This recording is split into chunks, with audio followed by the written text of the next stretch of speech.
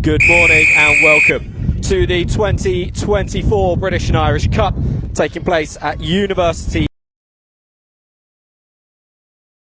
Won all the action throughout the weekend, and we begin here with the men's under 23.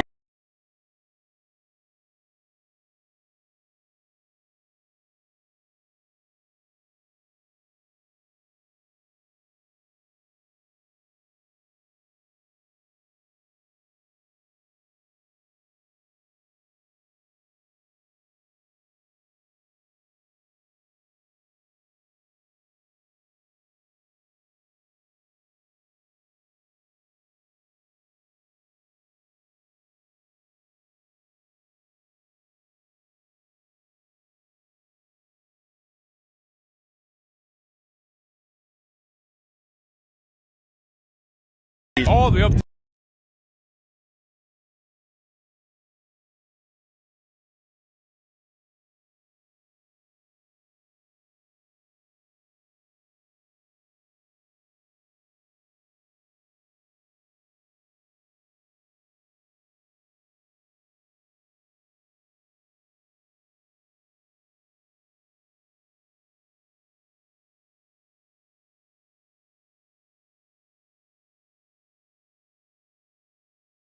For Great Britain, this is brand new territory. The men's under 23 side and the women's under 23 side.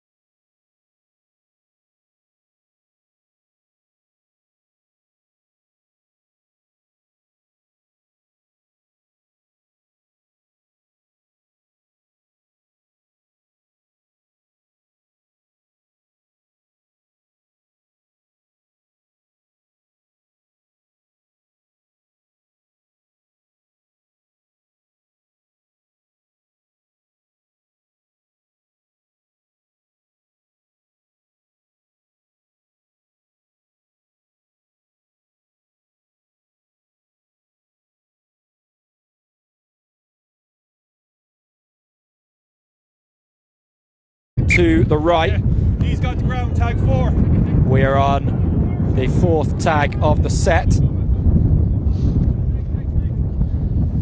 Not the best option there for Great Britain. A little bit static, a little bit flat. One more tag to go. All of the numbers lined up to the left-hand side.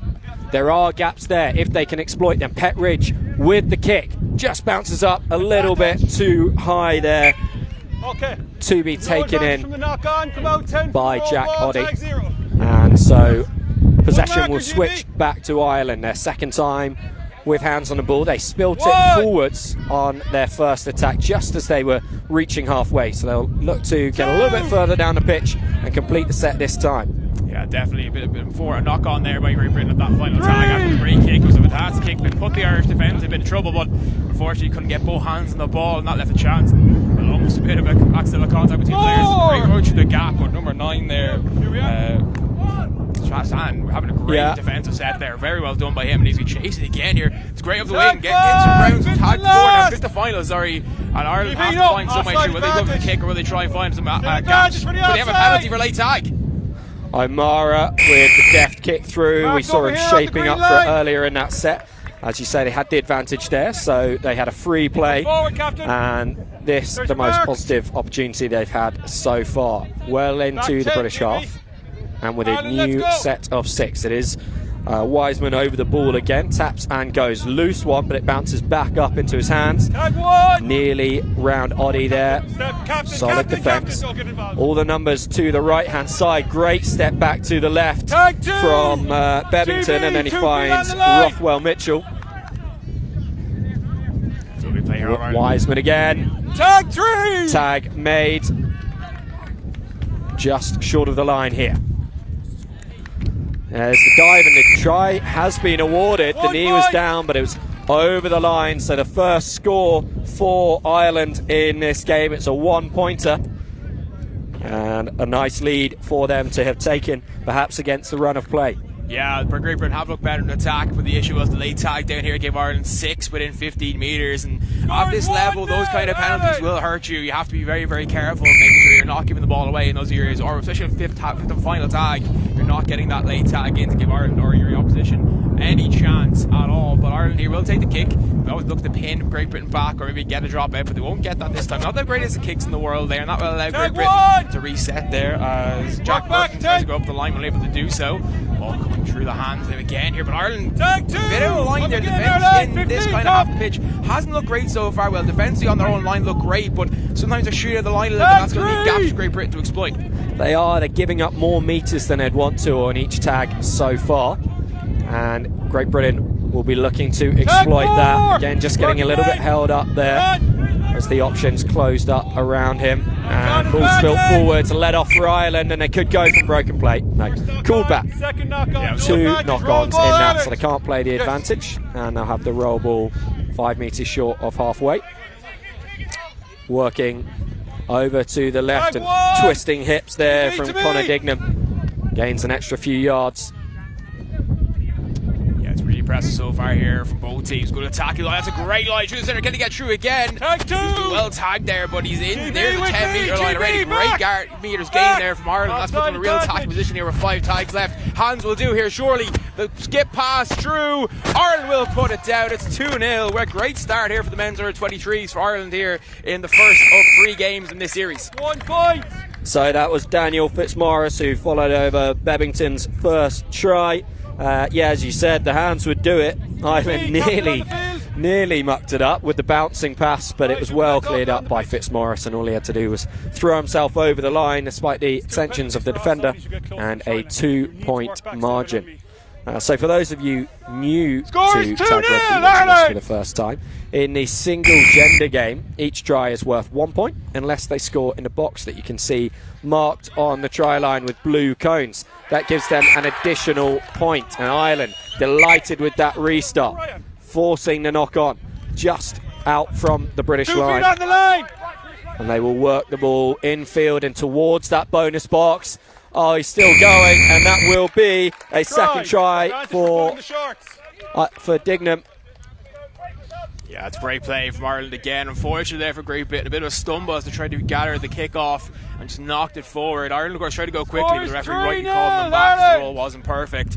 And also Great Britain had a marker. They kind of tried to do something a bit cheeky, but the referee just didn't do the change over there. It was a good decision to do. Obviously, give them a bit of a warning, give them a chance, obviously, to play the ball as best they can, especially if they're a mistake to the opposition. But Great Britain again, almost there, almost goes wrong again, but it comes off the foot and up. It's a great tag though, and Ireland have the pen back inside the 5-metre line as Great Britain will reset and try to break out here, but again, still within those 10 metres. Unless Britain can get out here, they'll have to kick, and of course that 50-10 could be huge in this series, could really turn the tide. But Ireland already 3-0 up here, and right now in tag 3, they're still a pen into their half as Matt Croft, they tried to break free, unable to do so.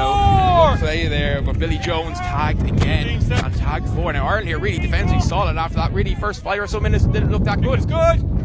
Jake Bruton pokes the little kick through, cleared up by Ireland, and I think one of the things that we're seeing is just Britain struggling to make the tags on that first instant.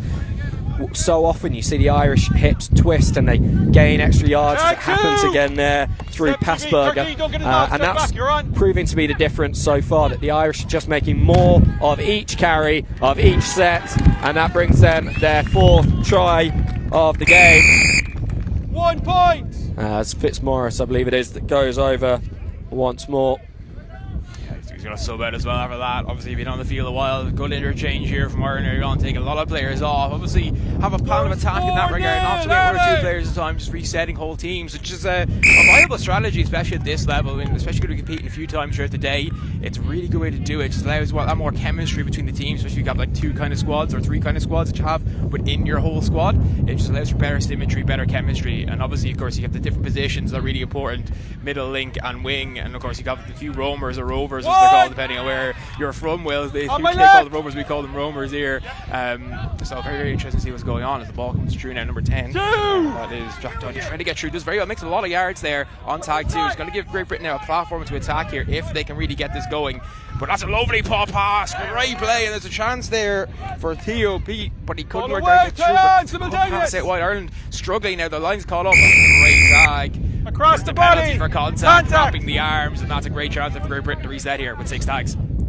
Yeah, Petridge with a wonderful line, busting up on halfway, then managed to add some more meters to it. And as you say, Great Britain with a really promising attacking platform. Petridge with the miss pass over to Dupree. 5, 2 foot on the line. And the pick and go from Bruton, from Hayward, sorry. Dupree to Petridge. He's got Oddie outside him. There were the numbers, but the Irish defence just up too quickly. Option shut down. Here comes Noel.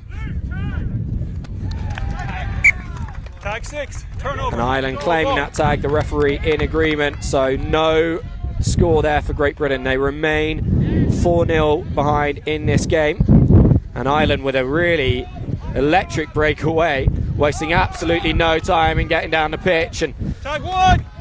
the scamper back there does eventually make the tag 10 metres out from the line on Bill Allen. But Ireland looking to build on their score. What a pickup!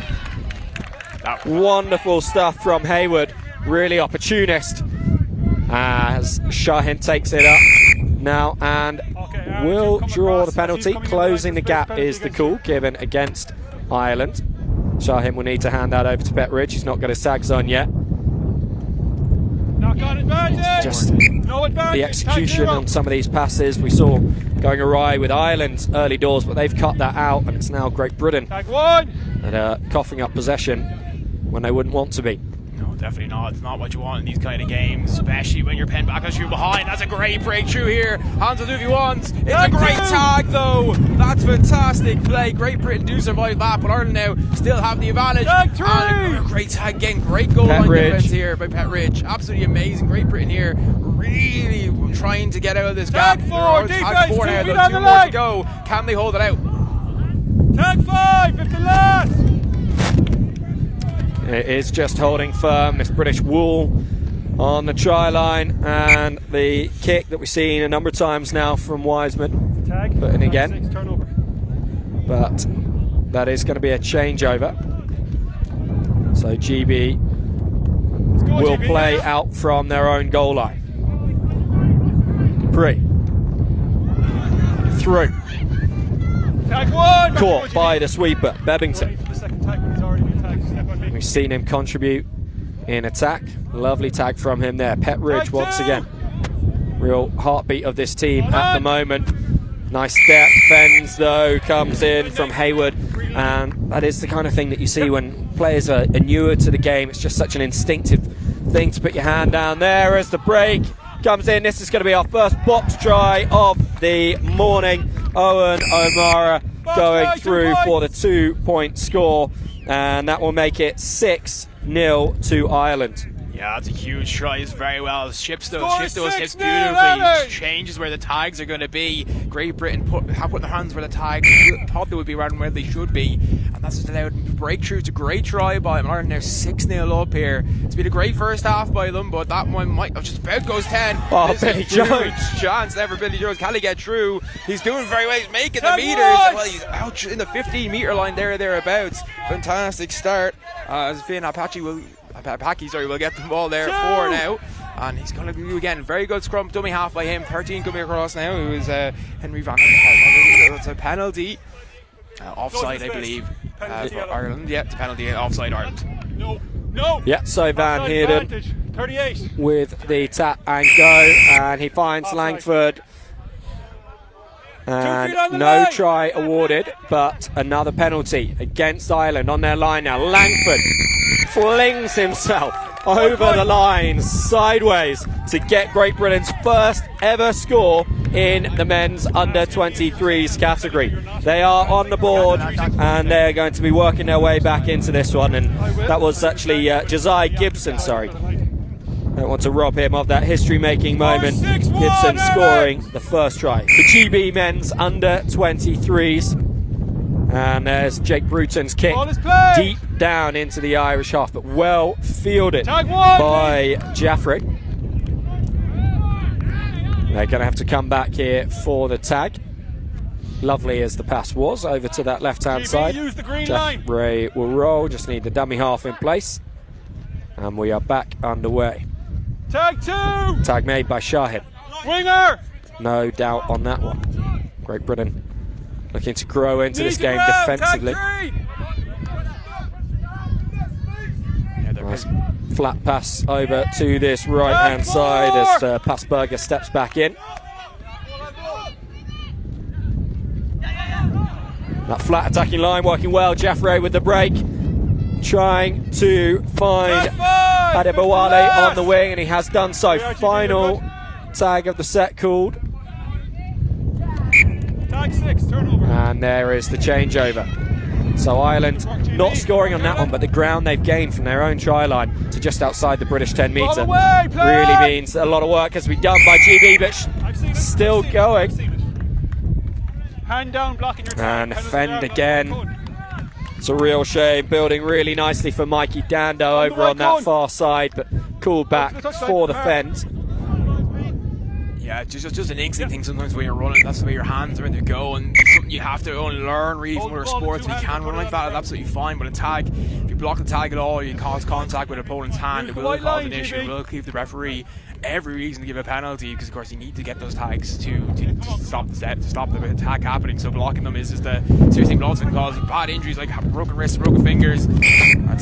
Mooney tries to fire that one back in field. There was a hand in there from Great Britain. Perfectly legitimate defensive manoeuvre in tag, obviously with the game coming from Rugby League, but it does mean a new set of 6 for Ireland. Good momentum off that first tag. They do then get the penalty. GB back on their own try line. 6 tags to defend here. There's going to be a penalty. The gap was very small there, so the referee needs to make the decision as to whether there was a gap that was closed on the diving player, Pierce Mooney, or whether he's dived for a gap that never was really there, and that is what he's gone for. So you've got to be, if you're going for that diving try, you've got to be confident that you can do it safely without making contact with the defending players. Didn't do so on that occasion. And so the changeover comes in, penalty for GB. Josiah Gibson with the tap. Nice spin, up to the sweeper. Tag 1. He does make the tag, was appealing for the fending call, not given. Langford just losing his footing as he gets to halfway. Shahid will put this back in field. Croft. 15 yellow offside. Offside against Ireland. A few times there in this half to be offside. They have to be wary of that. The referee will start looking at that more and more now. Repeated infringements at this level, especially in the same half, could lead to a situation where the referee asks them to change their behaviour, or someone might go to the bin for 5 minutes. So Ireland have to be wary of that, not going from the mark, and not what the referee call. He's just called it back. Theoretically, the referee can call for a change over there if he wishes, but obviously he wants to let the game flow and let the game play. He doesn't want the players to be frustrated, and that's what we want to see. We want to see the players being able to play. We want to see the game flow. This is great. They have a great bit now. They're trying to get through. They will get through. Surely a try. They're going for the box here, but someone's going to block it. No. Oh, well, they will in the end. Britain get their second try of the game, and it's 6-2 the score now. Yeah, that's Langford making his way over there, as you say, looking to get towards the box. Almost amazing, really, that he wasn't tagged for so long over the try line there. The Irish happy to let him run around in the in-goal area. Eventually dots it down for 1 point. And Great Britain just finding a little bit of a foothold in this game. That's a great restart from Petridge. It bounces in field before crossing the plane of the goal line. So what Ireland will have to do now is drop kick this ball out from behind their own goal line. So goal line dropout will theoretically give possession back to Great Britain. Slightly scuffed kick, and it's good to see Ellis Knoll in position and awake there to capitalise on it. Quick hands, keeps this ball alive. Tag 1. Come back. It's a great attacking platform here for Great Britain as Theo Roach comes through there. As he got over, now it's tagged. Beautiful tag there by the Irish player, really trying his best to get there, but the pitter is not really there, and it's a great try for Great Britain. Another fantastic play, and all of a sudden here, this game that was 6-0 at one stage, they've cut the deficit in half in the space of about 5 minutes. 6-3 the score now. Yeah, that was Petridge there. We've just seen him fire a wonderful pass to Dupree, who nearly went over himself. That kick from Petridge, looking to follow up on his previous restart, unfortunately just goes long. So if it's kicked on the full over the goal line, it will give the receiving team a penalty tap on halfway. And a little bit of a let-off there for Ireland, because that could have been a great opportunity to just keep building that pressure on the Irish. Keep whittling away at the lead. The spin from Bebbington. Oddie there in the sweeper roll.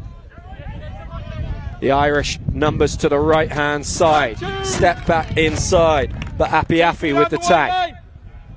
Again, they'll work this short side Ireland. Dupree. Skipping back in field.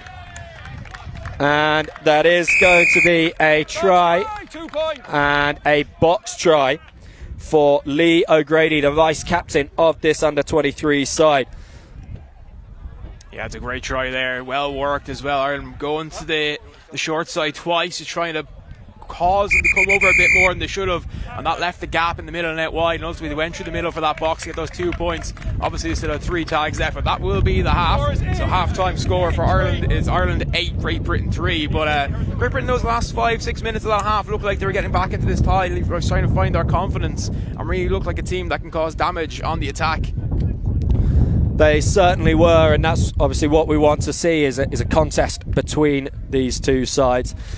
As we mentioned at the top of the match, it is the Irish side that's been around for a little bit longer, so they've got a bit more experience in the game of tag in general, but also this 8-a-side game of tag that we have at the international level, with the bonus boxes and all the different tactical plays that come with the 8-a-side game compared to playing in a regular 7-a-side league. So it was Ireland that adapted themselves to that better, and we'll be going into this half-time huddle nice and confident, despite that Great Britain rally towards the final quarter of the first half. Yeah, it's huge that Ireland getting that 2-point try at the end. Obviously, have their deficit reduced in half in about 5 minutes, but obviously getting those 2 points at the end puts the gap out to 5. Obviously, Ireland has scored 8 in the first half. So Great Britain can do that in the second. The problem is Great Britain will have the wind in front of them, will have the wind playing into the wind in the second half. So the kicks and etc. if we're trying to get, especially 50-10s, will be more difficult because the wind will have an factor on that. Maybe in the pass as well, be a little bit behind because the wind is quite strong at the moment here. So you might be hearing the mic a little bit, but it's quite a strong breeze at the moment here, Will. It is. Can certainly hear it pretty heavily in our headsets here, so we hope that's not coming through too strongly on the stream for you at home.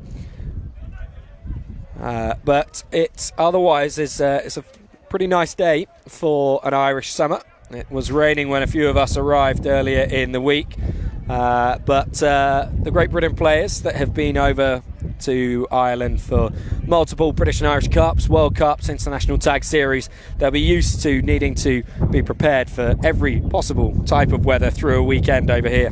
Yeah, exactly. Tag rugby is an all-weather sport. Great Britain and Ireland have pretty similar climates in that regard, so pretty common to have rain. But obviously, there's a rain not scheduled for today, maybe a little bit tomorrow, some showers tomorrow, but it's been very good weather so far. It's beautiful weather here at the moment. But obviously, as well, 2 days ago, it was 10 years since the first British and Irish Cup.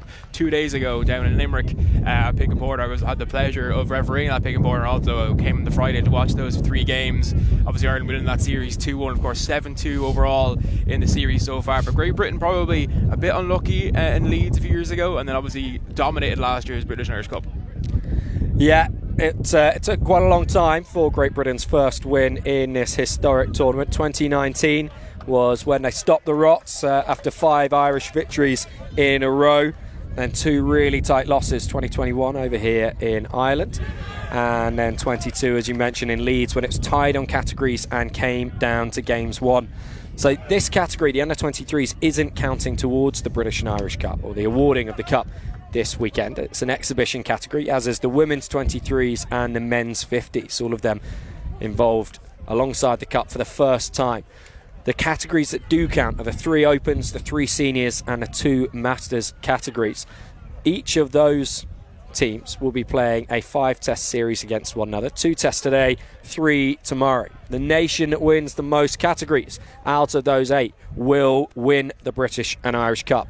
If we're drawn on categories, it comes down to games won, as it did in 2022.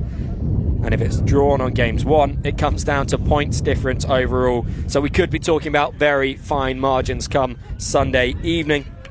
But we will be keeping you up to date with the overall score in the British and Irish Cup as we progress through the day. We are underway in the second half of this men's under-23s contest. It is Great Britain 3, Ireland 8, and Ireland with the ball first in this game. The referee's going to be called into action straight away to make a decision as to what happens here, and he's decided that GB slapped that ball out of the hands of the Irish attacker, which is why it's going to be a penalty to Ireland here. Tap and go. Petridge up to make the tag. Ireland with a short pass to Wiseman. Ben Wiseman in this instance. Tag 3.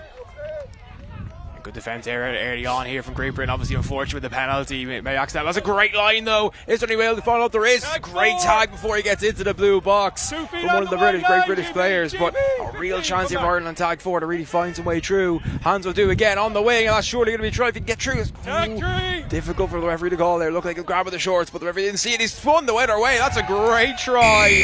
Absolutely fantastic. And well, just went one way and then spun the other. Looks like he's going one way and then spun the other way instead. Absolutely legal, of course, as long as he doesn't take a step outside the marker or the road the ball man. So the scrumming half there, number 33 for Ireland, having a great score there. Yeah, Pierce Mooney over that time. We saw a wonderful break from him in the first half. This time he gets his name on the score sheet. And how crucial will that be? Ireland scoring last before the break with a 2-pointer and first in this second half. And then they're going to have this attacking opportunity after the ball spilt forwards on the goal line. 9-3 and 4 tags remaining in this set, and 5 tags remaining in this set.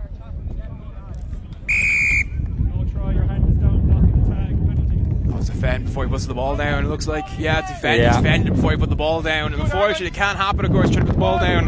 You cannot dock your tags either doing that. So that will be a penalty for Britain. They've already taken it. They've already making 10 metres from the penalty as well, taking full advantage of it. That's a great break there from Luke Hayward. Can he get through here? Lovely play. Has he got support? He doesn't. Number 10 there, Jack Ollie trying to get up, but Luke just a very fast player, so unable to do so. That's a grip line. Big contact there. And the referee with a little bit to sort out.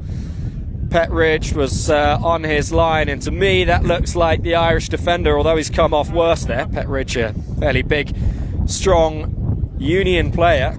It was the Irish defender, Bebbington, that has put himself in the position that's caused the contact there, closing the gap on Petridge. Penalty to Great Britain.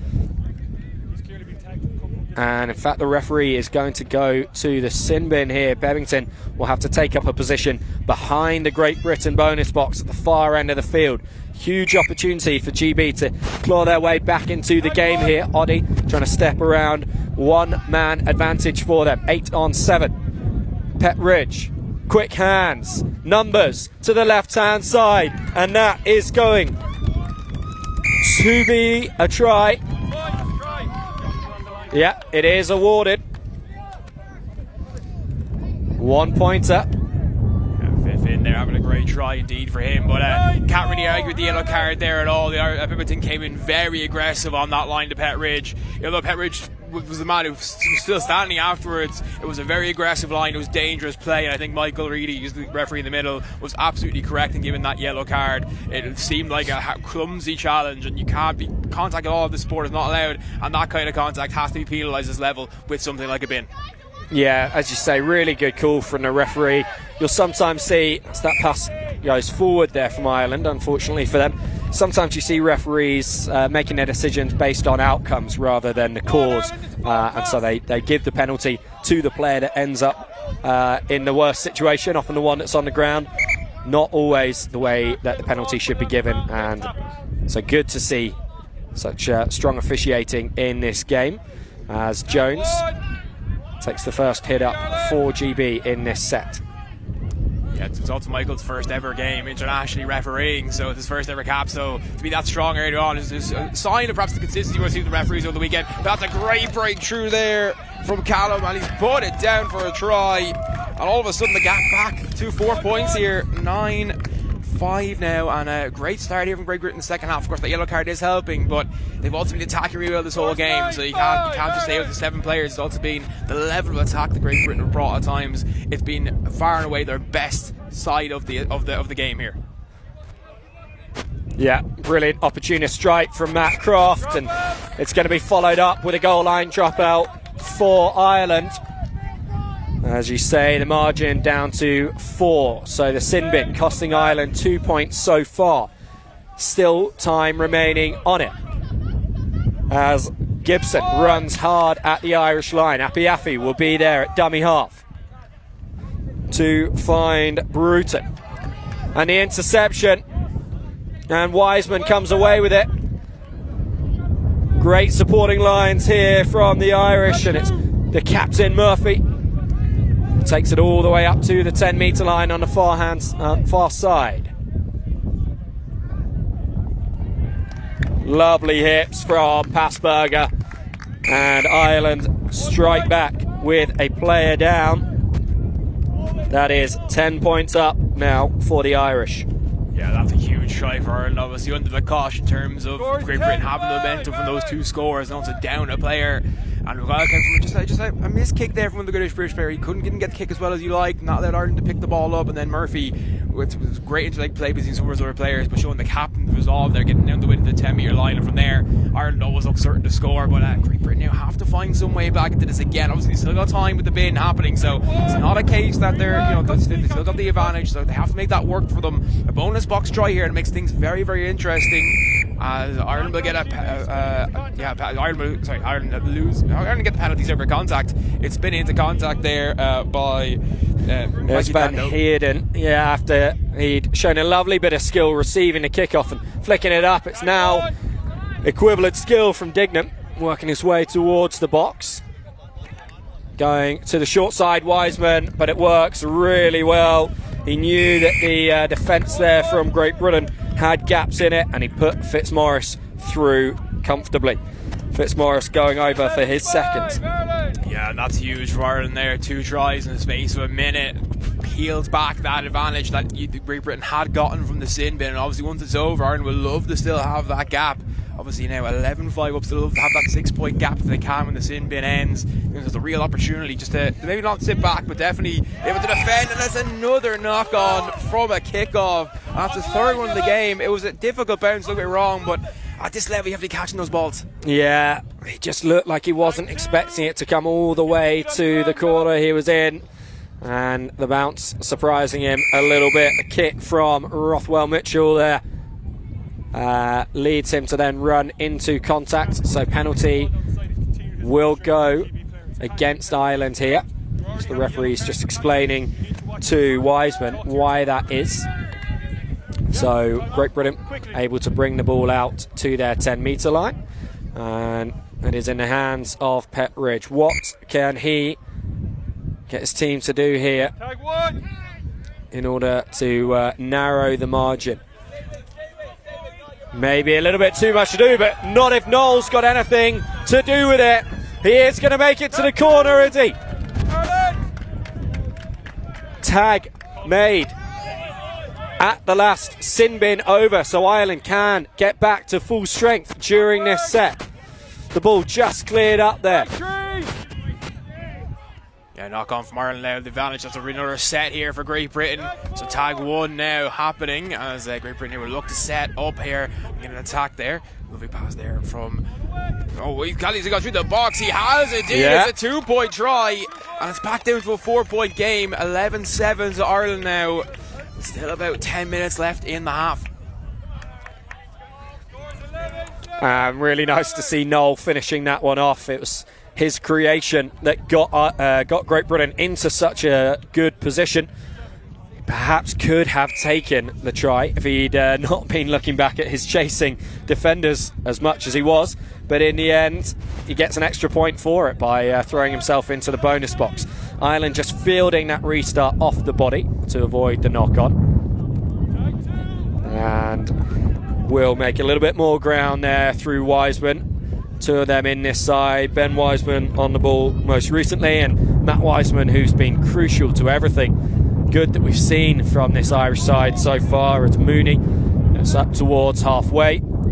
Ireland still going to the right. Shahin, real nuisance in defence there. Forces the high kick. Must stay below shoulder height of the referee. And in fact, the referee has deemed that it has stayed below his shoulder. It looked very high to me, but he is he's bringing Great Britain all the way back to their try line.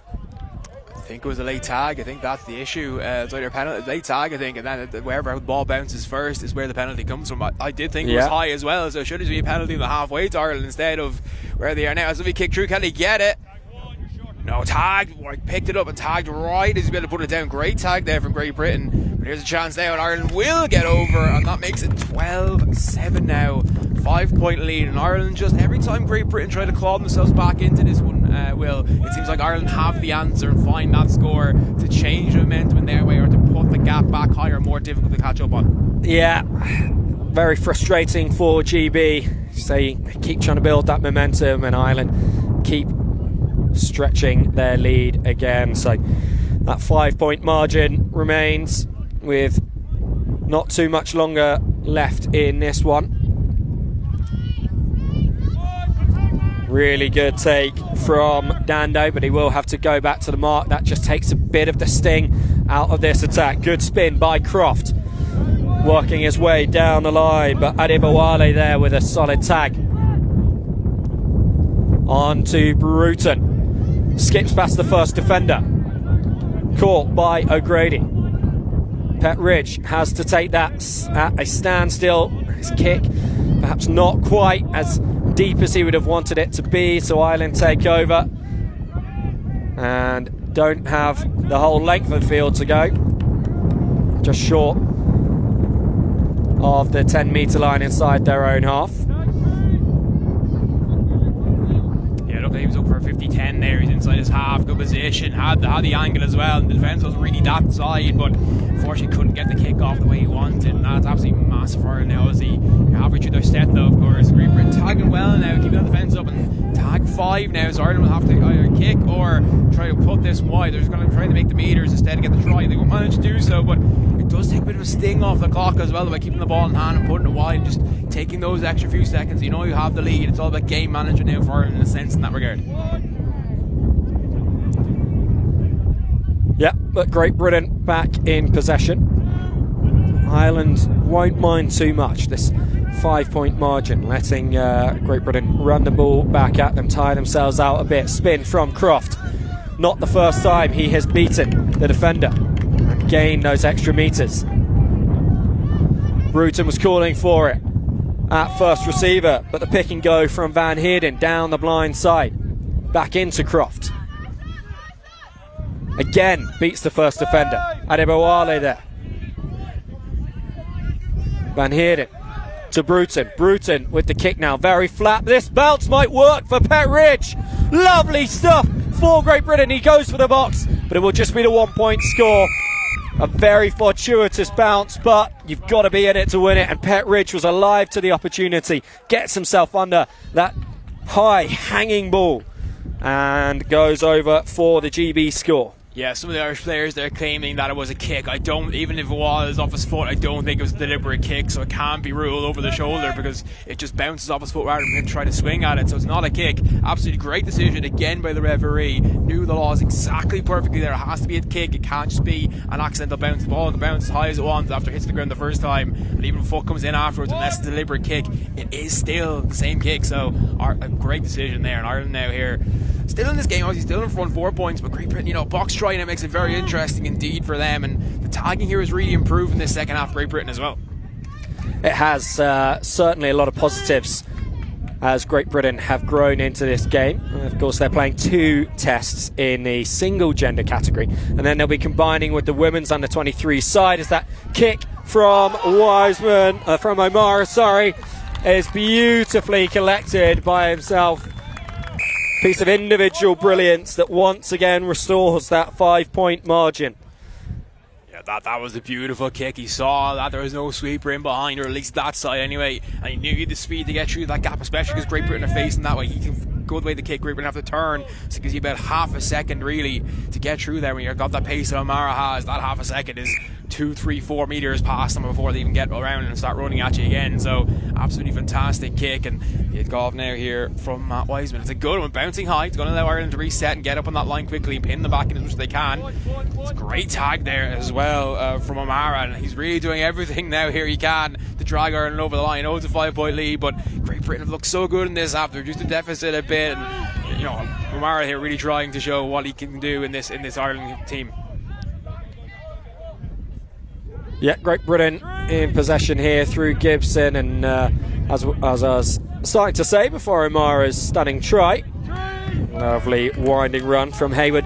The men's and the women's under-23s will combine for a mixed game at the end of the day.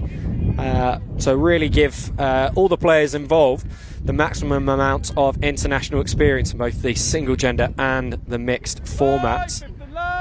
Final tag of this set for Great Britain. They've only made it to halfway on this one, so a good kick needed. Gibson's one will just sit up there. It's unlikely to go into touch. That's come off an Irish hand into touch. And so Great Britain will retain possession there. Really good outcome for them. Gibson with the roll. Hayward will feed Noel. There's Langford now on the ball and through the gap. Can't make it past the chasing Jeffrey. Closed him down really well there. Here's Jones with a little goosey. Noel is going to work this back to the left now. There are bigger gaps on that side. Van Heerden twists through. Score for Great Britain.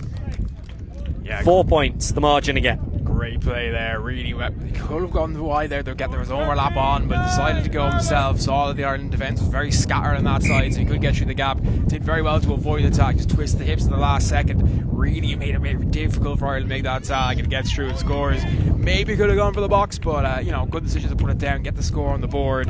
You know, make it 13-9, put it back again. Another box score here now for Great Britain, and the last few minutes will be very, very interesting. It's a good kick, it pins Ireland right back in their own 10-metre line, but it's a great line and gets a good tag there from Perez. So very, very good indeed. Dupree's doing very, very nicely there to keep Ireland pinned back here. As it's a great gap though there. Moody through there, working his way up to the 10-metre line. It's still keeping the ball alive. Amazingly avoids the tag.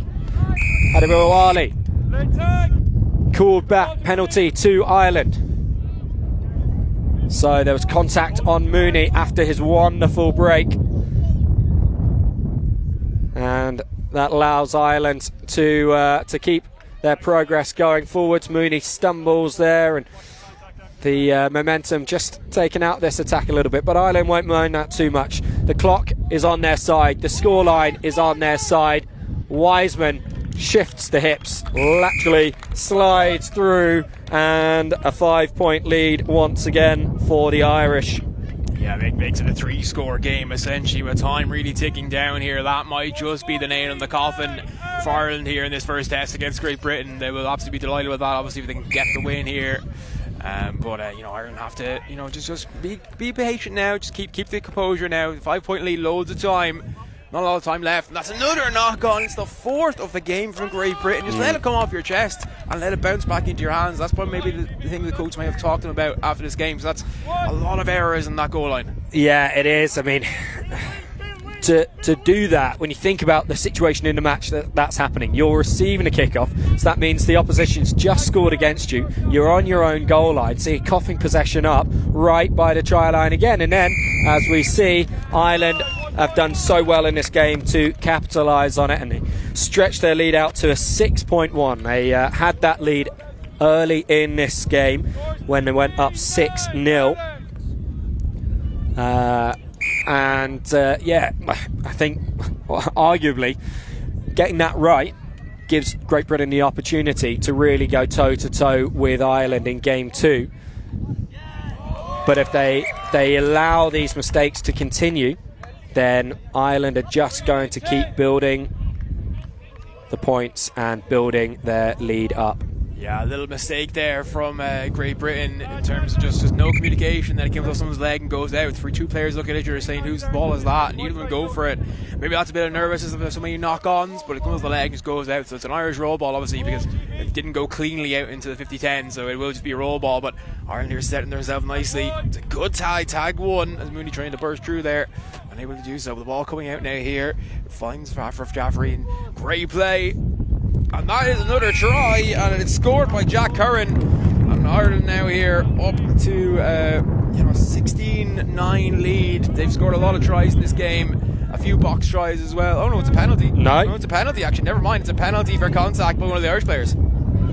Yeah, interesting. It looked a bit like Apiafi had wrapped around Curran, and we both thought the try was going to be awarded, but Great Britain getting away without conceding another means that this one will end. Ireland 15, Great Britain 9, and so Ireland take a 1-0 lead in this men's under-23 series as we see the handshakes from the 2 teams. So the story of that game really was Ireland getting the momentum, getting the buffer with that early 6-point lead. GB managing to find their way back into the game, and then we saw the scores being exchanged throughout the second half. The teams really evenly matched at that point, but just extending again at the end through a couple of GB errors and Irish tries from it. Yeah, it was really disciplined first half performance from Ireland. I think, they were better at tagging in the first half. That was the difference. I think Ireland was better at tagging in that game, especially in the first half. Second half really looked really good in that terms of tagging wise, but obviously the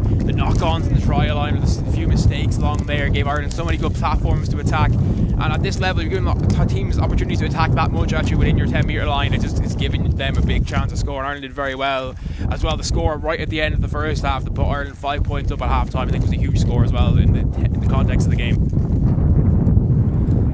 It absolutely was. So Ireland 1-0 up in the men's under-23s category. That one, as we mentioned, an exhibition category at the tournament this weekend. So we are about to bring you the first game that will count towards the awarding of the British and Irish Cup on pitch 1, and that is the men's seniors category. So that game kicks off in about 3 minutes time. Great Britain men's seniors taking on Ireland men's seniors, a category that has been won by Ireland for the last 4 Great British and Irish Cups. So the momentum firmly with Ireland when you look at the history of this category. They do lead it overall, and it was their most successful category at the World Cup last year. Yeah, did very well indeed. Obviously a great team here, built over the years towards that great team. Obviously coming against a fantastic Australian side, it's always difficult to beat them at any World Cup. Obviously Great Britain have managed to do that a few times. Ireland haven't been as lucky. Obviously only 1 gold medal to Ireland's name in the history of the World Cups, and that was obviously at the 2019 World Cup down in the Gold Coast World Cup. Of course, one of the players playing today, Paul Clinch, for the men's seniors. Men's over 50s, was able, of course, to bring home a gold medal for Ireland in that one. But obviously great play so far, and we're going to see exactly how this one goes. But Ireland obviously will be the favourites of the series, but Great Britain looking good still in that level.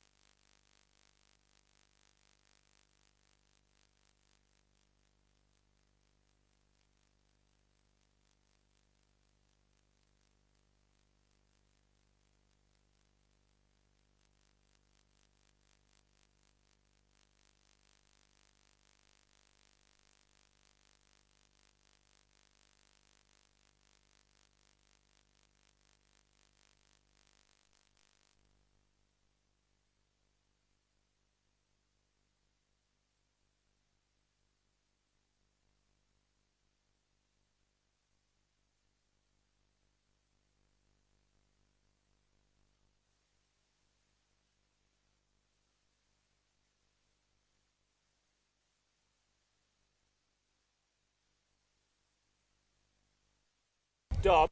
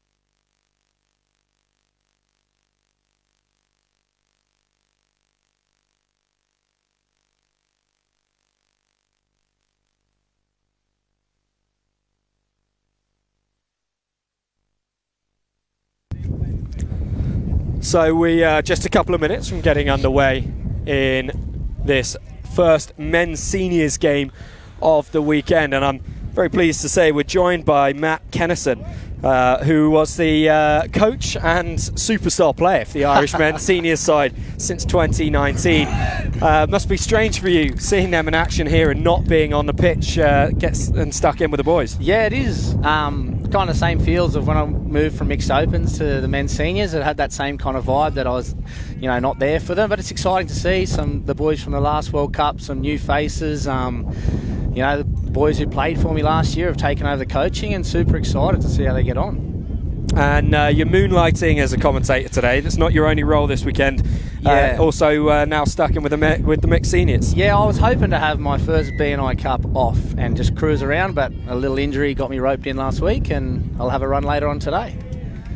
So it's Great Britain playing left to right in the blue and red, and Ireland with first use of the ball here. Now the Great Britain men's senior side has undergone a lot of change from the last cycle to this one. Obviously a lot of change for the Irish side as well. Not only you not involved, but quite a lot of new faces in the side. It is a lot of player changes as well as coaching staff. I was chatting to Kimbo there earlier, who coached the men's 30s for GB last year. He was saying the same. So it's a really interesting contest, because I don't know a whole lot about GB, and I don't think they know a whole lot about Ireland. So this could go any which way. Yeah, we will see probably a bit of a tentative opening few minutes from both sides, just trying to figure one another out. This category has been dominated in recent years by Ireland, pretty much since you were involved with the category, Matt.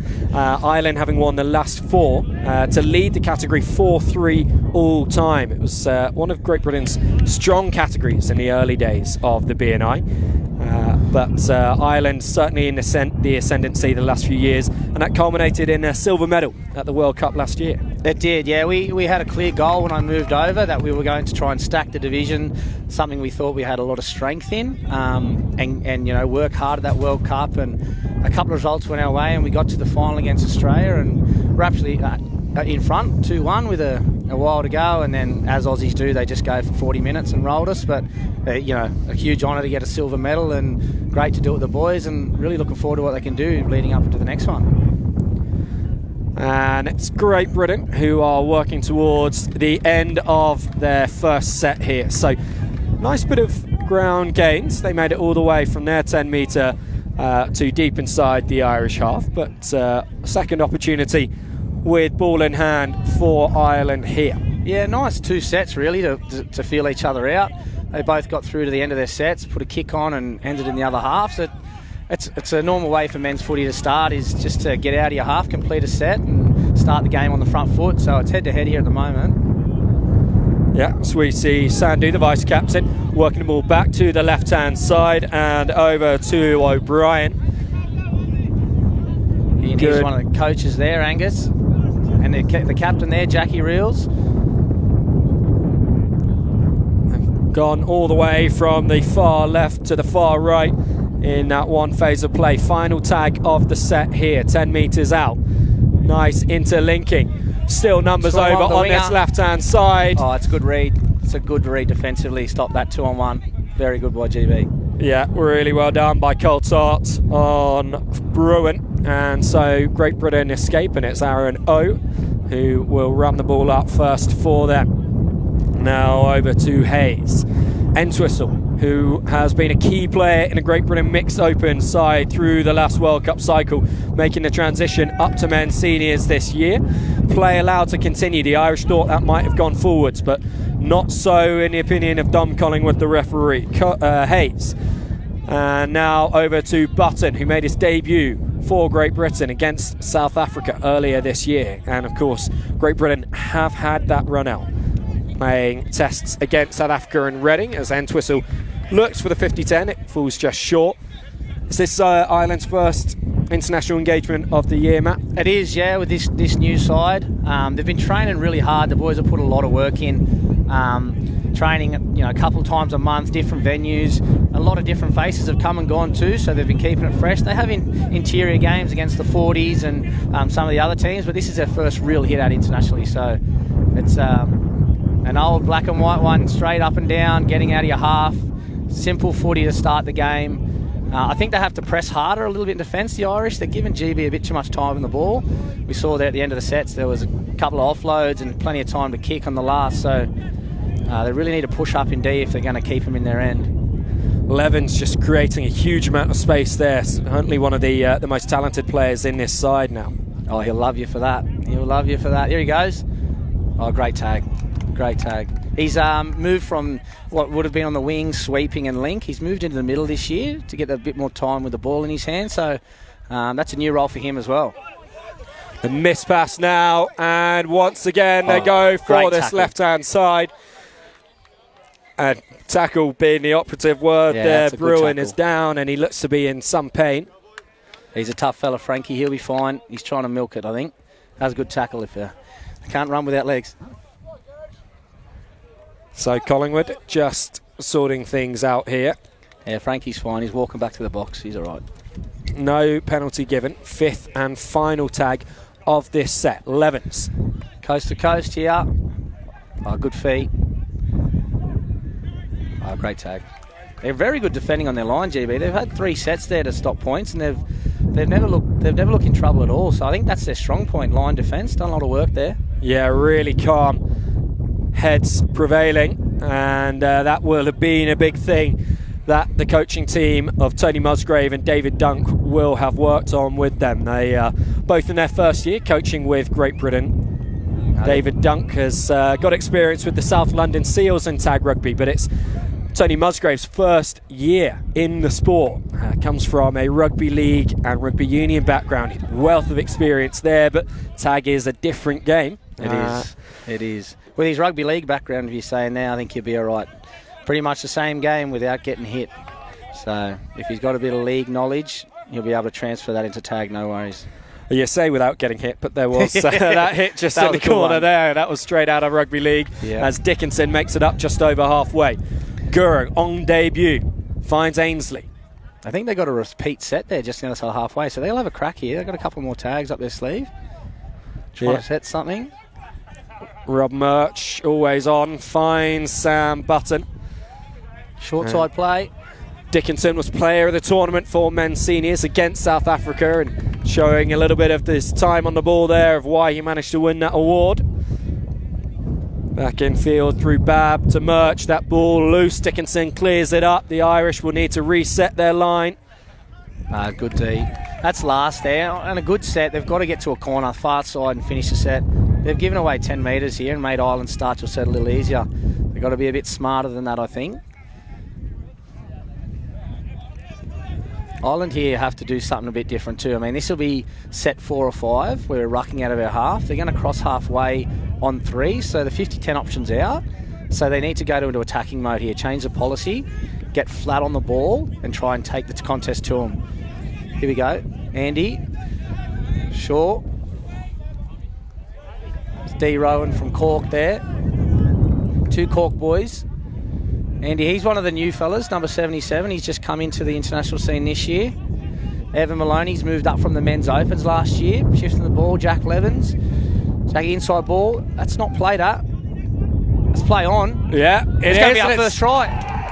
It is going to be. He's going to point to the spot here, I think. He is. That's ball down, Will. That's first one. It is. Patrick Fitzgerald goes over for Ireland to open the scoring in this one. And it was just that bouncing ball that confused a number of the GB defenders. They were expecting play to be called back and they switched off. Fitzgerald, however, he stayed switched on and he's gone over to get the first score. That's it. Sometimes the bounce pass or the second kick or the ball to ground can be the most deadly thing. Everyone stops and waits for something to happen instead of pushing forward. So it's a common thing here in tag. There's vice captain here, Sandy, with the kickoff. Good end over end. Play that. End whistle. Nice and calm there. That's that one in front of the box. See, Ireland are just, I feel they're on their back foot here. They'll see they're waiting on the line there with Don, the referee. They're not getting up. They're not presenting to try and keep the attack in their half. They're standing and waiting, and it's just letting GB get out of their half too easy. Yeah, I mean, a number of them still in motion backwards as the ball is played by Great Britain. Yeah, and I mean, all coaches, all tag players know, here we go, and it's beautiful 2-on-1 short side. That if you've got a team in their half, that's when you've got to be your most active, pushing up, pressuring the ball carrier in their half to make an error. They've just let them get to the end of their set here after scoring points. There will be a 7-tag set in the middle of the pitch, but they've got to be working harder in defence, Ireland. I think they've been a bit lenient. Yeah, 1 point margin for Ireland, but they will certainly want more than that.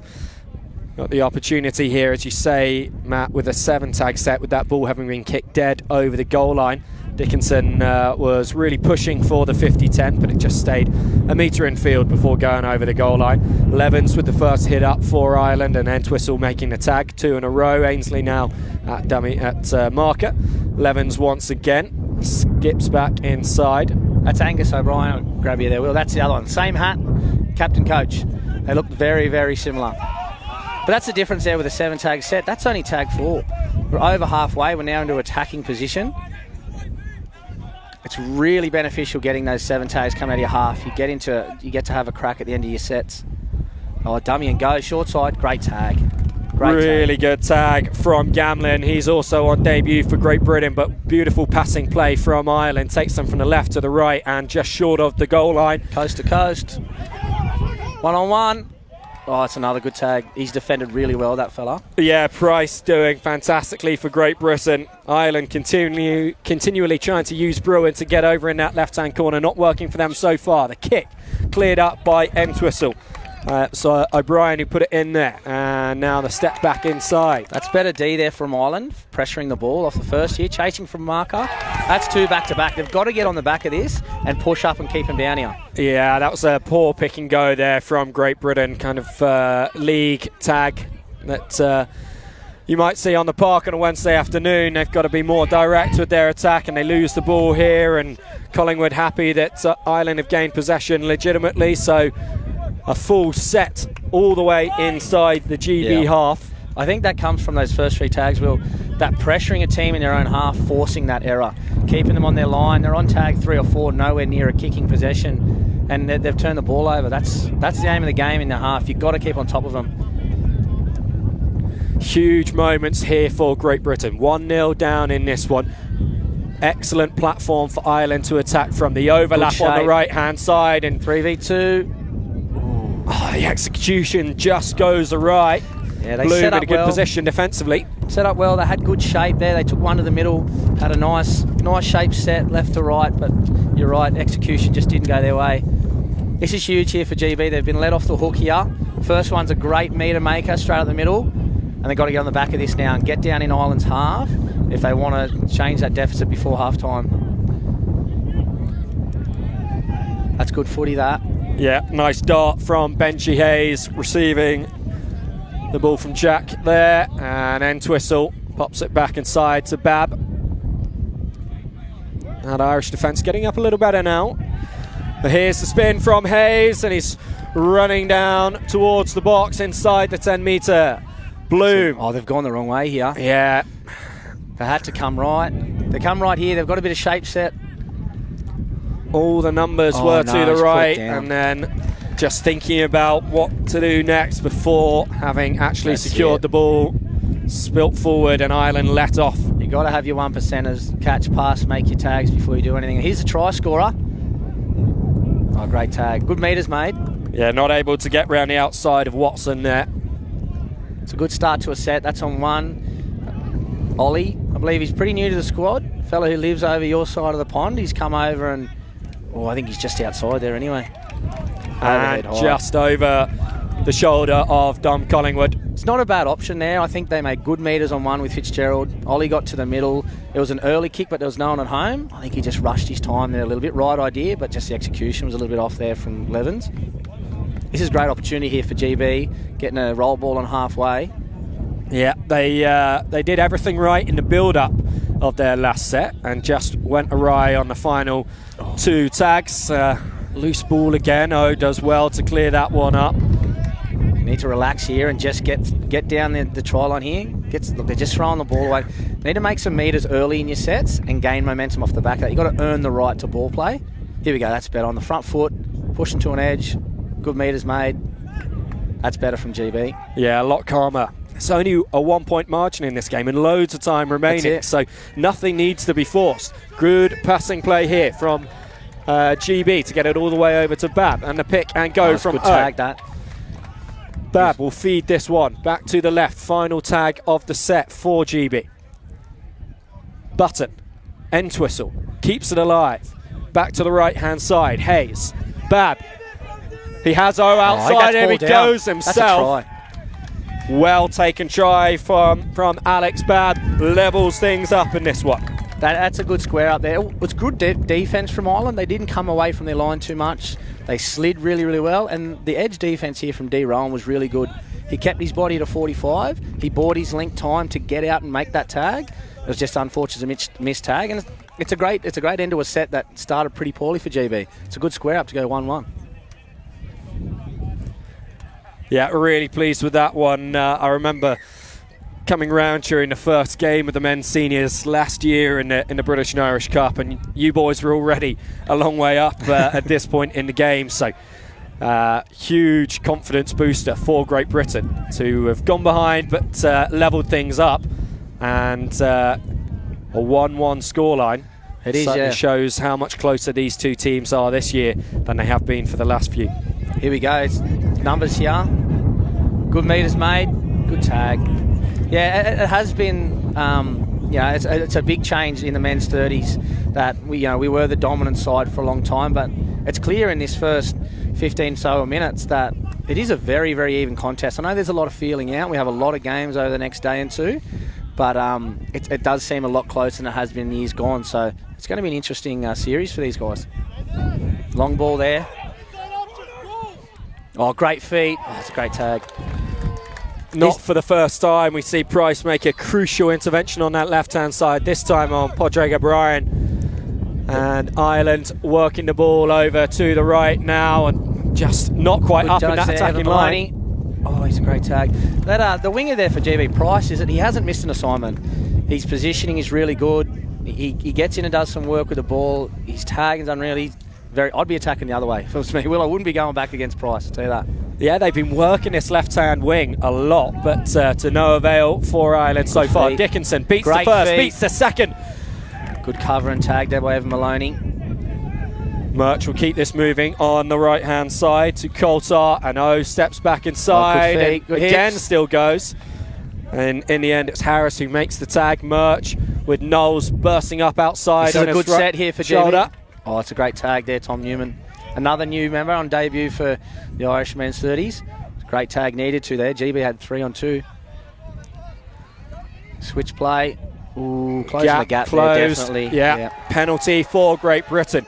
Huge opportunity this. Yeah, I think GB, I don't like that quick tap. Murchie's talking to him here. He needs to get the ball to the middle, slow it down. You can only score once in a set of 6, so they've got to set up for their strike play here. Yeah, I mean, one thing you can say about Murch, he's got such a calm head on him. There it is. That's all it is. That's it. Wonderful stuff. And Dickinson just toss that down the right side of the line of the box for the 2-point score.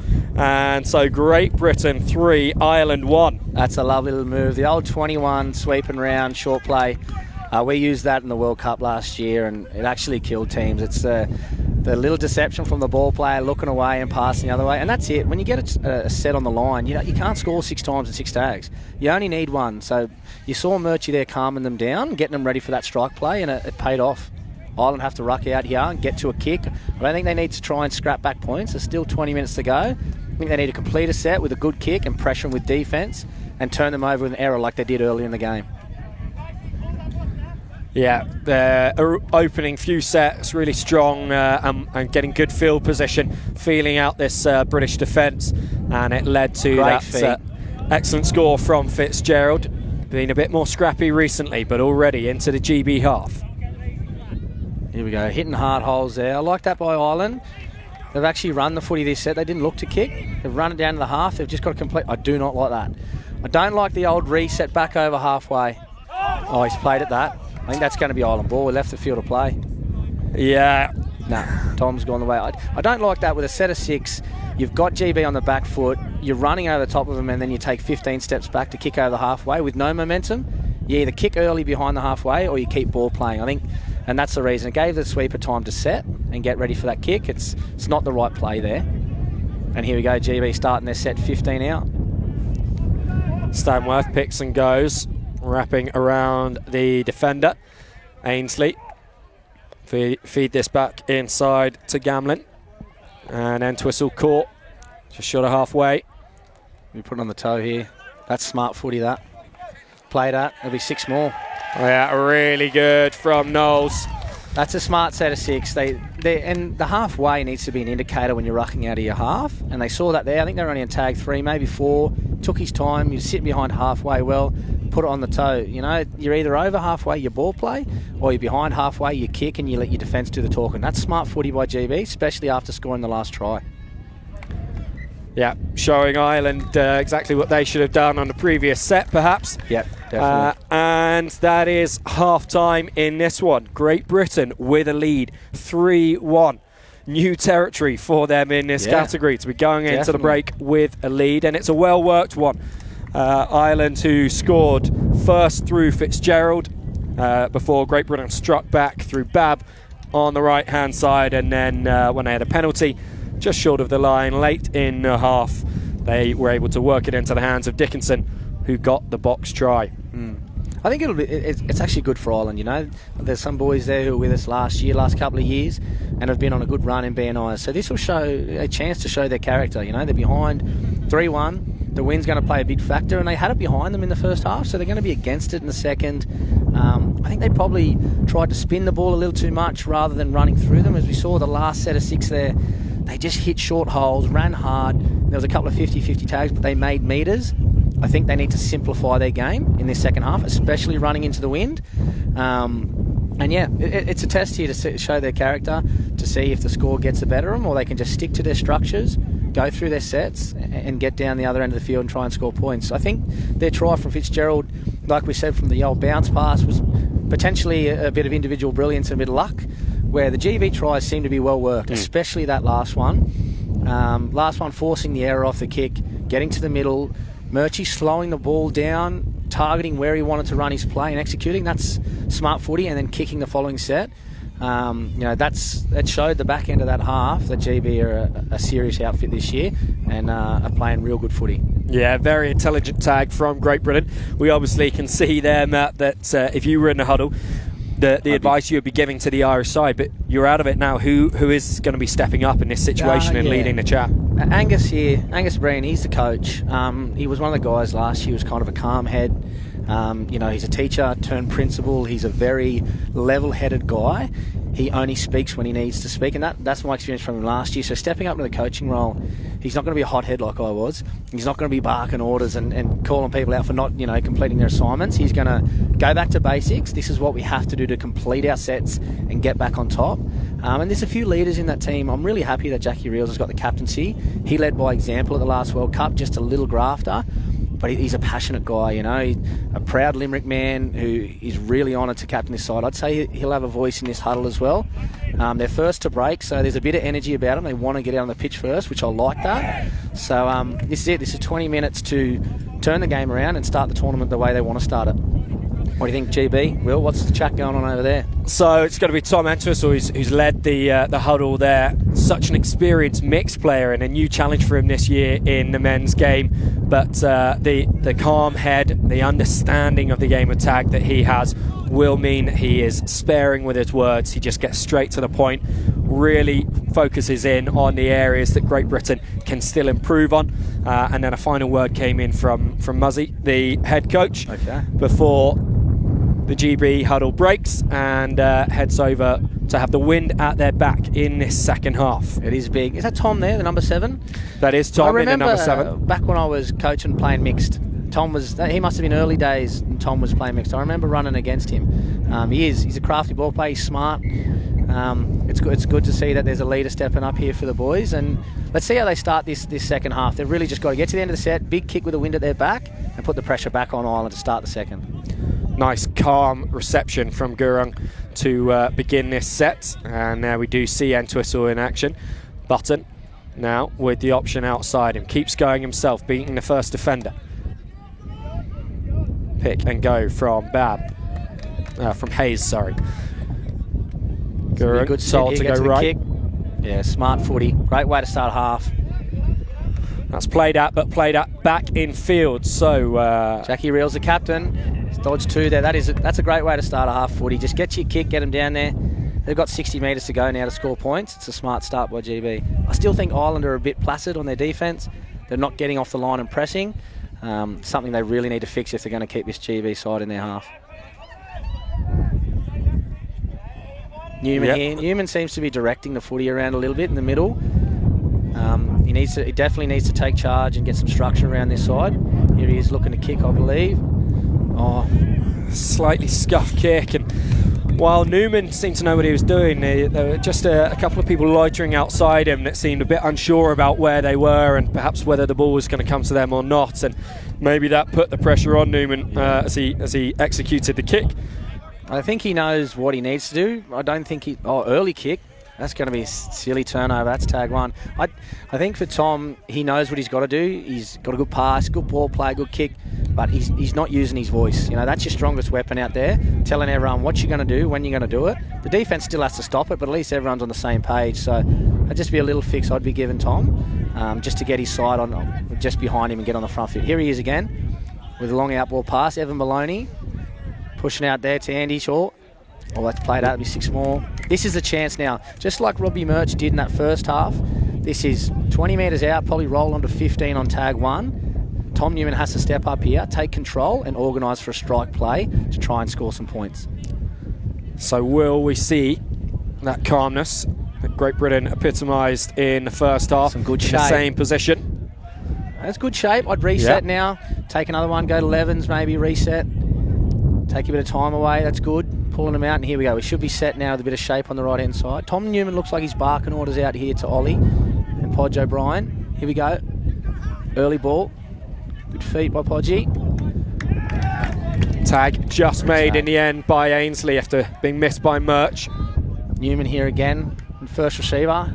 Short Levens. This is last. How do we complete a set? Yeah, Levin's got to take that from the mark. That's taking momentum out from the attack. Bit of confusion. The roll ball slowed down. Great feet, Ollie. That's ball down. That's a good square up. That is really good from Ireland. A missed tag, perhaps, helping Lyons to make his way over there. But that levels things up. I was only chatting to Dom before the tournament started, and Ollie was one of the fellas he mentioned. He plays with him in his club tag back in GB, and I saw him at a training session a week or two ago, and I was really impressed by the way he came onto the front foot on the ball. His clear and decisive communication with the boys, so I'm glad to see him get a try there on his debut for Ireland. Sandu here with a big kick. Big chase is needed here to put the pressure on. Yep, 3-2 the score at the moment. Great Britain still with the lead. 2 tries apiece, but Great Britain having got a bonus box score through Dickinson. That's a better line speed there. Sandu was leading that there. Got up. They didn't make any metres on that ruck. Up again. Much better line speed. Tag 3 here, and they haven't gone anywhere. Sandu, you can see he's leading that charge up in the middle, getting his team up. Oh no, commentator's good break cursed. from Hayes up to halfway. He has support with him from Mike Bloom. Really lovely line. It's a good cover Hayes there. will now feed this back in field to Murch. Over to Knowles. Gamlin outside, Knowles decides to bring it back to the left, maybe a little bit too panicked. Gamlin just manages to get away there. No crossing given. Murch to the left and Knowles with Blue. Missed pass to Watson. Great kick. He's going to give that, I think. That's a great little catch and kick. Shaking his head, Collingwood. He is saying that has been... Nice ball down. That's a try. He's saying it's dropped onto the boot. I think Ireland appealing for the knock-on. Collingwood happy that control was there from Watson, and so Great Britain over for their third try and restoring the 2-point lead, 4-2. That's a great little bit of skill there. He barely got his hands to it, put it straight on the toe. He was committed to the chase and gets rewarded with a try. Geez, Gurgie Sanders going to kill me there. I'll give him the commentator's curse. Giving him raps in D and he's gone one-on-one and missed. Sorry, Gurgie. Get your pint later. I don't know, they've been certainly seem to have been listening to your advice about their defence. Perhaps with all the wind we've got here, what we're talking in the commentary box is being heard down in the sub boxes. Yeah, I hope so. Look, the wind there, that happened in the under-23s game as well. Can be a gift and can be a curse there. Yeah, Tommy hardly put his toe to the ball and the wind got hold of it and carried it over. This is massive now for Ireland. They're down by 2. They've just conceded again. They've really got to put a point on here and be a confident point. Get everyone behind them. Back it up there, get a bit of energy in the box. Oh, silly pass on one. Gee, I've got to stop talking here, Will. I'm cooking them.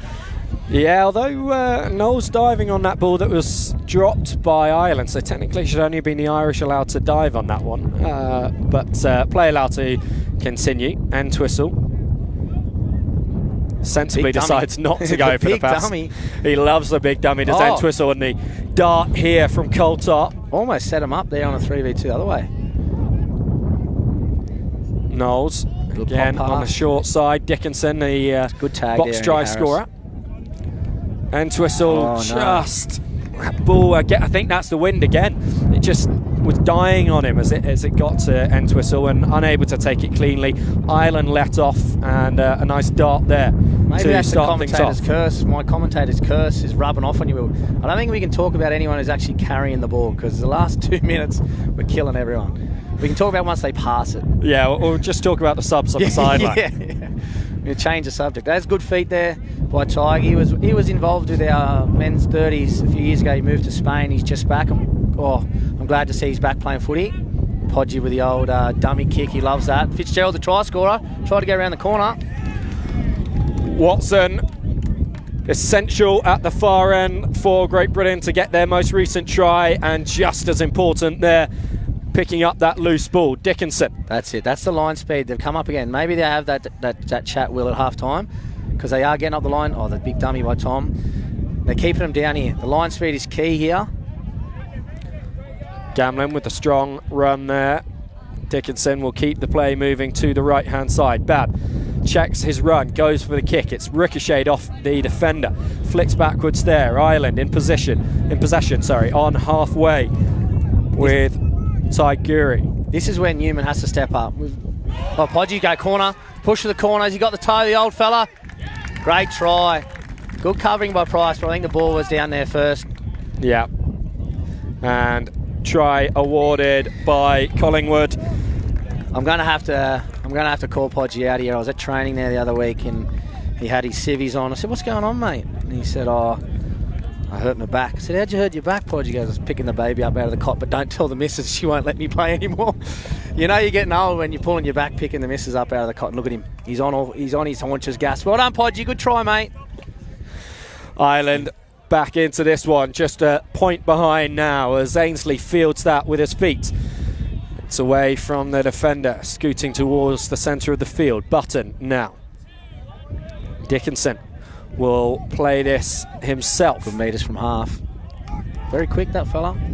Yes, got a short step on him, but he's able to pump those legs so quickly that he really does gain some excellent ground. Entwistle shapes for the kick. 50-10 is on. If this bounces well, it's going to be a fielded. dropout. Oh, yeah, it is. Huge momentum gainer for Great Britain. You could hear how popular that was on the sideline. So Ireland forced to kick this ball back to GB. It's going to hang in the air with the wind against the Irish here. Very controlled there by Tom in the middle. He didn't rush it. He took his time. He knew what he was doing from the beginning of that set to get there, and now he's got his team with a great run there. He's going to crack with 4 tags, 25 metres out from the line. Gurung, Ainsley, Stanworth cuts back inside. Missed tags, play Yeah. on. Good cover there by Reels, trying to milk a penalty. Ireland up together. It's a good tag there. Keeping Button out Oshie of Murphy, the goal great area. tag. Dickinson controls that one calmly with his foot. I wouldn't be It goes giving him too loose. much time, that fella on the ball. I'd be getting up pretty quick and taking his space away. He's pretty sharp. Ainsley's got Stanworth outside him again. Stanworth good once switch. again cuts in, goes That's for a the good tag. dive. That's a good tag by made. Newman. Great cover. Closing the gap there well. Gurung Coast to missed coast to here. Entwistle. Big long ball. It's a good pill that. Bab. Good tag. That's Yeah. a good defensive set and not a bad attack there, GB. They had a good couple of cracks.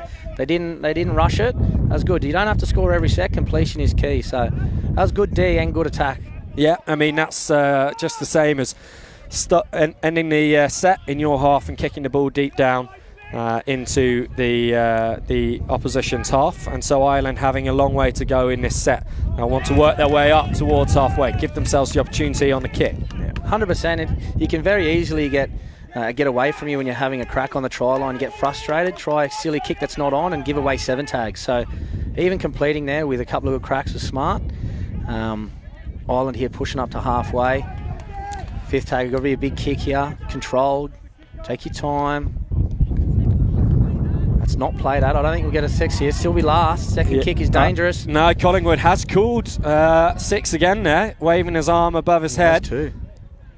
So This is a chance here. yeah, Ireland will be very pleased with that outcome. Sandhu seems to be calling the shots down the middle. But Jackie Reels here also. He's moved from the edge to the middle this year. See how he gets on with the ball. That's a frustrating thing as a ball player there. You could see he was looking, he had the ball out in front. That's the indicator that he wants people hitting holes. He wants people running off him. He can't be standing there and watching a ball player as he's looking for people to come to him.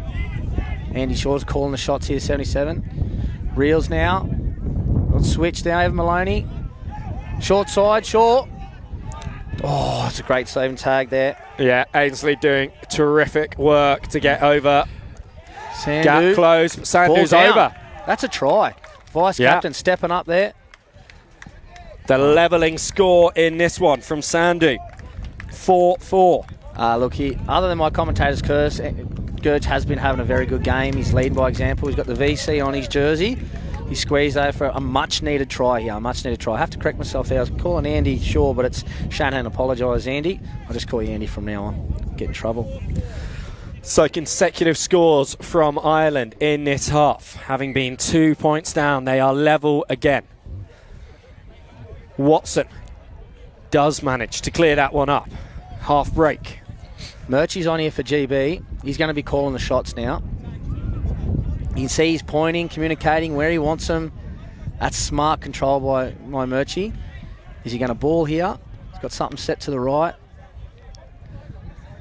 Bit of a skip, offers the ball out, but nothing coming from it. Knowles goes himself. Oh, the big long ball. It's good. Yeah. Murchie's got to put it on the toe here and just get out of trouble. They've gone 2 down here to go square. Murchie's got to get him out of trouble.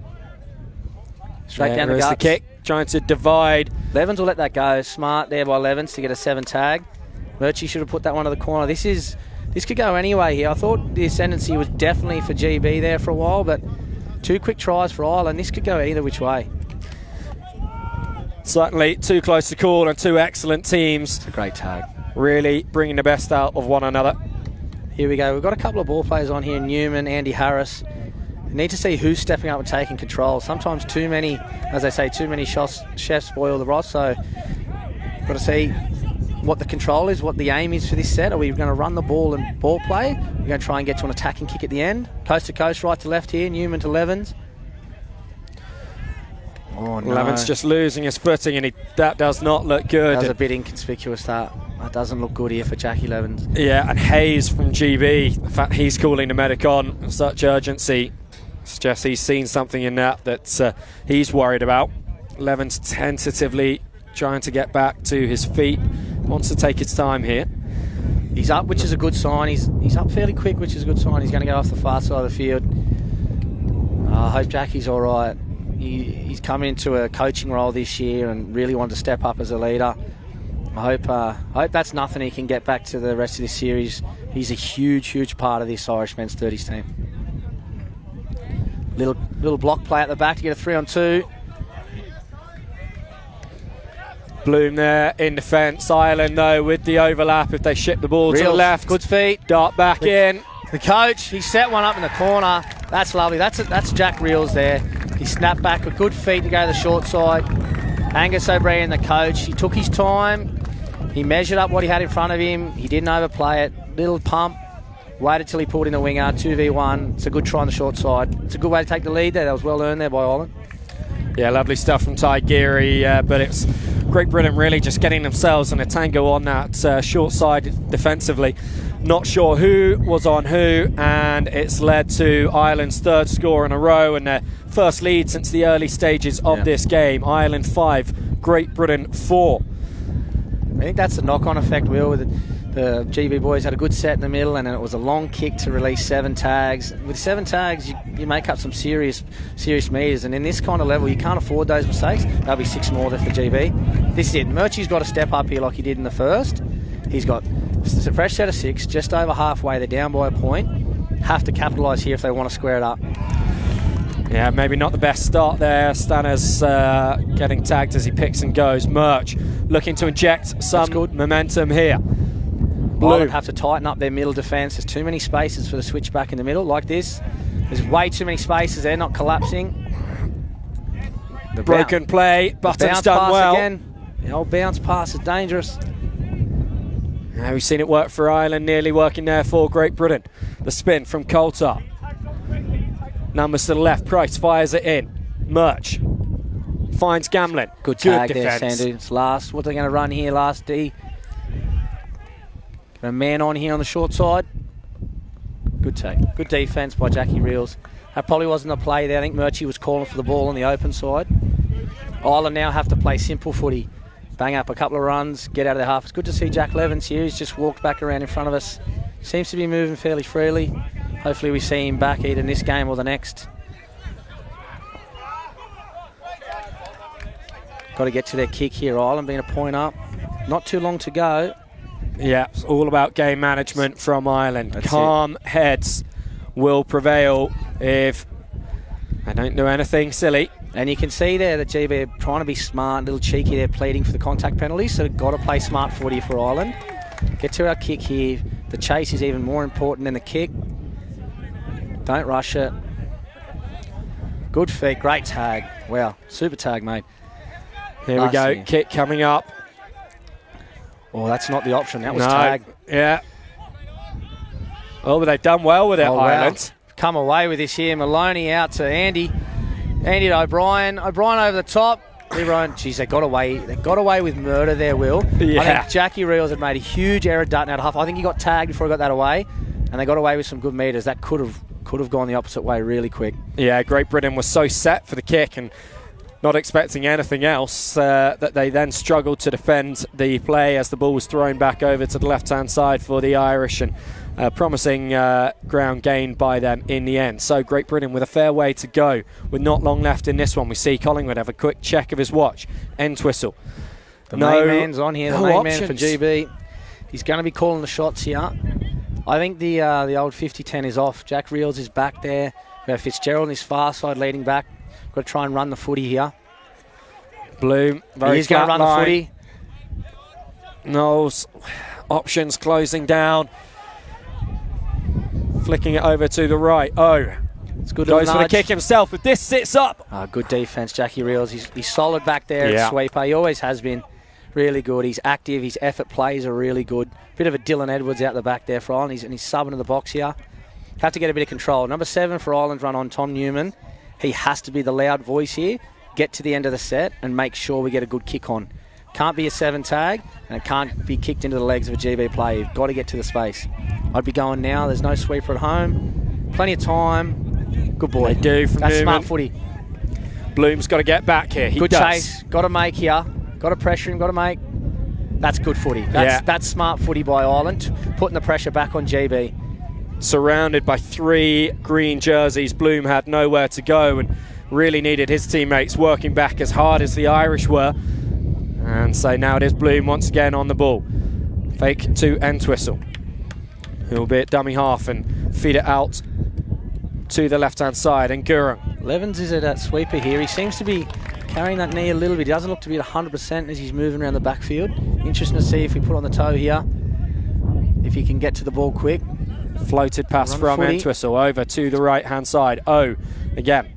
Good hips. Nice spin. This will be the final tag. They're going to have to try for a 50-10 here. They're not in great field possession. And the pressure on Entwistle, so they are going to have to run it. Dickinson trying to keep it alive. Hand back in there from Ireland, but That's it's gone 6 more. backwards. That is 6 again. That has worked out for GB, more by accident than design. As Coulthard steps back inside. Dickinson.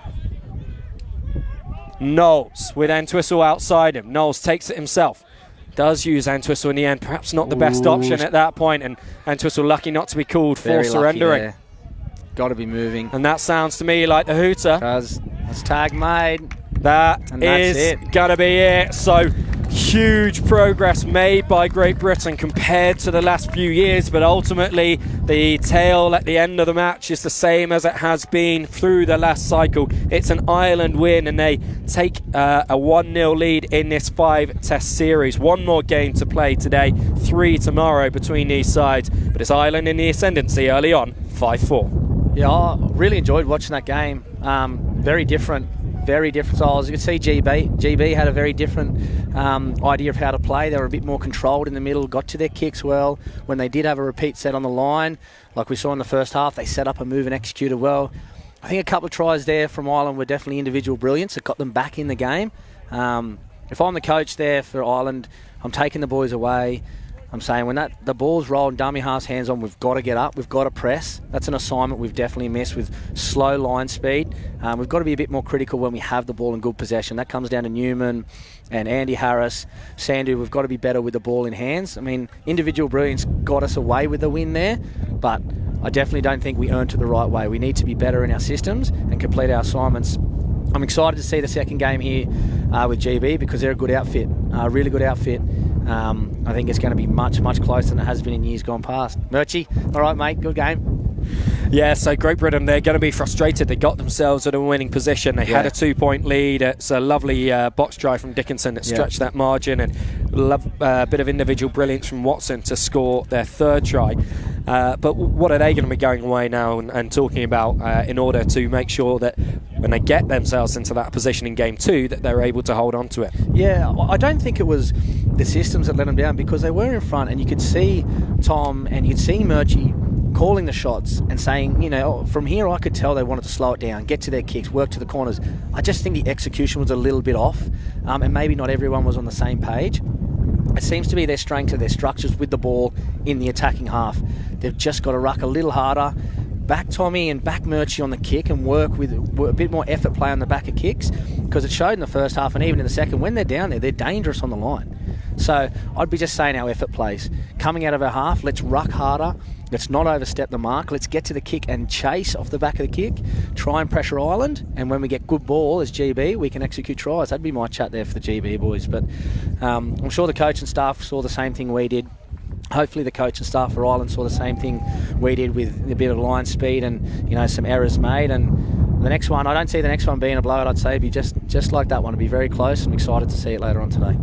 Yeah, a tight series ahead in the men's seniors, as I'm sure the entire British and Irish Cup is going to be. Matt, it's been fantastic having you alongside with all your insight and expertise. We'll look forward to seeing you on the pitch with the mixed seniors, and you'll be back on the mic as well for a few more games this weekend. Definitely. No, it's been good, Will. It was a different perspective, but I really enjoyed it, and I look forward to chatting to you later.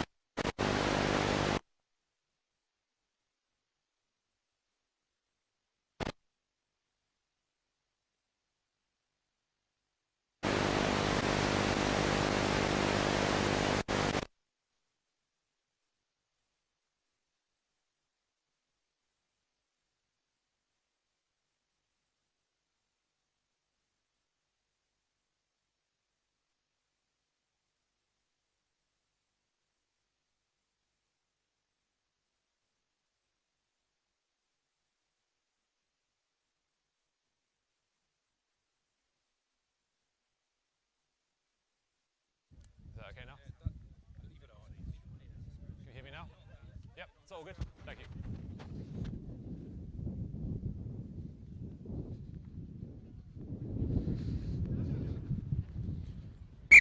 Let's go, girls.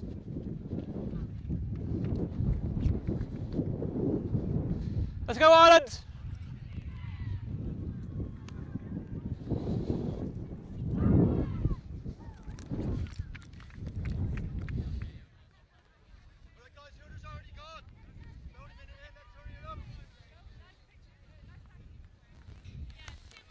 Guys, GB to kick off.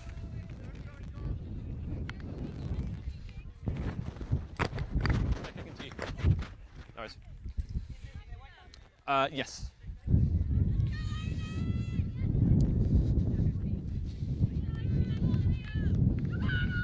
Okay, girls, time's on. Ready up pink, ready yellow. 10. Off the feet. So the game's coming thick and fast today. We're already into game 3 and the opening match of the women's seniors category.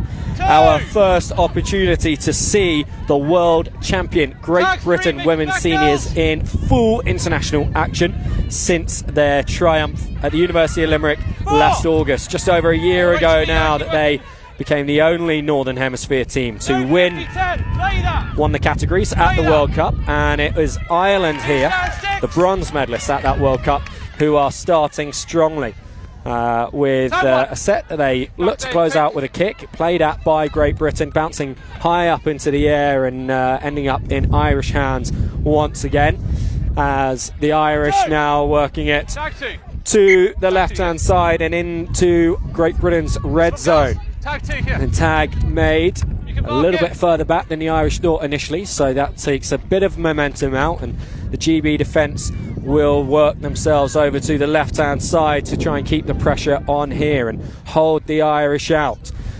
Penalty is going to be given, it looks, from David Metcalf, the referee, and it goes in Great Britain's favour.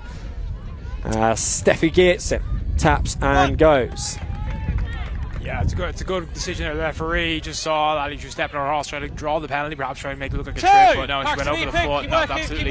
Defender was already set, ready for the tag, so it was a great decision. Great Britain now here, showing why they are world champions, making some ground up here in these first 2 tags already. And they'll really try and press Ivanic. That's a great gap and great line. Had the support, but Ireland had covered it well, so didn't allow an opportunity to come through. As Great Britain will attack again. Getting tag 4 now with a 5th and final tag here. Great Britain going to kick, or they're going to just try. They will try the kick, put it through, but Ireland sweeper there very well. The big play here. Just tries to get around the back, but unable to do so. But good defensive stand there from Ireland. So Great Britain looks so well in those first 2 tags. Yeah, GB working their way up to halfway. Litcher going for the kick as they got there, and not quite coming off for her. So it gives Ireland a good opportunity here to get themselves into GB territory before they shape for the kick themselves. They just hold the ball up there, popping into the hands of Lynch, and then working back to the right. And the kick comes in from Valerie Power, one of the most experienced players in this side. Geertsen fielding it well, and over to the left-hand side. Jess Sass on debut, looking to show what she can bring to this side. Coffin now hands off to Litchett, co-captain for this Great Britain side, after the retirement of their World Cup winning leader Phoebe Robbins. Completed all there was to complete in the international game. And there is Sam Bedford, assistant coach of the Great Britain women's seniors side, behind Mankey. And GB moving the ball well left to right, but struggling really to make the incision through the Irish defensive line. Mankey involved once again, and over to Sass, going through the gears there, picking up pace and drawing the penalty for the short pull. So 6 again for Great Britain. Sass just has to take it back. Huge gap left here by Ireland. They weren't quite sure where they needed to set their defensive line, and coming up quickly in the end to try and compensate from that causes the errors. They knocked the ball on in the air, played forwards by Bedford. Litcher running up hard on the outside, option not taken, and Litcher will then come in at dummy half, feeds into Bryant, the missed pass, and over to Mankey. She's no support with her, but she's plenty of pace to burn into that left-hand corner. Livingston, who's moved up from Women's Open to seniors this year. Second line. Merson to Bryant. Tag 3. And tag eventually made on her. Perhaps if she'd just pushed through a bit more, there was an opportunity for a box score. Loose ball here will allow Ireland to regroup defensively. Over again to Merson on that left-hand side. Good work, thank you. Livingston, wild pass in, but dealt with well by Harris, who is also on debut. Here she is again, finding Kirsty Clark, one of the stalwarts of this side and indeed of Great Britain tag in general. Been there, done that as a player and as a coach, and one of the heartbeats of the side. Ireland taking over 10 metres out from their line. Really good defensive stand there by Ireland. That's 12 tags there. Did very well. Great Britain wore the 10-metre mark at 2 occasions, but unfortunately some wayward passes. The opportunity, that's a penalty for Ireland as well. Wrapping the arms, all good. She's come back on side, she's done very well and not to attack. Allowed to retreat, of course, for Ireland to take a quick tap as well. She's not interfering with play directly, which she didn't do. And Ireland now here have a chance to score 6 tags again. Has to be careful those elbows. Quite a wild fake pass that could have ended in tears. Luckily, no contact made, and Ireland still able to go despite that loose ball. Cleared up well by Ma, the vice captain, and she finds O'Dwyer on debut here. What a run! Kirsty Clark just chasing back and making the tag. Matkoff is going to bring it back. The fend is part of the reason O'Dwyer made such good ground there. And unfortunate for Ireland, bit of a let-off for GB. Bedford over the ball. Yeah, it's a good call with the referee. The hand's clearly down as the defender tried to go for the dive and tag, and maybe she thought she was more free than she was. That's the thing, just always keep the hands away from the tags, otherwise you're going to get penalised by these referees at this level. At any level, you tag fending, just again, such a dangerous thing to do for hands and risk, but also it allows you to keep the tag on, so it can't be allowed.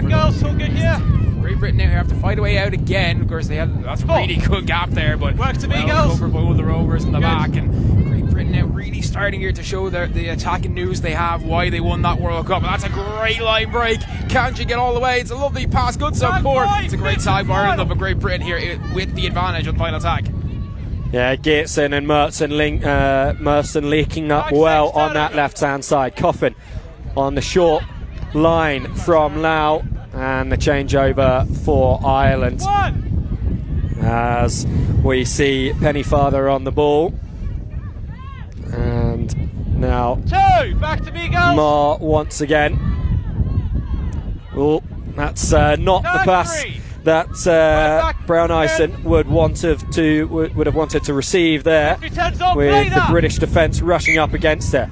That kick fielded by Hunter, and GB are going to end up with it. Thought there was a chance of 6 again there for Ireland if they'd got hands to the ball. O'Neill, Lau picks and goes to the left. Geertsen, but she's been a threat every time she's been on the ball and beats the first defender there.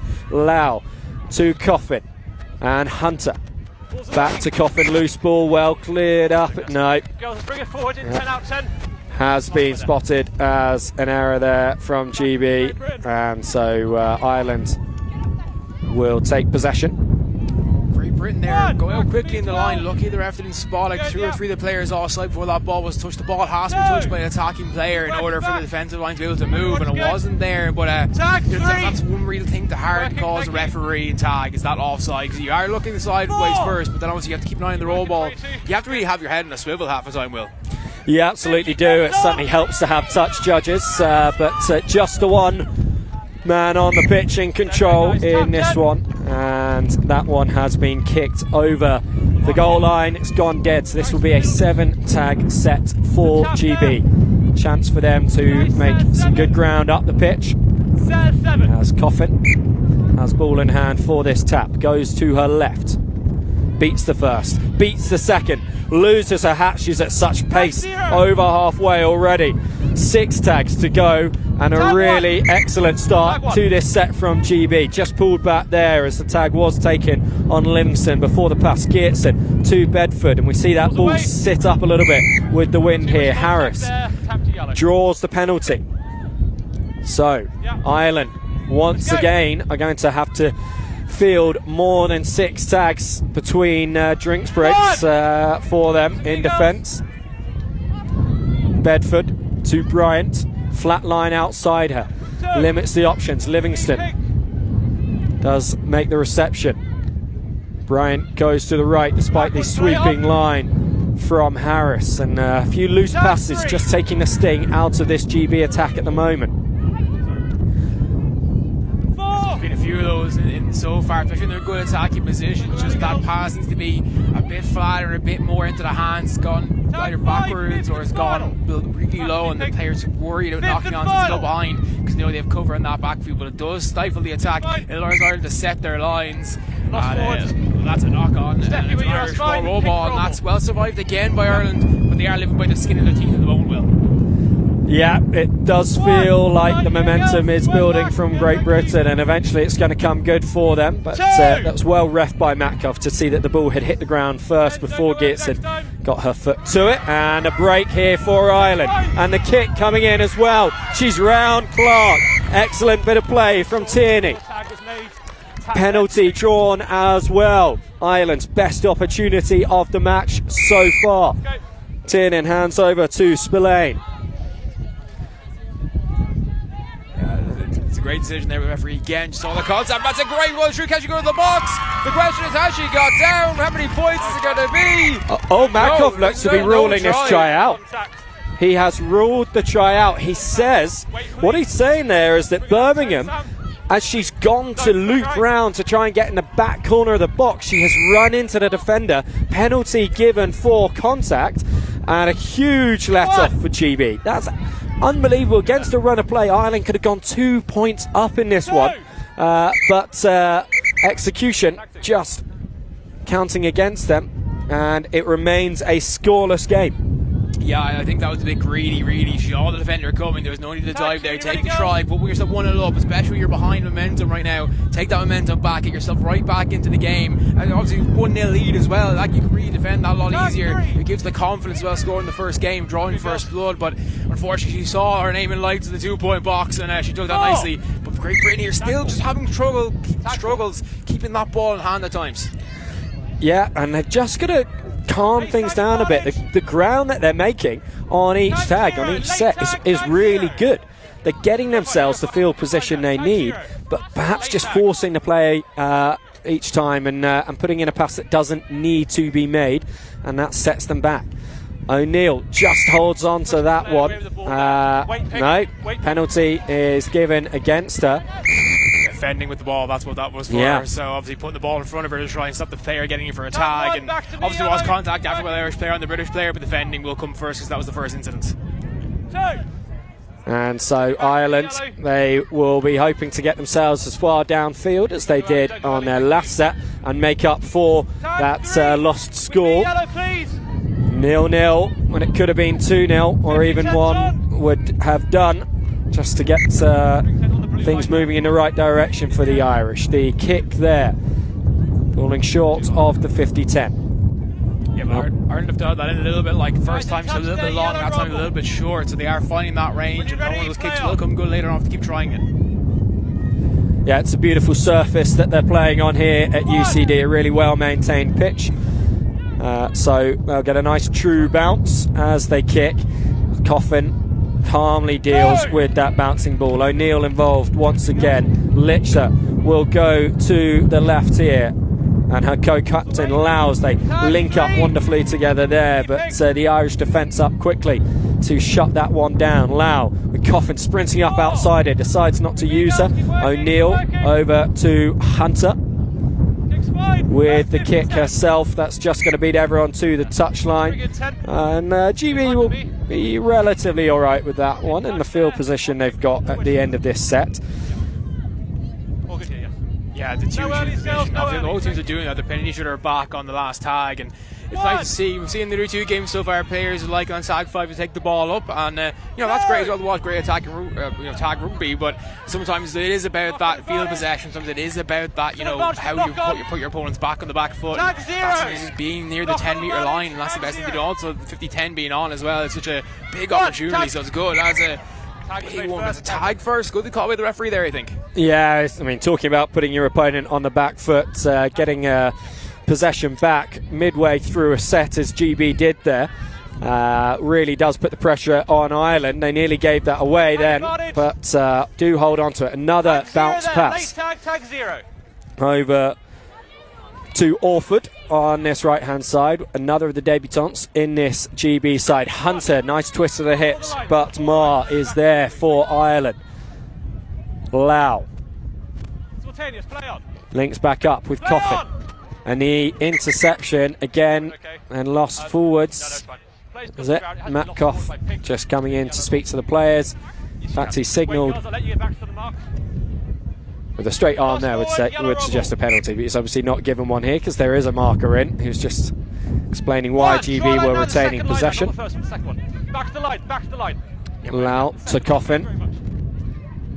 Back inside again, and Mankey towards the line. GB keeping it fairly central in the recent phases. Here is an opportunity for the first score of the game. The new era for the Great Britain women's seniors as they look to justify the mantle of world champions that they will carry with them all the way to Australia in 2026. And it is their co-captain Karina Litcher that scores the first try as world champions. Very good score, well worked, kind of forced the Irish to punch up in the middle and then pull it out wide. And that is just a very good tactic in aggressive tag play. You work the ball on a certain edge of the pitch and then you go on either side or go down the wings if you're in the middle, just because everyone's going to bunch up together. It's just a natural thing to do. It's really hard to keep that defensive line so structured all the time, because ball watching is a thing we all do. Even at this level, it can be a thing, and players can get sucked inside. That leaves loads of gaps at the back, but Ireland now have to find a way here to answer that. And can they do it? Obviously right now Great Britain do look the better team, and that's just an error. No tags on and receiving the ball, and you have to spot that yourself. You have to, your teammates have to spot that too. The big kick from Marr, the supporting runners perhaps up just ahead of her, but it doesn't matter when you kick as well as that and get the 50-10, the first 50-10 that we have seen in this game. Beautifully executed by Marr, and a real chance here for Ireland to level things up.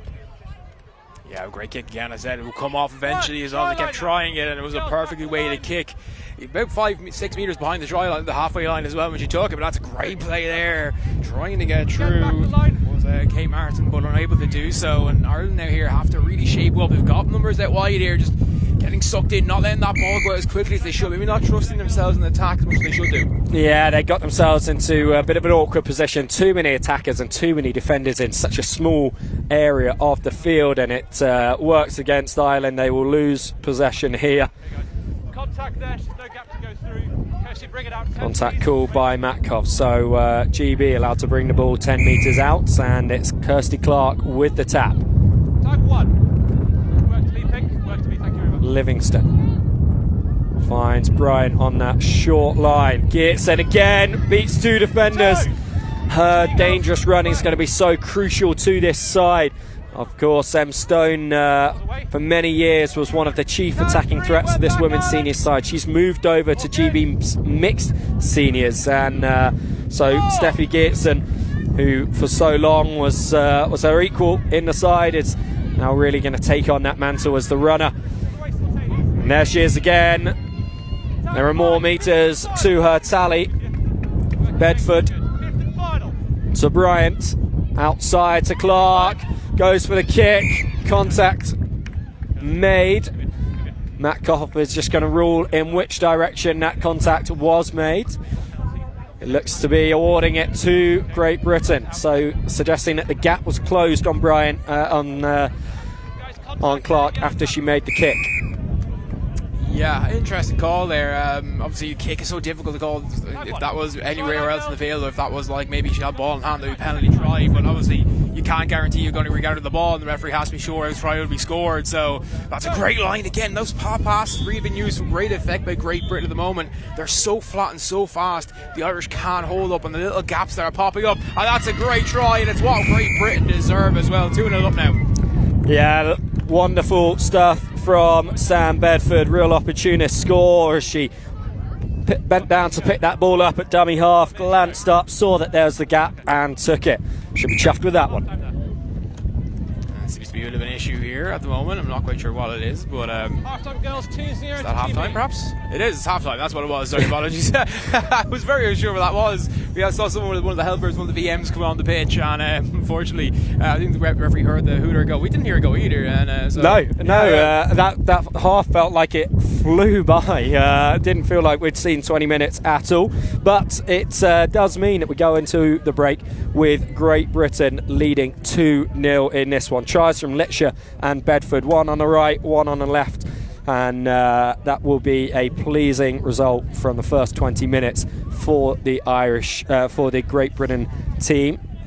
The two teams swap over sub boxes and get into their huddles.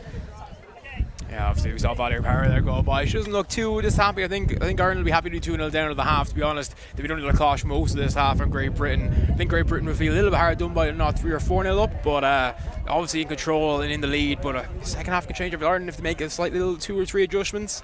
Maybe they have the chance to come back into this one, but really apart from that tap and go penalty earlier on, they haven't really got a sniff of the try line. Yeah, they know they can cross the line though. That's the thing. That's will hopefully give them some confidence going into the second 20. But a real shame for them that they weren't able to get the points on that occasion. As had it been a box try, we would be talking about a tied game at half time. Slightly worrying signs here for Great Britain. Bedford staying down as GB go to get in their huddle. Looks like she's taking a knock to her right knee there. She's walking very uneasily, and she's such a key player to this side. Not only her ability with ball in hand, but also just as a leader in the team. As I mentioned, she's assistant coach and was vice captain in the last World Cup cycle. She makes it over to the huddle where we can see head coach Ant Merritt has brought his side in and has been going through the things that they've done well and the areas that they can improve on as they go into the second half. It's been a while now that Ant has been involved with this side. He was assistant coach for the last few years heading into the World Cup. So one of the members of the side got a gold medal hung round his neck, and you'll see if the camera zooms in on the GB kit that this women's seniors side all have a gold star above the Great Britain crest to signify that they were our first World Cup winners, and they very proudly wear that. Yeah, it's great to see Northern Hemisphere team have one of those stars above that crest, but it does not look like Sam Bedford is going to be able to continue. Hopefully she'll be able to come back later on or tomorrow, but it looks like her game is done. She's walking very gingerly. Seems to be a knee injury at the moment. It's definitely something to do with the knee anyway, and is definitely struggling. So also unfortunate to see she had a really good first half there. We don't want to see any players go off injury. We want to see the best players in the pitch at all the times, and hopefully she's okay for tomorrow or later on. As the two teams get themselves ready for this second half. There's the whistle and the kick down towards Geertsen. Tag made by Penny Father, and she'll be pleased with that one, with the danger that Geertsen does present to the Irish. Lau will put this over to Hunter on the left hand side, who finds Geertsen again, and tag from O'Dwyer. Coffin missed, over to O'Neill from Lau. Picks and goes herself now. Huge gap in front of her. This has worked really well, but the pass just going astray from the multi-sport expert that is Lois Lau. Obviously, not only the British and Irish Cup that was on her agenda for this year, but also the Touch World Cup, where she was part of an extremely successful England side. Yeah. And like those sports can translate well, especially those gaps and stuff like that. Tag especially as well, finding those gaps, finding those flat passes to get through a touch. But obviously tag, you have that ability to get the tag off someone as well and be able to work your hips a bit more than you would have to in touch. But she's a really good player. But Ireland here in a good position. Obviously, once again, a bit of error in the ball handling. And the attempt at 50-10 is going to work out. No, just short, but still pitting Great Britain back. But on tag 3, I'm not sure that's the best decision. Maybe tag 4, tag 5 when you look for that, especially when you're on the halfway line, maybe a chance to break on the left-hand side. Yeah, interesting. I think she must just have seen something from the perspective she had on the field that she was confident she was going to be able to get that ball over the touchline, and she did, but as you say, falling short of the 50-10 marker, so led off for GB, and good quick hands there, nearly sends Mankey through a gap, but O'Dwyer is having a sterling game defensively for Ireland. Lau just holds that one up before offloading to Bryant. Mankey up to halfway now. Mercer get this one infield and then is used again. Good positioning from her to allow that recycle. The kick will come now from Great Britain. Nikki Bryant just pulls the hands away, so it's Livingston that's forced to kick. GB really need to make an excellent tag, as they do, because that could have been dangerous for Ireland there, who are now not set with their attacking line and are lucky to draw the penalty for contact. Silly error for GB to give away there when they could have been putting the pressure on defensively. Yeah, closing the gap. It's just a silly mistake, but it's players just not communicating properly in the field, not saying it's my tag or something like that, and they both come in and just close that gap up. And a great decision again. Not having a really good referee, a really good game here. His ref has a great pass. That's a great little hip twist as well. Will she get over? Surely she will. Yes, she will. It's a fantastic try, and Ireland cut the lead in half.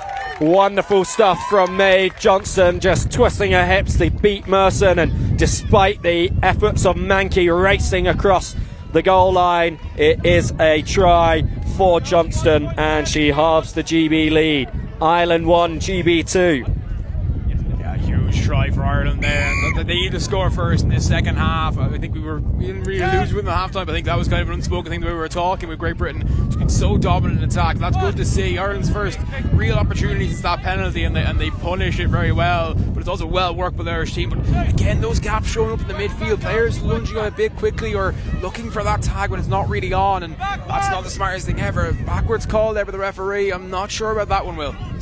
Yeah, it did look a little bit forward, but you've got to take the opportunities and the half chances where they come, and so Great Britain will hold on to this one, and advantage being played. That kick over shoulder height. I think it feels maybe like that try. It's just spooked Great Britain a bit. Very little achieved on that set and forced into an early kick under pressure. Ireland already able to start this set inside GB territory. Only about 20 metres away now from the try line. They've got 4 tags left here of this set. Of course, it could change with a penalty or a knock on. It's a great tag though. It looked like she got through, but brilliantly held as the ball comes down now here, and Ireland looking to really impose themselves. But Great Britain is standing so tall defensively at the moment, really showing their defensive news. They've shown all the attacking news so far, but now they have to stand up strong defensively. The pressure on, Great Britain standing to that challenge. Yep, holding out in that set, and Wharton will now get it over to Hunter, and the interception.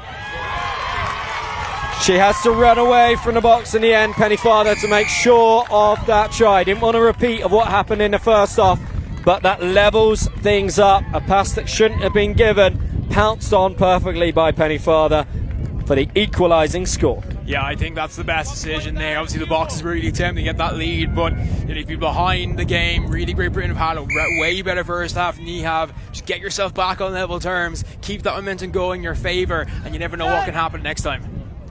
That's going to be so frustrating for Sam Bedford on the sideline as she sees Hipparchus Clark sprint through, and Losing possession, loose ball picked up by Ireland. Yeah, for Bedford to have had to come off when GB were 2-0 up, and now to see them level again. She's gone and had a word with the physio. I think she wants to be back on the pitch. But she needs to bank on her teammates holding out here as Lau makes 2 tags in a row on the Irish. And kick on halfway, takes a deflection. And a physical pick up there from Ireland. They do keep possession. Interesting call there. I felt like the Irish player dived for the ball, which shouldn't really be allowed, but maybe he just felt she stumbled and then got on the ball. But it's hard to call, obviously, from up here. The referee's got a way better position than we do, and he's having a great game so far. You know, you're going to miss small things during games. No referee's perfect, but you know, the referees we have here for the next 2 days are some of the best in the world, never mind the best in Great Britain and Ireland. Oof. Absolutely the case, as Livingston makes a crucial tag. Just stops that play from continuing. And Johnston, the first try scorer for Ireland, feeds the ball in, and now over to Marr. Loose ball can't be picked up by GB. The tag had already been made on Marr. Final tag of the set. Just held on to Johnston again, but she isn't able to hold on to that one. Sass picks it up and will be allowed to bring this one out to the 10-metre line because of the knock-on. Lau with Mankey sprinting up outside her, decides not to go. Last time we saw a force pass this close, it ended up with an interception try for Ireland, as Livingston does really well here, beating multiple defenders on her way to the middle of the pitch. Lau and O'Neill outside her with excellent supporting lines. Coffin will bring this one back in field to Litcher, and Lau involved in everything Great Britain are bringing forwards at the moment. Coffin taking that with her fingertips and over to Orford on the right wing. GB against the run of play, suddenly in a good position. Lau with the miss pass, bouncing again. Hunter picks it up. She's got Sass outside her. Looks to step back inside. Tag made by Power. Mankey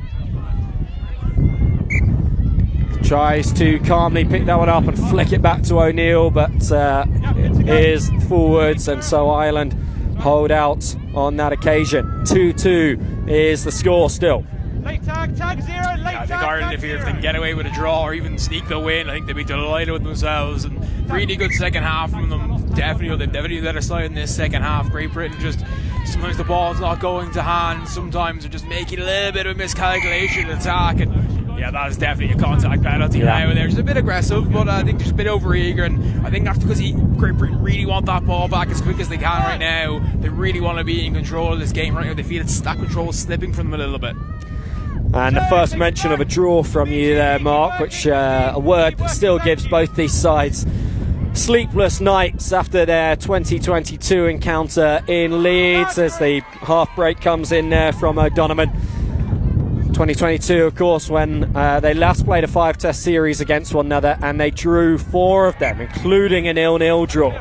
Great Britain took out that series, winning 1 game comprehensively. Perhaps showed the margin between the two teams on that occasion, but we hope we don't see 4 draws again this weekend, but they are in a deadlock at the moment. Yeah, again, both teams here medalists, of course. Australia in between them in that silver medal position, but both very good teams, some of the best teams in the world. The tag has been shown multiple times, multiple World Cups, so we always knew this was going to be a tight series, even though Great Britain were the favourites to win it. But Ireland definitely showed up in the second half. They made those judgments we were talking about in the first half, and right now they are just a little bit more control, but Great Britain still such a threat, and that's a great huge line from Litcher. Great tag as well. That's Birmingham getting there to stop Litcher from getting the score, and Bryant still going. Change over, and it's those moments like that where this match could swing and be decided. Litcher very nearly getting an excellent score. Ireland with the wind in their faces, having to work away from their own goal line here. Pressure on, spilt ball. The last thing they would have wanted in this part of the pitch. Hunter will roll to Geertsen, who picks and goes. over to Harris. Back of the try line, girls. Came into the side midway through the training season. Geertsen can't quite twist her way through there. Hunter will play the ball right to Bryant. Tries to just hold it up for the onrushing Wharton, but the tag already made. I think she was lucky that tag was made the passes forward, so a bit lucky, but the Great Britain will take those. And again, like a very good call with the ref. The tag was made. It wasn't a case that it was a wrong call with the ref. Absolutely fantastic call. And the referees do kind of that level, especially at the ball go. Even if it's like half decision, you don't know it's the ball. Oh, Geertsen! Geertsen's over for the box score. The Irish defending so well, marking their opposition with such calmness, and then Geertsen spinning around in almost a full 360 to back her way into the box and get a 2-point score that restores the biggest lead GB has had in the game. Yeah, that could be the killer blow. Not much time left now in this game, so Ireland have to attack this now. They can't get disheartened by that try. You know, GB were very good, and Ireland put themselves in a bad hole, and that's a fantastic kick, and Ireland will have to drop it back to the Great British team. And really, it's going to be difficult to get that ball 70 metres, try to get a fellow drop back, so hope for a knock on here or whatever. Great Britain will have time here just to reflect and control that ball and then control this game. Yeah, kicking into this wind, and I've no doubt Kirsty Clark's restart was helped with that wind, but also she's such a supremely talented kicker. Livingston calmly takes that ball despite the wind. Mankey, quick hands over to Bryant, who can't hold on to it. Ireland now with the opportunity on broken play, as O'Dwyer found Williams on that left wing. Back inside to O'Sullivan. O'Neill with the tag, and Power. Oh, well done. And there's O'Neill there once again, using that short side island through Tierney.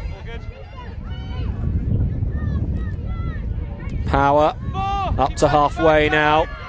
GB must make it back on side, called back by Matkov. That kick does get into the GB half, but perhaps not quite as deep as the Irish would have wanted here. No, you can see she definitely sliced the kick. She was trying to like hit it straight off the top of her toe, but just caught it on the right side of her boot, and that just let it to go not where she wanted to go. Still obviously pinning GB back in the half, so it's a somewhat positive outcome, but it's not the outcome she was looking for. But Great Britain right now here just need to control the pace a little bit more. That's doing very well. No mistakes here. Lose the 6 tags, just get up the field and put ping Ireland back, make more difficult for her to score, and that was almost picked off. Yeah. Great decision from Allow. She saw the Blair rushing up.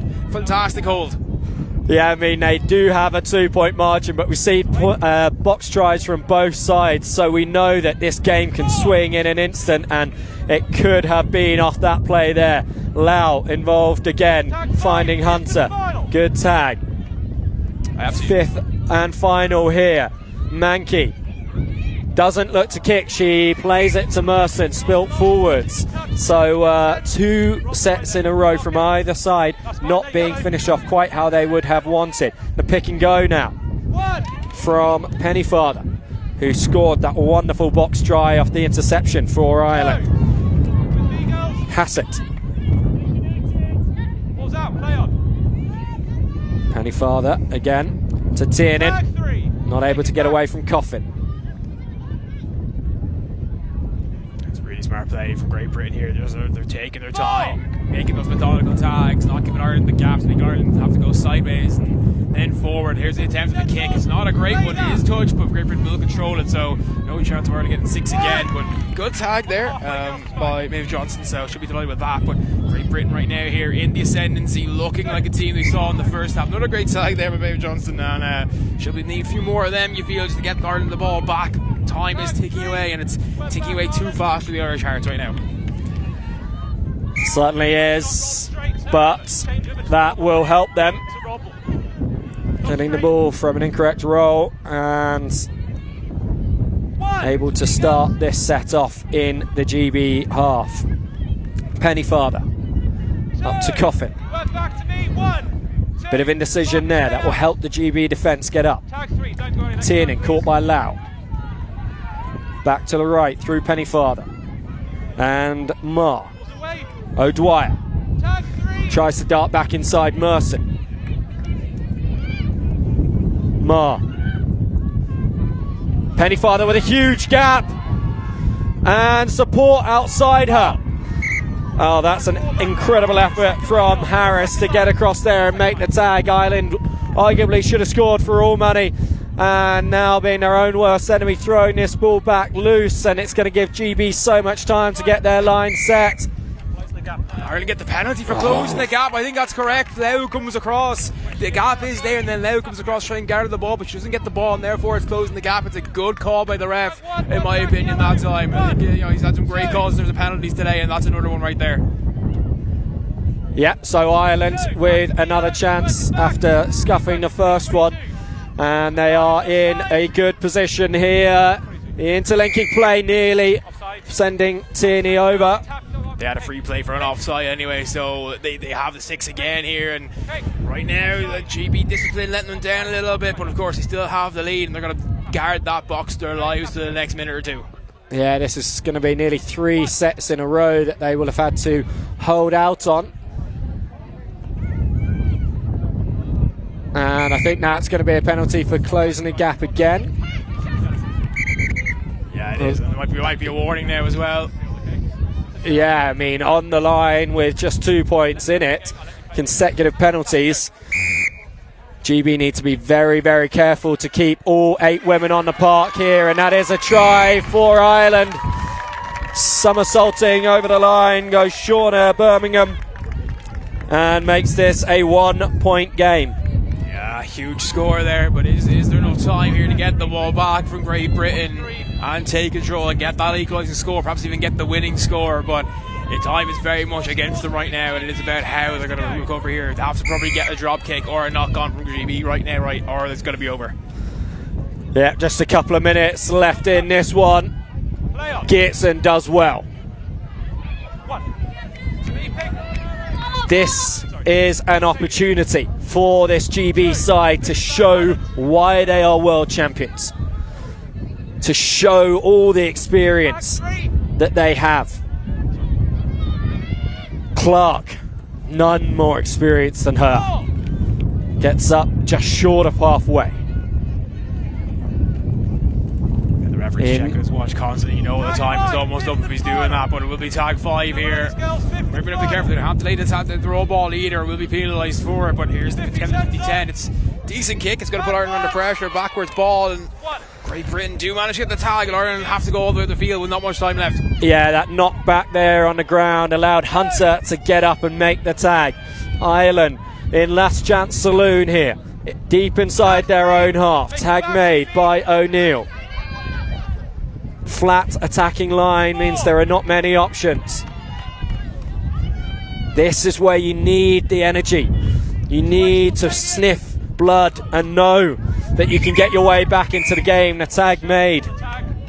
So Ma will have to go back, but it's actually a penalty for Ireland. Full set of 6 to them again. Yeah, the jersey was the penalty, and it's just so that can happen. The hand goes too low, the hand goes too high, and you still tug, and you have to be very aware. That's a great tag. Looked like she got through. That's a fantastic tag to deny the space in Ireland, perhaps to get that maybe 1 or 2 point try. And again, really good defensive stand here, and Ireland look like they're breaking through. Working it over to the left-hand side, but there's too many GB defenders there. Here's a chance for Lynch, and another penalty. And I wouldn't be surprised to see Matkoff send a GB player to the bin. She's going. Yeah, tags are being taken from Brian. She's going to have to go on that long run behind the bonus box at the other end. And GB in a really tough situation here, a 1 point margin and a 1 woman disadvantage. The tag is made by Jess Sass. That would have been the levelling score. Matkov again looks at his watch. Tag made by Clark. O'Dwyer. Power. The overlap is there. The opportunity to draw this game, but the tag was made by O'Neill. Try saver. Keeps GB alive. She delayed the pass too long there. Power decides not to go outside and caught again by Hunter. GB having to work so hard to make sure they've got their numbers right here. Last play. Back to the line, Ellie, please. Back to the line. Power. Over to this right-hand side. Clark was beaten, Geertsen was not, and that will be it. GB hold on for the win here. 4 points to 3 in a fantastically close encounter. GB were looking strong in that first half, but Ireland came roaring back into it, scoring first after the break and levelling things up shortly afterwards. GB then went ahead again before Birmingham's try, and just a 1 point in it at the end, Mark. Yeah, I think Ireland would be delighted with that. You know, I mean, they were well beaten in that first half. The second half, they looked really good. They look like a team we know they can be, a team that can push. Australia and Great Britain, two of the best teams in the world, all the way at times, and it's going to make for an interesting series. That's game one. I'm excited to see the next 4 over the next 2 days. But the day right now belongs to Great Britain in terms of the women's open, women's game. But all can change in the next 4 games over the next 2 days. Yep, no categories will be able to be decided today with them just playing 2 games. Everything will be alive tomorrow morning, one way or another.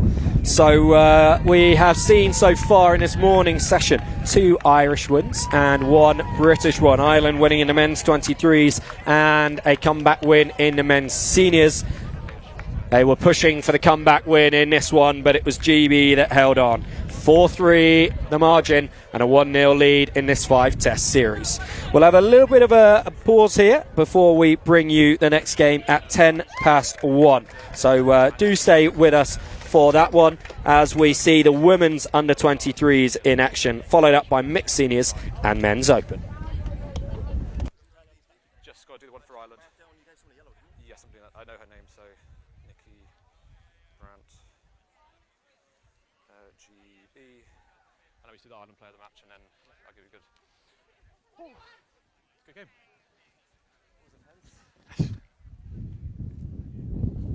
Do you know who's on this pitch next?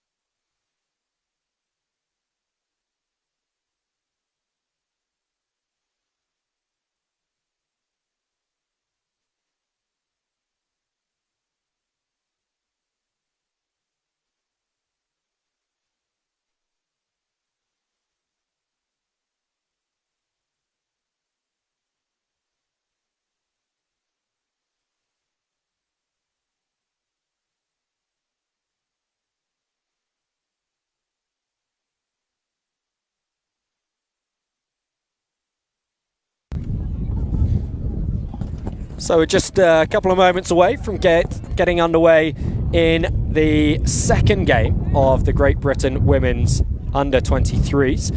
And I'm joined by Claire Cullen here, who is a bronze medal winner with Ireland in the women's seniors and now involved with the women's masters as their coach. Yep. How's the side looking coming into the British and Irish Cup, Claire? Good. So we've the first game under our belt already, and it was very competitive. Unfortunately, it was a draw. So it would be great if we didn't have a huge amount more of those, because I have PTSD from a previous series where we drew 4 out of 5 games with the women's seniors, so no more draws. But it was nice and competitive at least.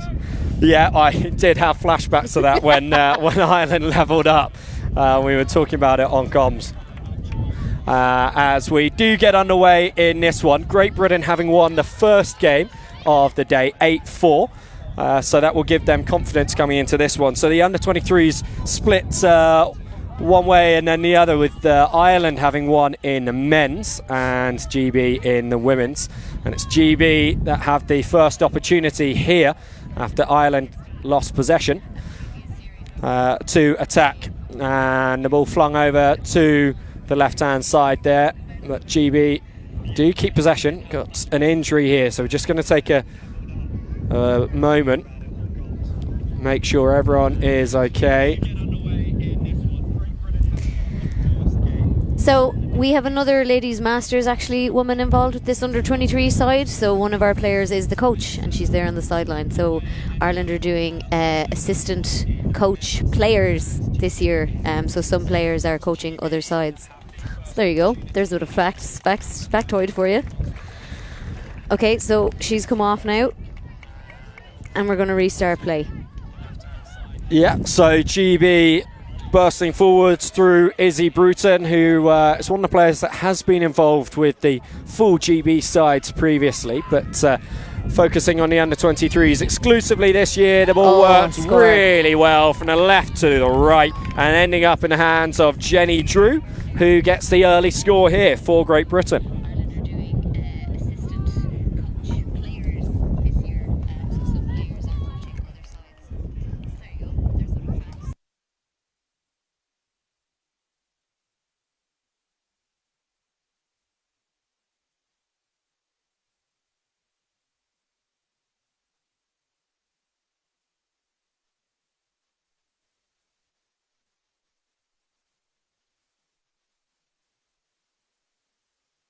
There we go. Apologies there, we had a few technical difficulties. And pass called us forward. Technical difficulties for GB as well with the forward pass, letting Ireland off the hook. So the margin remains 1-0, and the Irish will look to play away from their own 10-metre line. It's great to see the next generation of female superstars from both sides of the Irish Sea. 4 women's sides from both nations involved over this weekend, and it just shows the growth of women's tag at the elite level that we've seen over the last few years. Yeah, it's great. Obviously both women's seniors from the two countries. Have a break here, and caught very good by the sweeper. Yeah, that's Cotgrave with the break, and then work back in field to Kelleher, the vice captain. And Cotgrave again, ball just behind Kelleher, but she manages to get it away this time, working towards the centre of the field. But a changeover, GB holding out on that occasion. Oh. And here goes Bruton skipping past and great nearly tag. Away. That's Compton there making the diving tag, and on into the hands of Angel Perrin now, also involved with Great Britain Mixed Open this year. Bruton to Stretton and into the hands of Drew, the try scorer who spilt it to McDonald, galloping down that left wing. Over to Compton. O'Dwyer will feed this in field to Kerry Miller and Brown. Closest Ireland have been so far. Oh. Nice interlinking play. O'Dwyer Trying to get over the line, but was caught there. Bit of a run back. That's going to take the momentum out. Loose pass, but well dealt with by Miller. Ireland are a little static. They could do it running onto the ball.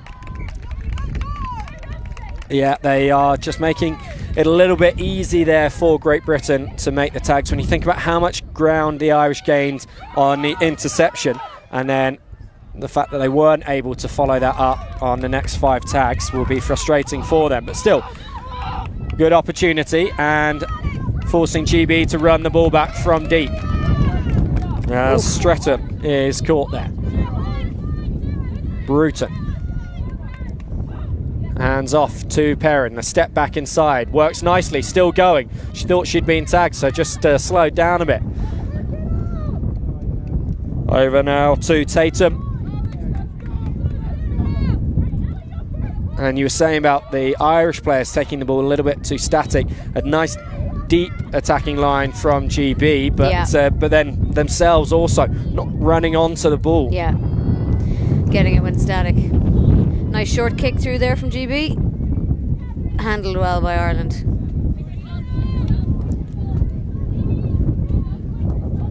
So Ireland just trying to drive it out of their half here now. Long pass needed here. She does well. So gained no ground there.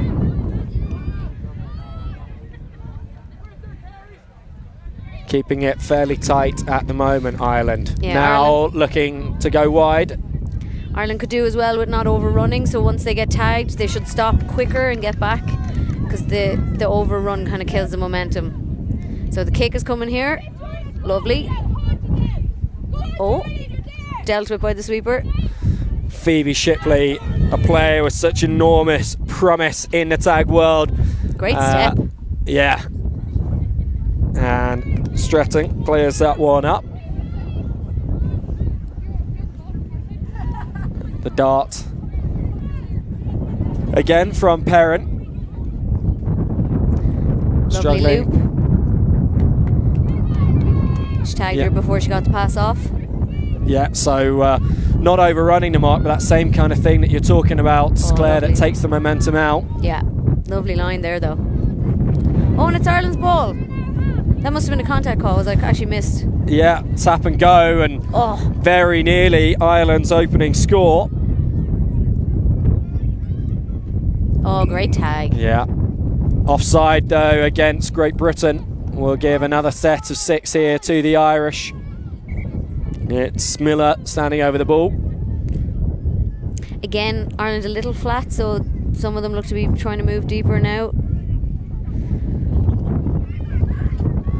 And that's going to be spilt forwards, unfortunately, for the Irish. There's a real chance there to see what they could do with 6 tags so close to the GB line, but instead it's Perrin running the ball back out for GB. And they're going to move it to the right here. Apiafi over to Robinson, representative of Coventry and Warwickshire Hurricanes at the UK Tag Nationals earlier this year. Just great to see at the age she is at the moment. Apiafi. That great acceleration. Pace. She's going to go round the outside here, and this will be a second score for Great Britain in the right-hand corner. Yeah, as you say, Claire, the pace of Apiafi there. Yeah, that increase in acceleration left her defender for dead.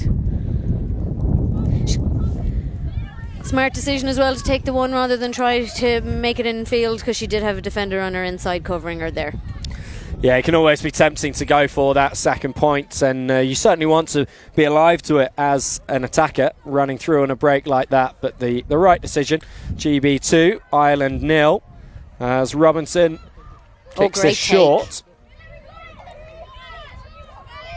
Oh, almost rolled off the mark, corrected herself. That's a nice drive out, gained some ground. That was a tag, yes, so it is coming back. Yes. It is coming back for the tag. Yeah, I think a bit of confusion from both sides, but Ireland managing to keep a hold of that one. Ooh. Loose pass and not what they needed. Caught, luckily. Yeah. Caught by Imogen Kilcoyne.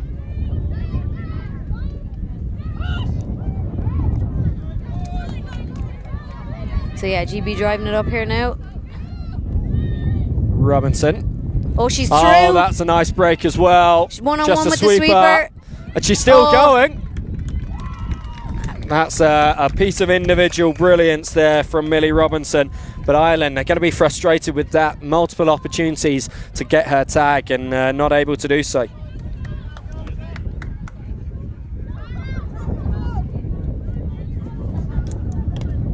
That score now is 3-0, right? 3-0 to Great Britain. To Great Three Britain. single point scores for the girls in blue. Perrin with the kick straight down the middle of the field. Not wanting to give Ireland an edge to attack. But this is just as I say, promising build-up. Spilt over the touchline by the Irish, and GB will take over. She's fierce windy now, so apologies if that comes across on the microphone. Yeah, it is so windy that passes go a little bit astray and into the hands of Sarah Carey Miller. Does that count as an interceptor? Sort of just took it out of her hands there. Yeah. So now it's Ireland's ball and we're at the halfway line. Oh, Nice change first of bit direction. of cohesive play, really. So we've been given a penalty there. And the ball taken up by Sarah Brown. Ireland will play it to the right-hand side. Carey Miller. Oh, well taken there by Cotgreve. Again to the right-hand side. Winger having a go. Oh, go for it. Oh, she's caught. Dwyer Great not tag. able to get round the outside of Shipley. Ball back in field. Carey Miller. GB's defence is very good.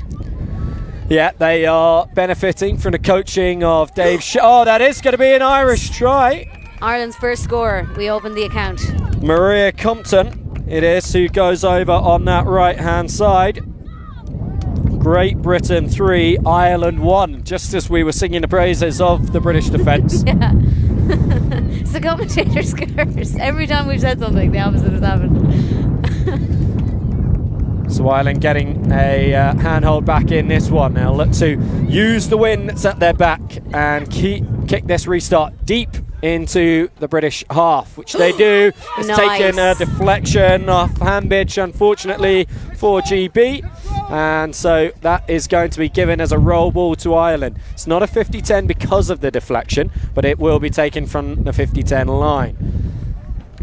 Spilt, but I think spilt backwards, so Ireland will continue through Horan. Moran, sorry.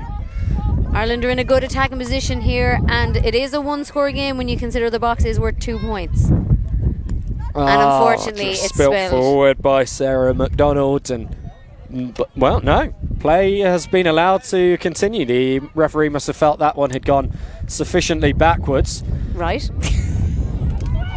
And GB needing to chase on that far side. Oh, and that worked out for Ireland. That's That is worked really another well. score. And Now it really closing is the a gap one-point game. even further, 3-2. Just looking to see who the try scorer was on that occasion for Ireland.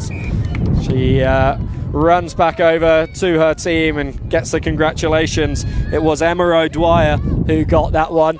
And another good restart from Ireland, putting GB under some pressure here.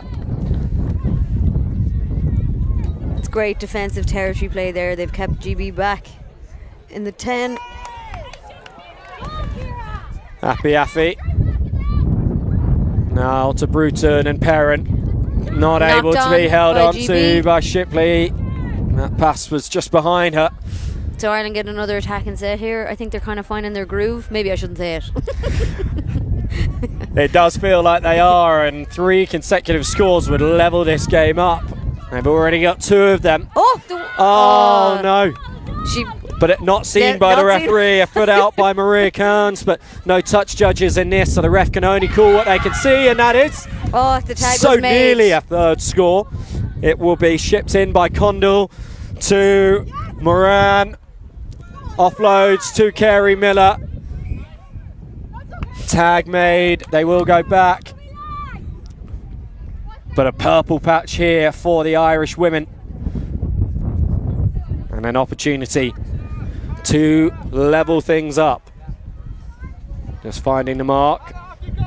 6 again. Tag 1 of 6. Played out in front of the box. Perrin was up very fast, cutting down the options that Moran had. And the tag made on Condell. Ireland getting a bit of try-line fever here. Everyone going for it themselves. It'd be good if they just set something up. Yeah, and as soon as they do make a pass, it's a little bit more promising. Stringing a couple of those together and they may well be over. 5th and final here. Last chance of this set. Give. Tag made by Bruton. And that will be the changeover. It remains 3-2 to Great Britain. They need Apiafi to be there to fire that one out. Tatum, it is, who is caught by Moran. Oh, lovely pass back inside. Yeah, the experience. Great step and great tag Of Perrin and Bruton showing there. Robinson back to Bruton and just gets the ball away before the tag is made. Perrin is caught and the penalty is given against Ireland there. So a full set of 6 again for GB. Oh, the break. Lovely line. Sweeper has recovered.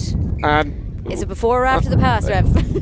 Yeah. He says after. He says it was a forward pass. Tatum would have been hoping to have been tagged by the sweeper there as she throws that ball forwards, and a real shame because that was an attack that was building nicely for GB. Oh, nice. The offload coming in there and taken by Cotgreave. Who's in 9? Bit of a confusion there for the Irish, but they managed to sort things out. The GB defence up quite slowly, allows them to get this break here. 2 Ireland players kind of running into each other there. McDonald not able to get the pass out to O'Dwyer. Tag made on Orpin. Need Ireland here to not get try-line fever again. Yeah, here we go, we're passing. Running at the again, box great there. defence by GB. There are options on the right, but big pass will be needed to get it over there. Goes loose, but the pickup will give Ireland another score. And they tie things up in this one. 2 tries in a row that have come on that right wing. Great Britain 3, Ireland 3, with just a few minutes remaining in this first half. As the score there came from Moran, Aisling Moran. Wingers getting loads of action. It's great to see in ladies tag. Yep, we like the ball being moved around the park and over to the touchlines. Oh, techers. That's nice and calm there from Imogen Kilcoyne. Bruton. Oh. Steps away back inside. Lovely stuff. And finds Stretton on the supporting line. Bruton will go to her right-hand side, and Jenny Drew, who scored the opening try for GB when momentum was all the other way, and they were able to start a nice run of 3 scores in a row. That's a basic error there. So that's going to be a tag as soon as she touches the ball. If her tag is off, that's a tag. 5th and final here for GB, and Robinson kicking the ball straight from the marker, not recommended. Yeah, I was about to say, we wouldn't normally recommend you kick from the scrum half, but sure, listen, it worked out. Alana Miles-Ellison does well in that occasion in defence over on the far-hand side, and the interception from Kilcoyne. Great tag, cleaned up. Bit of confusion about who that ball was going to. Drew it is, who clears it up and then hands it off to Hayden Fry. Robinson. Tag triumphantly taken by the Irish defender. GB over halfway, a no-look pass just about stays in their hands. Very, very flat attacking line here. You'd think GB were defending. Oh, the wind is taking those tags, and there's going to be a penalty called soon if they don't start holding on to them, I think. Hopefully that shows you at home just how strong this wind is as Hayden Fry gallops down into the Irish half, but that was the final tag of the set, and Ireland see things out once again. That injection of pace is just so effective. Whenever they do it, they're making massive yards. Just need to do it more often. Yeah, they do. As McDonald tries the pace herself. That pass just behind Compton there, but she did really well. And a pick and go from Brown. Oh, loose ball. Miles Ellison is up in defence. GB must get back on side, and they're going to give away a penalty here. Now, so the tagger must have been on side for it to have to come back. The person who made the tag must have been on side. If the person who made the tag had been offside, she would have been able to allowed to play with one tag. Oh my God, there she's off. Breaking through, Sarah Brown, looking for the go-ahead score, but well tagged by Robinson, who has to hold that tag on the ground there to stop it from blowing away. Oh, another one by Rob. Is that Robinson, the sweeper? That is in the white sleeves there. And that will be half time.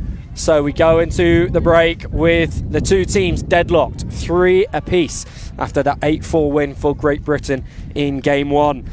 So GB, they roared into an early lead, 3-0 with tries through Drew, Appiafi and Robinson, but the Irish came back into that tremendously. Yeah, that was very impressive. It's good to see it be competitive, because especially, as you said, these are the future of the sport. So it's great to see them. And I think it's great to see all the action on the wings. Lovely to see a bit of width played in ladies tag. Yes, for sure it is. As Dave Shipley, head coach of this Great Britain Women's 23 side, brings his charges in. He's been assisted through the year by Phoebe Robbins, the captain of the Great Britain Women's Seniors team that won the World Cup last year in Limerick. Not able to make it out to the BNI this weekend herself, so Dave taking full control. And he's obviously got a huge pedigree in coaching women's tag, having taken GB Women's Open to a silver medal last summer. So you said about Christine Woods being involved in the coaching. She's coaching the ladies there. She's on the sideline, and then she's playing for Women's Masters, so she's a lot on her plate now today. But we've a couple of people doing that. My husband is playing 40s, and he's coaching the mixed senior. And then we actually have another player in the Women's Masters as well, who's assistant coach to the Women's Open. So there's a good few. It's probably more. There's more I'm forgetting, but those are 3 that I can remember off the top of my head. And does that present a challenge for you, or is it helpful to have so many coaches in your Women's Masters side? A bit of both, I'd say. So there's definitely challenges in terms of training and times and trying to make sure they don't clash. And obviously someone who's playing and coaching has to be there the whole 2 sessions, so it's a full day, long day for that person. And then today they have to split their responsibilities. They have to do both.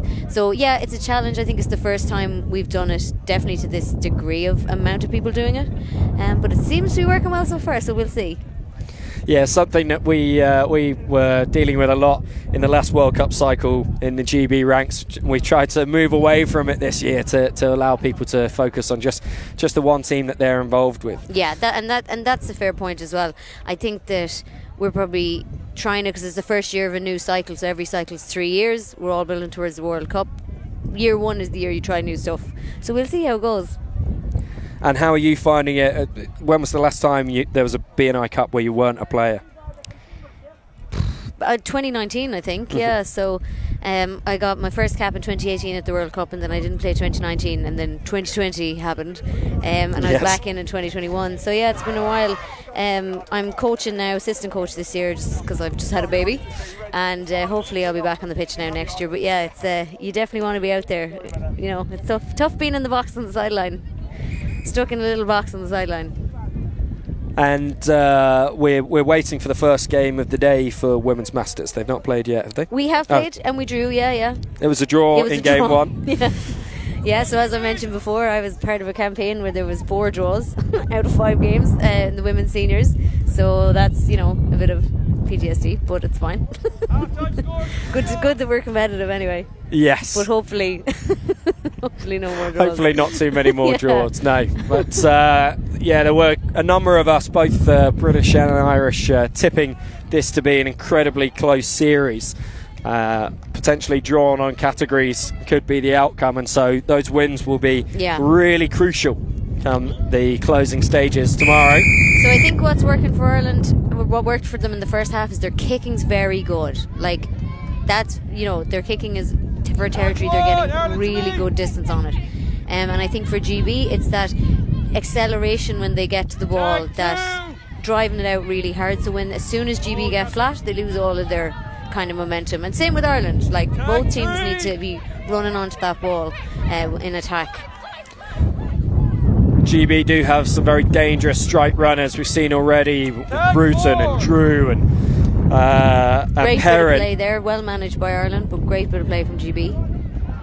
So getting the ball into their hands and capitalising on that will be crucial as Perrin fires this ball over, and they're going one side to the other. There's that wide play you were looking for. Van Heerden just not able to take that one in. I think it was the right decision. It was on. Just the pass unfortunately didn't go to hand, but it was definitely on. So Ireland get to start this one in the GB half. So Ireland driving it up. Oh, bit of a hot potato pass there. The dagger tagged both of them. Orpin. So the scrum half there passed the ball with only one tag on, which is allowed as long as she doesn't move her feet. So that's the only time in which you're allowed to touch the ball with only one tag on. Using the short side here through Cotgreave. Oh, What a lovely break, and this could be Ireland's first lead. well Tag made by the Shipley. sweeper. Not her first intervention defensively, and she makes another there, right in the corner. Ireland playing out from just short of the line and right on the touchline. 5th tag of this set. Can they go into the lead? Hands are important here. The kick comes in, and this is going to sit up for Ireland, is it? Tag off the ball, I think. She never had control of it. I think, yeah, I would agree with you there, but that's not what the That referee is has harsh. seen, and so GB will hold out. Oh, pass Loose way pass. over the head. Perrin does well to get back and pick that one up, but tag made by Carey Miller before Perrin can break away. Api now with a good bust up the field. Perrin is She's through. 1-on-1 with the sweeper. And around the sweeper, it's the chasing defender who then eventually did get to her. Shipley plays this to the right hand side to Hayden Fry, and just lost forwards by Api. No advantage, tag 0. So Ireland holding out and playing up towards the halfway line now. 16 step. A flat line here. Tag 2.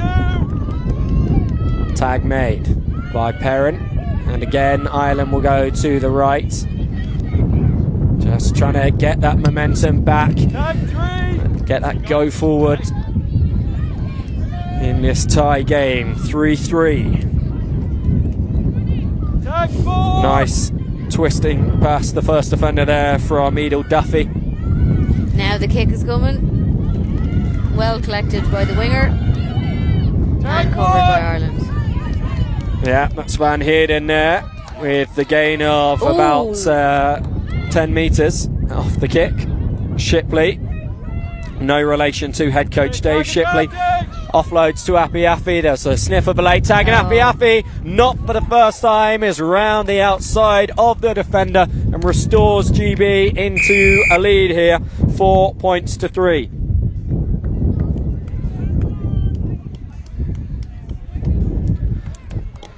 So the opening score of the half, Claire, coming from Great Britain after Ireland had scored 3 in a row to close out the first half. Yep.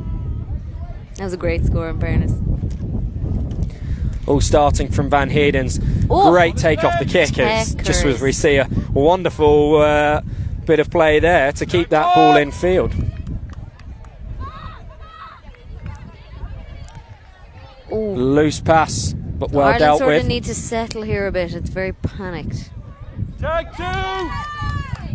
Yeah, they'll be frustrated having worked so hard to get themselves back in the game to then give up that first score of this half. But no need to panic. So much time remaining in the game and only a 1 point margin. Kick's coming. Oh, kick is too high, so it's not allowed to be over shoulder height before the first bounce. So that means it's going to be a change over there where the kick was made.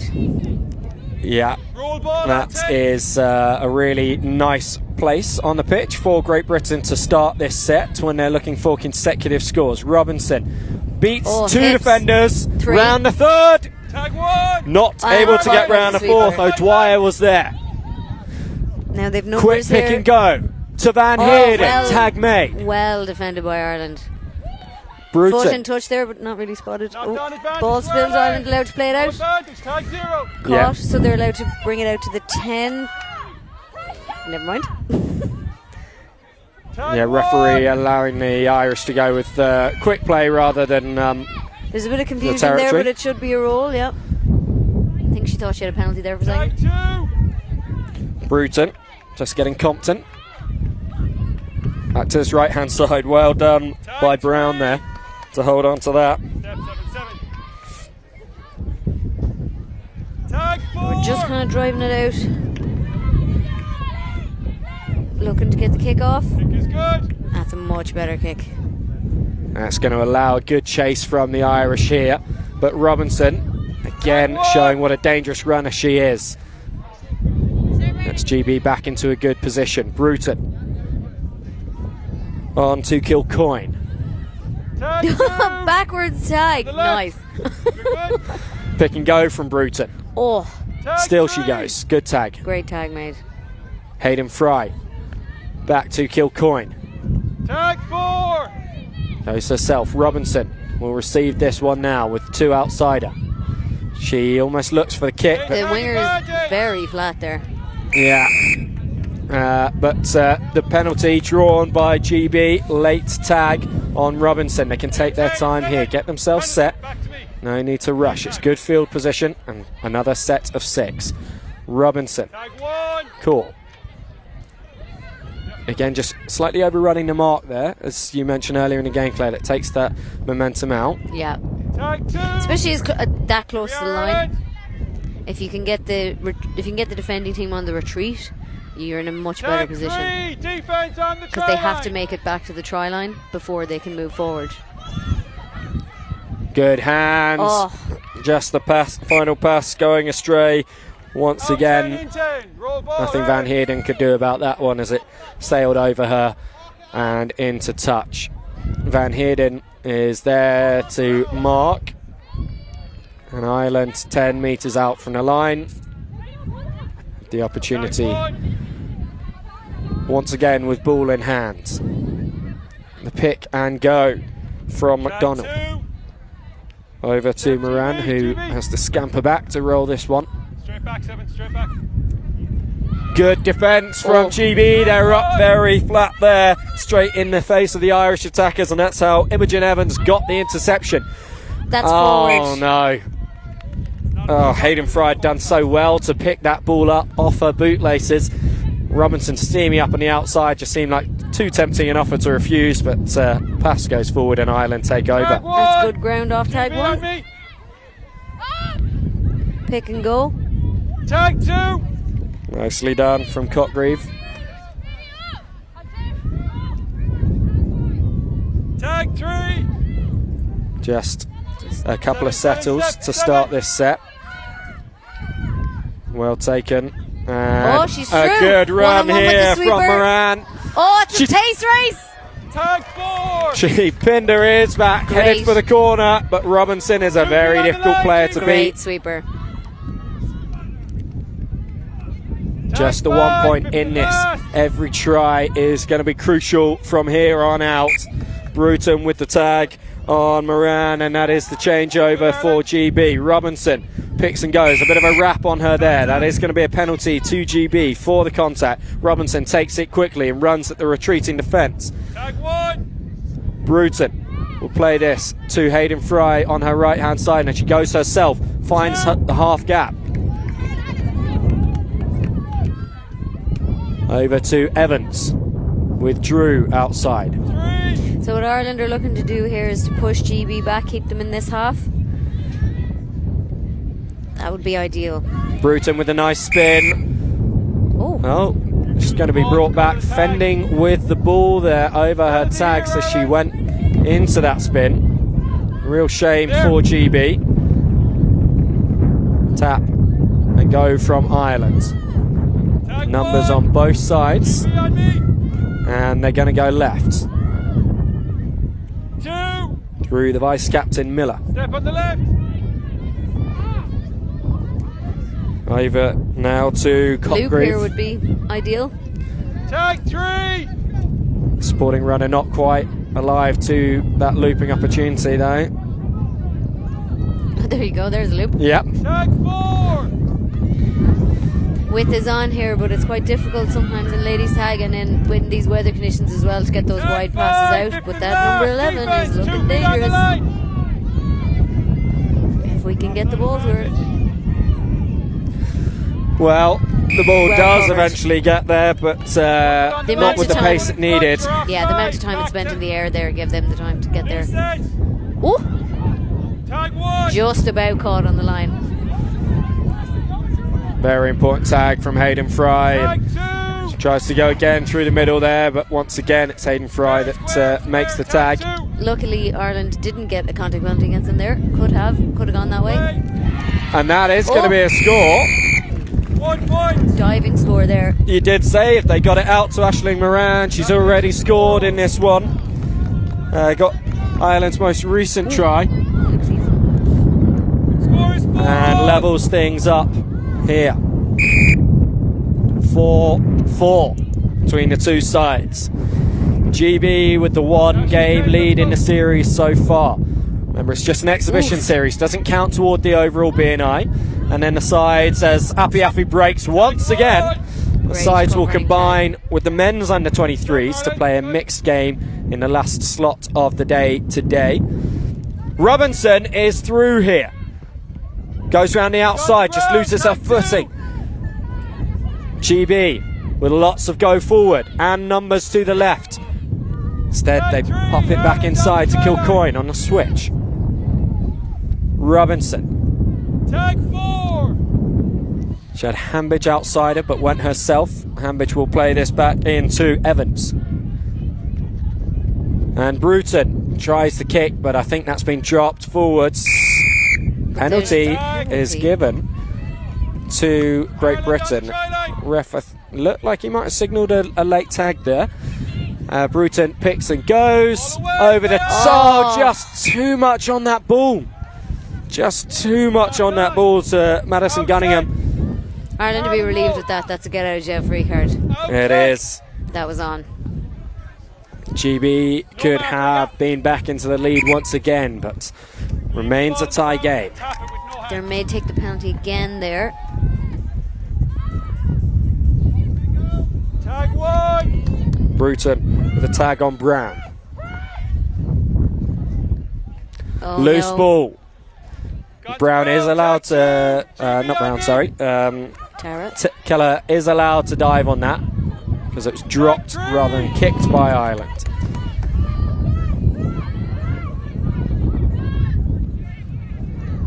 Tag 4! Nice bit of play there to put Condell through.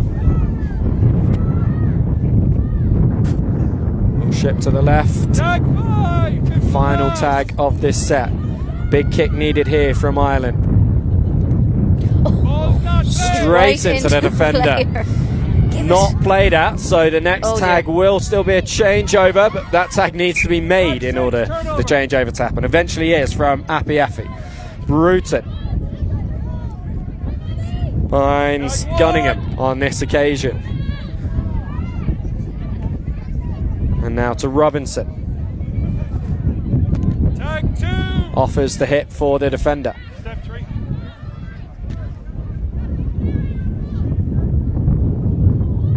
Over to that right hand side and Kerry Hambidge. They'll be put back infield, but then they go to the outside again and Hambidge. Tag 4! Defense line! Tag 10 metres out. Kilcoyne goes for the kick, ricochets off the defender. You played at it. So it's a drop. And the referee's going to signal for a goal line dropout. Right. So that the last touch there was from Ireland before it went dead over the goal line. So the dropout coming from the Irish low along the ground. Bruton clears it up well. Tag 1! Green on me! Kilcoyne feed Robinson with Api outside her. She holds onto it, Robinson, and nearly goes through that gap.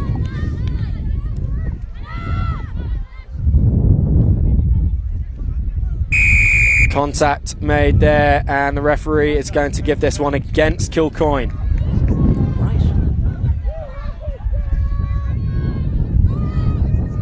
Tag one. Tag made on Kerry Miller. Tag two. Again, Ireland just driving it up here. Keep coming. Good hands. Tag Oh. three. Good. Great step. Yeah. GB, look So for we're now that. nearing the halfway line. Spilled Lou passed backwards. That's herself. worked amazingly. And a second spill has Tag worked four. out, cleaned up by the sweeper or the winger. So Ireland are in a good attacking position here, but they don't have a huge amount of tags Tag left. five. Oh my goodness, that was nearly Fifth and last. consecutive GB on the mistags right to side. allow the Irish score. Yeah, again we've number 11 wide open, so let's see. If Ireland had done a quick roll there, we could have probably got it out wide. But that's a great set. Ireland has finished in their 5. So again, they'll be looking to Appy, press them back. Never Appy mind. could go for the box here. She's got to pump those knees hard, and she does really well. Coast to coast. Yeah, it was, as you said, Claire, it had been a really good attacking set from Ireland to get so far down, and they will have been chuffed with that. But when you're defending the running skills of a player like Appy, then you are always close to conceding. And Isla Appy jogs off there after a job well done.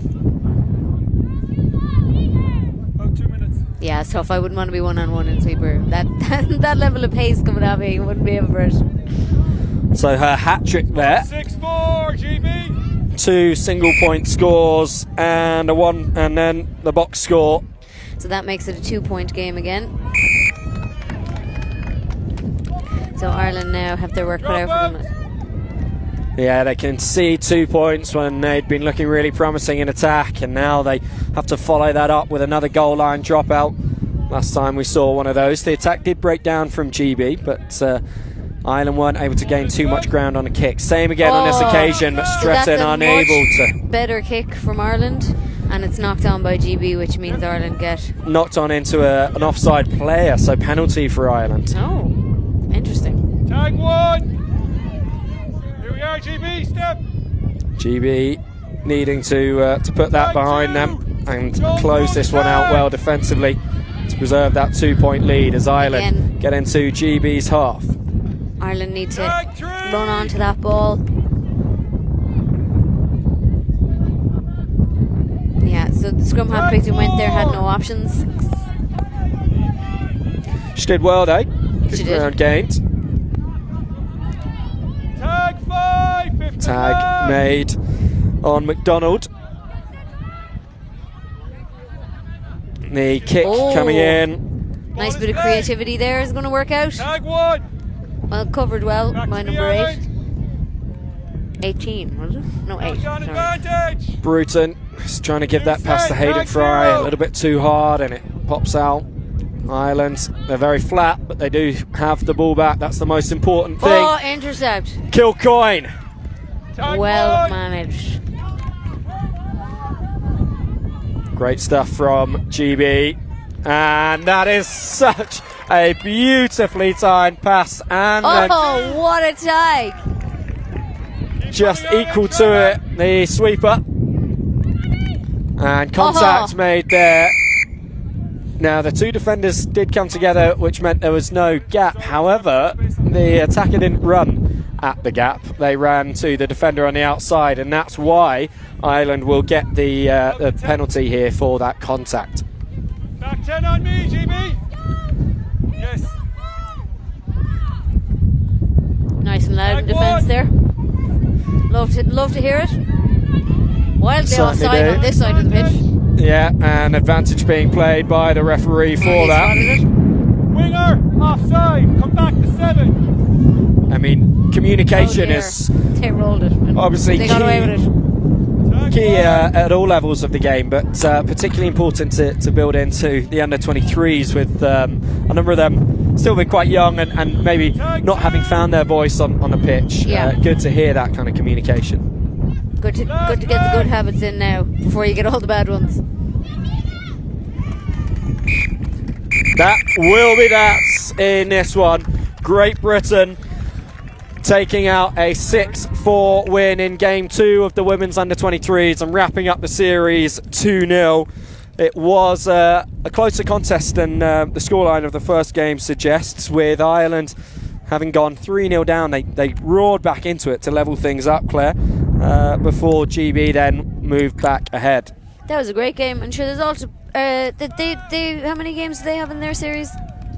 Just the 2 single-gender games, and then they've got one more game later as a mixed format. But Isla Api, truly the star of the game there for Great Britain. 3 tries, including the game-winning box score that will see GB, as I say, to a 2-0 series win in this one. Job well done from them and from the... But plenty of positives on both sides for these 2 young sides. And Claire, I believe you'll be back with us on the mic later today or tomorrow? Later today. I think I'm doing Women's Open and Mixed Senior at the end of the day as well. And I will know more about it because I'm... Great. Well, we will look forward to you joining us for that one. And the next game that we're going to be bringing you in about 4 minutes' time is the Mixed Seniors.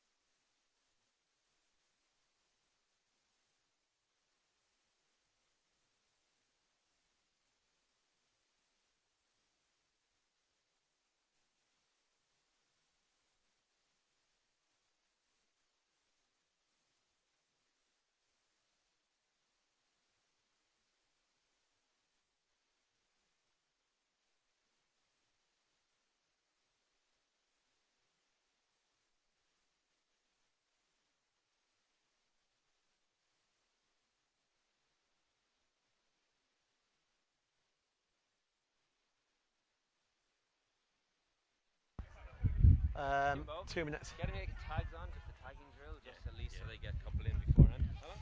2. Island captain, how you guys? You too. I'm Zach, nice to meet you. I'm good. Restarts, wait for me to be set. We'll go straight from there. Let's try and keep the backtrack to the minimum. I'll call it as I see it. You know how it works. We'll go with females first, we'll toss a coin, if that's alright? Okay. Yeah. Tails, please. Tails. Tails it is. We'll go with the men first. Down that way. Kick that way. Kicking that way. Please. You're going to receive going into the brace.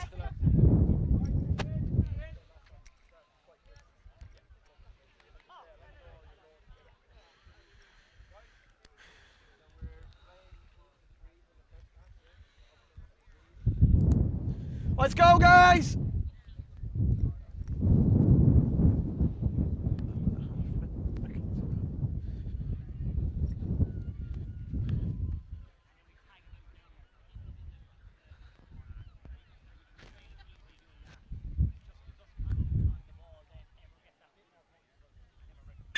Let's go, guys!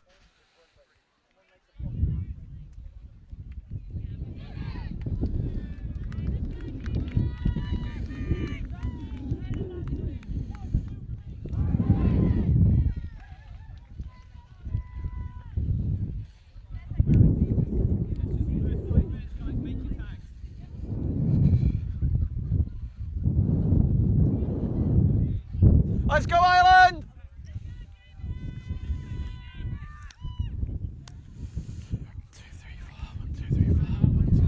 Ireland, let's go! 1,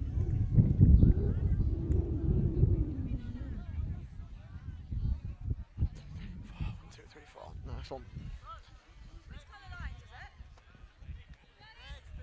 Yep.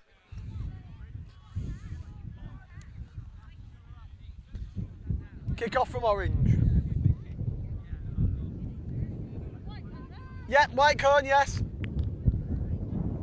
Let's go. It is the mixed seniors category that we are bringing you next. Historically, one of Ireland's most successful categories at the British and Irish Cup. They have lost on only one occasion back in 2019. Despite some very close contests in the years since, the GB team haven't been able to triumph until the World Cup, when they won their all-important semi-final against Ireland to get into the final and take silver, with Ireland going home with bronze. I'm told by my inside sources at Ireland Tag that this is the best mixed seniors side they have ever assembled. So we are looking to see some very special performances from them over the weekend. And already they're showing huge enthusiasm and intensity to start this game off. Kicking the ball over the goal line to get the ball back in their own hands, and then running it up through players like Niamh Gagan there. Yeah, the Ireland team is fantastic. I referee some of these guys on the regular in the north side of Dublin, and some of them are really fantastic players, but that's what they can do. They can get through nicely. It's a good tag though there by Anita Snowden. That's a fantastic tackle by her, and we love to see that. Great tag and put themselves in a good position, but of course they have to go all over the field now. They're back in their own 5-metre line, so interesting to see how they're going to develop this one as they go forward. And good tag there already from Ireland, not really like giving them the meters that Great Britain really want here at the start. Absolutely, as the gap is closed there on Ronan Farrell. He's a player that's been around this side for a long time, but you're just mentioning his fiancée Anita Snowden. She's moved up to mixed seniors, having spent the last World Cup cycle as a key player in Great Britain Women's Opens team. Farrell to Snowden, trying to twist round there. Billy Lyons back in the side, having taken a while out through injury and other reasons, as the ball is kicked deep into the Irish half by Farrell, who's been known more recently perhaps for his exploits as a referee. A man who's not afraid to have a word or two in a referee's ear, now receiving the same treatment himself but dealing with it really well. Ireland taking over here and into the hands of the ultra experienced David Hayes. And then Dara Conway used to play his trade in London, but has moved back to the Emerald Isle to wear the green jersey in this mixed seniors side. Yeah, Dara's a fantastic player, just such good control on the ball, able to twist those hips beautifully. 50-10 here is on, only clear it back, but gets an unfortunate bounce there. It's going to go dead, and that's going to give, of course, Great Britain 7 tags out 10 in line with that blue box in centre field. And at this level, giving a team 7 tags is a dangerous thing to do, because even with 4 or 5, they can get through break your line and get over the try line. Yeah, you don't want to do that, but it seems to have taken a deflection off a British boot, so they are actually having to kick this ball out with a goal line dropout. So what could have been a really great opportunity for GB ends up with Ireland possession inside the GB half. And O'Connor now taking the ball up. So we see Mullins on the ball, linking up with Hayes. He's vice captain of this side now. And Conway. I'm sure if you've ref Conway, you've experienced what a joy it is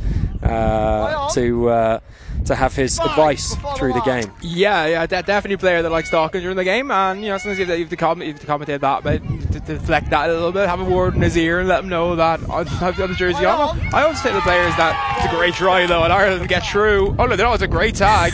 No, it's a try. It was very unclear there, but that's a great try, and it's 2-0. Girl try, obviously, in this mode, of course, in any mixed mode, it's 2 points for a girl try, 1 for a guy try, and an extra point if they put it down in the bonus box. So Ireland will take a 2-0 lead with O'Connor scoring a fantastic try there. Real opportunist score from Ireland. Not much on the right hand side, bringing it into centre field, and O'Connor darting through the gap for the opening score. And as you say, 2 points there, so it's a big opening score from the Irish as Naylor runs this one out. Just held on to by Jackson, a veteran of this mixed seniors side and one of the key leaders in it. She was going to take the year out, but couldn't resist the temptation of another crack at the Irish here at the British and Irish Cup, as Dowd puts in the little stab kick. That will beat everyone to the touchline, and Ireland will take over. Yeah, that's huge. Obviously, pinning Ireland back a bit, but Ireland so far here, they haven't really got close, and that's a bit of an issue there. That contact is not going to be helpful at all. It's given Ireland 6 tags and 10 metres to work with, and they've taken all 10 metres there beautifully. And well, difficult to know there. Both players marking, so the referee couldn't really call that one back because there's 2 players standing in the same position, so perfectly entitled to do that. Obviously, same position. A great tag there, though. Yeah, good flat pass to Cole. Keeps the momentum moving forwards for Ireland. Offload there to Hutton, bursting up on the left wing, and then she's gone down here, just a little bit slow getting back to her feet. I think she's okay. Emma Martin, the captain, who feeds it out from dummy half, and good passing play from Ireland, gets this all the way over to the other side of the field very quickly. Just shows what an attacking threat they're going to be. They win the penalty, and running hard at the retreating line goes Darren Burke, but he is called back. Yeah, ahead of the mark, that's the issue there. Good call by the referee, obviously. Bring that back, you can't give them the advantage for that. Play behind the mark if you wish, usually. The referees can't call you back to play at the mark, but you can't be ahead of the mark at all. You'll be called back, and then the referee will tell you when to go. You can't take it quick if you go the second time. Hold, go! Options were working their way round to the left for Ireland, but they do go right through Gagan. And on again to Martin. Crossing is the call. Crossing into contact as well from Holding. On the newer players in this Ireland mixed senior side. The looming presence of Mark O'Brien was not going to let GB through on 2 consecutive busts there. Jackson is caught, and Goodman finds Dowd over to O'Donnell. Nice dart round the first defender into the Irish half. GB will look to make a little bit more ground before they go to the kick. Great interlinking play, was it? No. Called back there, and I think that's probably fair enough. Yeah, you see them attempting just to divert the defenders a little bit going forward, but they're crossing each other and also going into contact. And that's the one thing you have to avoid, obviously, especially the attacker. The onus is on the attacker to avoid contact at all times. Of course, defenders can if they contact you closing the gap or coming across the gap, or as you see there, kind of wrapping them around. The referee not calling that one. Of course, you're going to get a bit more contact at this level than you will at social. So things like, coming across the body for attack is really called at this level, because I think the players are aware of, they're able to do that so well. Even a little bit of contact is not going to slow it down or cause a detrimental effect to the attack. So very, very interesting indeed. And going to be interesting to see some of these players. Obviously, some of the Irish players. Of course, there is, number 11, Vanessa Hutton, who, of course, has come back into the international fold after recovering from Hodgkin's lymphoma. So, fair play. Great to see her back. Yeah, that's absolutely incredible story for her. Wonderful to see her at this level. As Ireland now have a penalty 10 metres out. Tap and go from Phelan.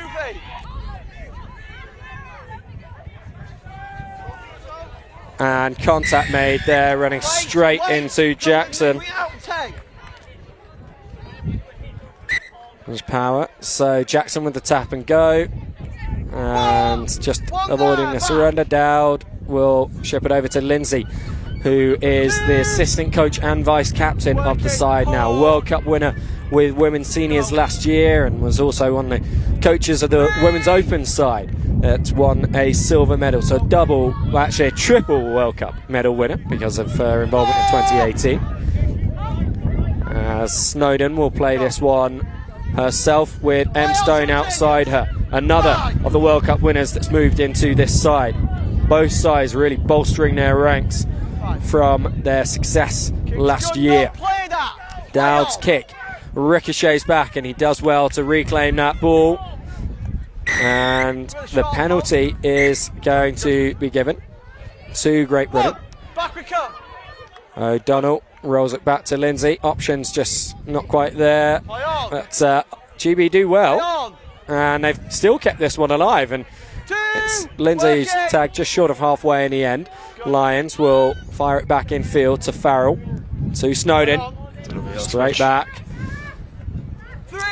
It's good a partnership on the field as they are off it. Pick and go from Beryl. And Stone will leave that for Lions to take. Farrell drops it off to Lindsay, who for a half second there thought she might be through, but has to go back for this one. Final tag of the set. Snowdon on the decoy line. Farrell shaping for the kick to touch, and actually that is going to work out perfectly for GB as Cole just ran it over the touchline as he took it in there.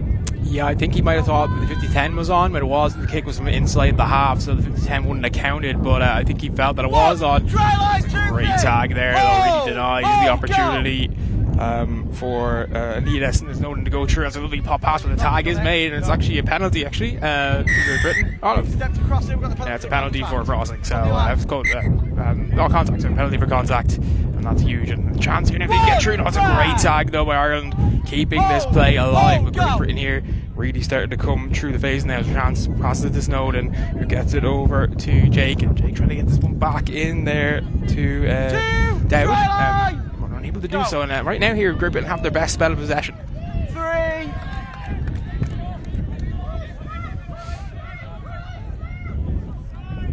Farrell to Lions, spins around, but caught by the defender there.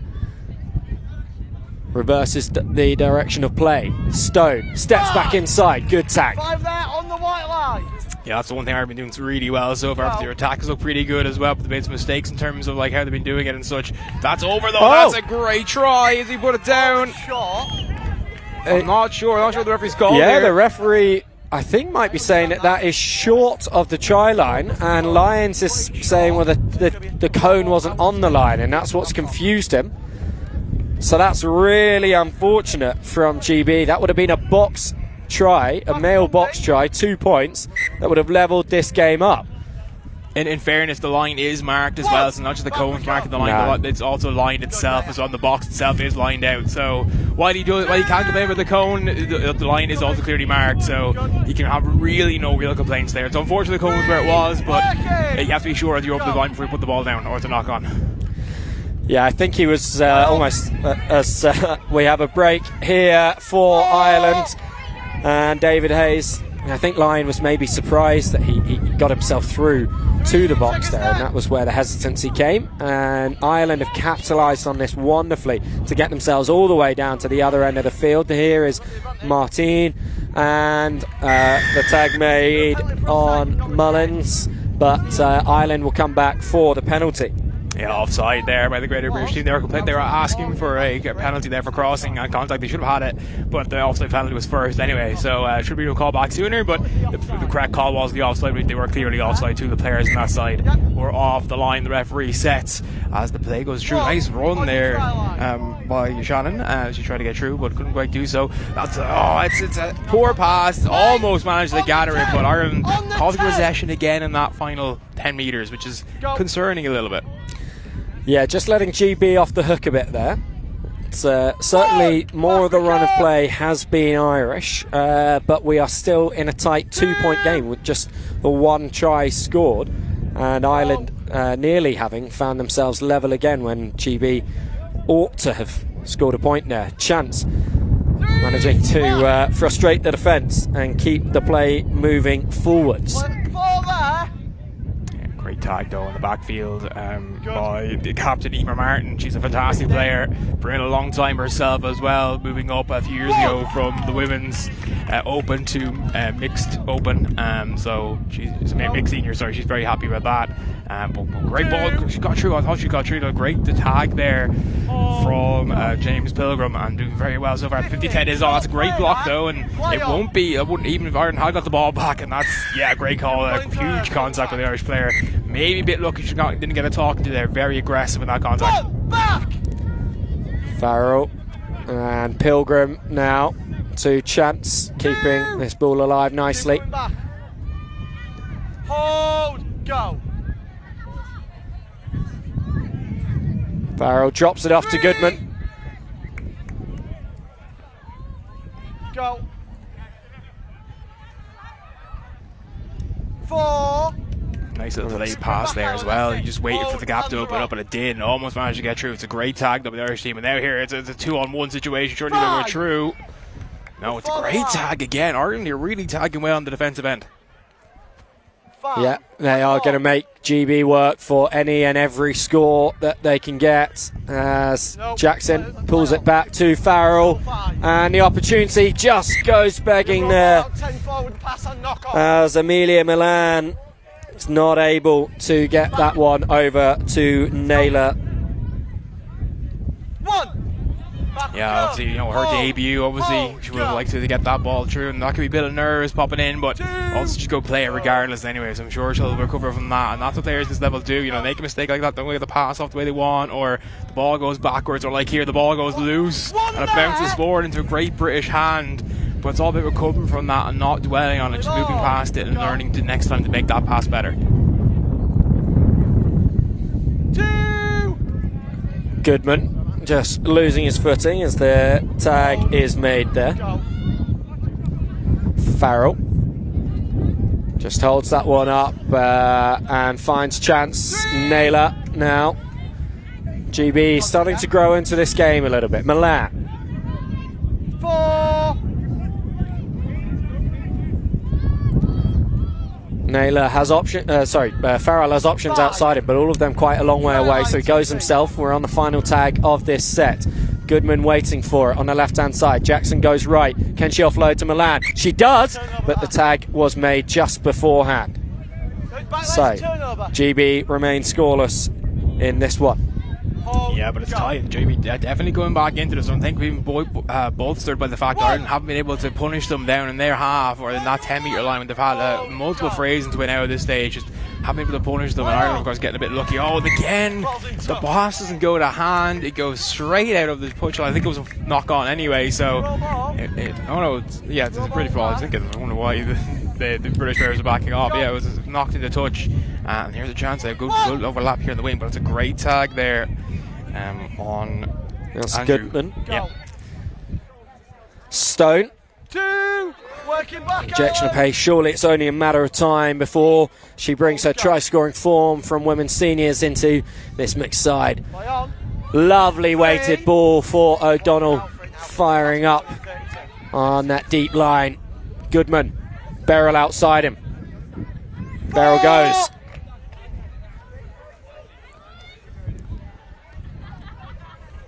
Dowd. Popped back. Really nice. And no, that will not be the score. That will be 5th and final of this set. The GB side cheering on the sideline, thinking they'd got the score there. Dropped back, and this is going to be a changeover. So, with the recent phases of play, pretty much all being played in this Irish half, but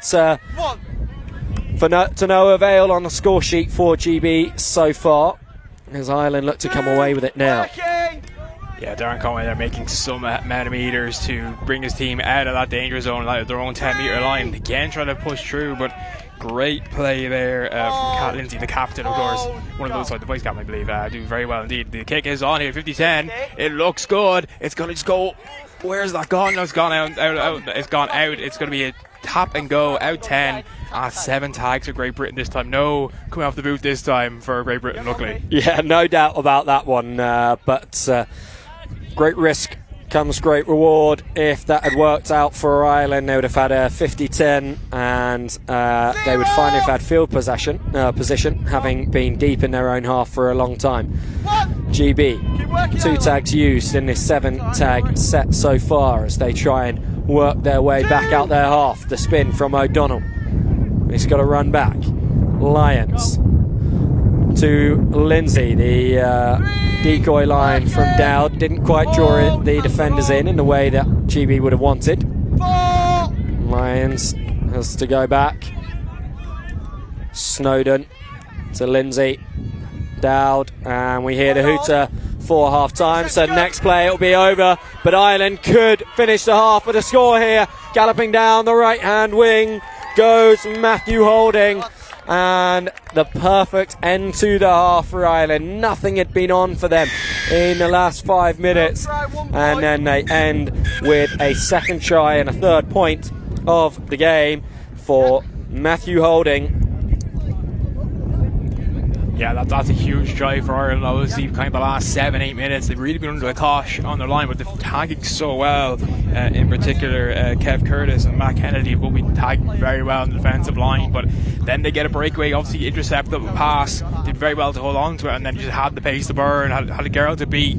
No one over the guys around him, and just used that pace to get over the try line, score a try, make it 3-0. And it's still only a 1-score game, though, of course. A girl box try will make it 3-all. So Ireland are not more than 1 score ahead yet. So this game still all to play for in the second half, but Great Britain will be happy the second half of that first half. Ireland will be happy the first half of that first half.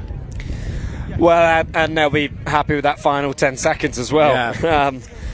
I think GB can take a lot of positives from that. When you think about the gap between the two sides at points over the last few years, to be as close as they are in this one is very encouraging for them. But they've got to make sure that's reflected on the score sheet as well. Yeah, definitely. The case of both teams at times are taking their chances. Ireland as well. Of course, they have the 3 points with 2 tries. But at times they're guilty as well of that, just not being able to get over the line or making mistakes in the attacking final 10 metres that cost them possession, cost them opportunities to score. Great Britain's been more so, they've come against a brick wall in this Irish tag. The Irish are tagging so well defensively, but at times Great Britain have looked really good and have made those line breaks. So if they just make them in that final 10 metres, they've got a great chance to get back in this game, maybe level up and perhaps even take the lead in the second half. So this game is nowhere near done, 20 more minutes to go, and Great Britain will feel very confident coming out in the second half. They certainly will, and it is Ireland 3, GB 0 at the break.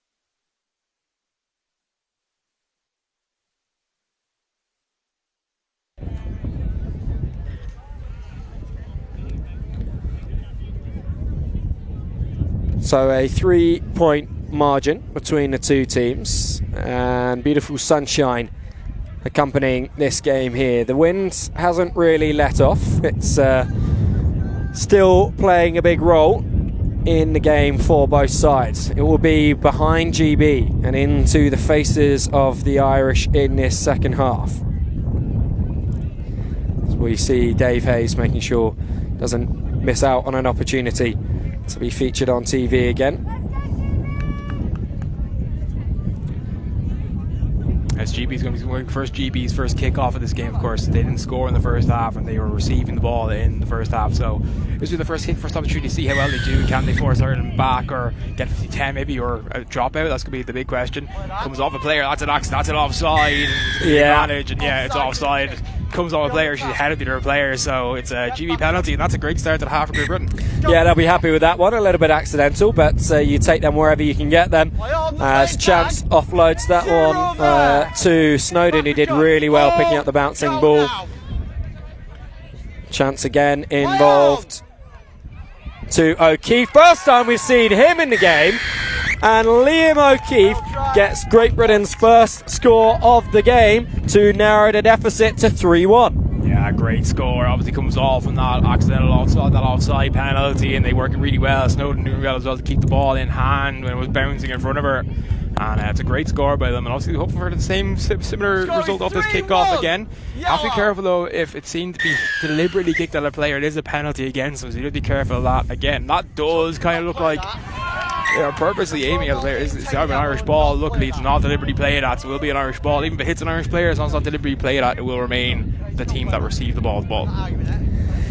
Yeah, potentially a tactic from GB, looking to put the pressure on the Irish receiver there with that kick, but this time it works out for Ireland, and they will play away from their own goal line, or from their own 10-metre line. The referee just pausing the game here. He doesn't want that kind of physical altercation between the two players at the roll ball. Tag made, just needs to be placed down, and the two players to let play continue from there. Have a little laugh with one another afterwards, and Ireland continue. Yeah, we'd like to see that. We like to see the referee taking control of the game like that, but also as well, after being admonished a little bit, they can maybe blame each other. That's a good call there. The referee is giving the advantage to Great Britain, obviously, for that error. But lovely little dummy there, gets it by nice and going to the sideline here. Again, you're going to see more contact in social here, and that's going to be allowed, and these players are going to be out to play, so if you're worried where you see a bit of contact happen, maybe you wouldn't see in social. That's why at this level, you see that's a great kick, if that's going, and it is going. It's a great 50-10, a great Britain, a great position now here to maybe get even. Real opportunist stuff from Farrell, not too much on. They were gaining a few yards on this left-hand side. Comes back, and Farrell just sees no sweepers at home and gets the 50-10. So GB looking for consecutive scores. They've got themselves back into this game with that dream start through Liam O'Keefe, who's back on the ball once again. Farrell, the captain, hands off to Lindsay, and she's going to go through for a female box try. That is a 3-point score. And in a matter of minutes, we have seen this game turned on its head from a 3-point Irish lead to a 1-point GB lead. Yeah, that is massive for Great Britain. Obviously managed to find that gap in the Irish defence twice now and exploit it, and also get the scores they needed. Now, obviously, they were 3-0 down at half-time, up by 1 point now. And as I said, they come out very confident the game wasn't over, and it's definitely not over now, and it's heating up more as the sun starts to finally go behind a cloud and it's getting hotter on the pitch. Dowd with a long run up on this one, and that's going to work against him.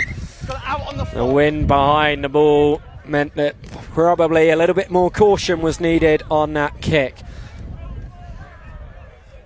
Maybe he can take 10 or 20 metres off that run up, and it will land just inside the try line on the next occasion, as Hayes will take the tap on halfway. 6 tags for Ireland here. Over to O'Connor, and the ball just held onto there as holding falls forwards. O'Connor again gets the ball away quickly. Hayes, lovely spin, caught by Dowd.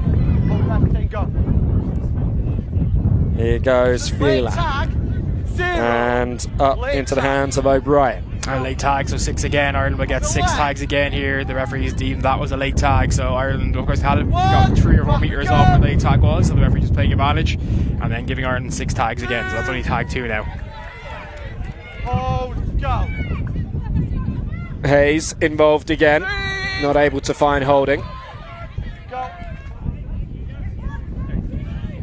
Quickly through the hands to O'Brien, who just manages to reach around with one of those long levers and finds Hullen on the left. Phelan caught by Lyons, and contact made there, going against Ireland. So that's Cole just continuing his run on after being tagged into the second defender. Yeah, the referee's always giving a change over there. I'm not the call made, but obviously the referee's seeing a better angle at that than we do. He's right there for it. So you know, we're going to go with his call. And that one's just a changeover because still UK. And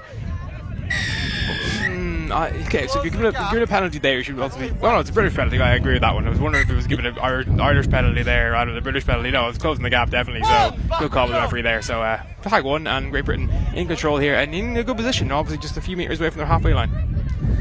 Pilgrim starting up, and then O'Donnell finds Jackson and come back to Pilgrim. Looked to be an Irish hand in there, so a bit for the referee to sort out. Just wanted to see how that unfolded. He's going to bring the play back. And yep, he is saying that the Irish hand was in there, so GB maintained possession.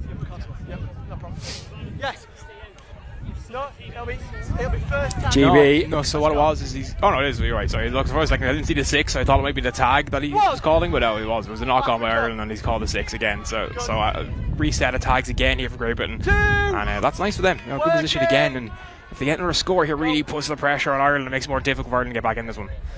Yeah. Now that they are suddenly playing with a lead, Great Britain. Stone with a half break.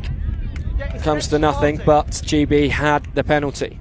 So, repeated sets for GB here. Ireland working against themselves at the moment. Jackson back to the mark. Lyons picks and goes. Finds Dowd. Here comes Crowley. First opportunity to see him on the ball. Tagged by Conway. Brown infield to Dowd. Darts back to the left. Great step, and Brown is there. Oh, goodness, that would have been a wonderful score for GB, but Dowd was tagged. So we continue in this set. Dowd again. Crowley holds on to it. Tries to fling it over to Brown. Caught by Conway. Dowd. Pilgrim. Dowd's there again. Drops the ball onto his boot. Contact made. Ref's first priority here is making sure that both Dowd and Burke are okay. Burke a little slow to get to his feet, and did have a hand on his head there, so we hope he's okay. Who's going to step up as your captain here for the talk? And it looks that the referee is going to give this penalty to Ireland. Both teams.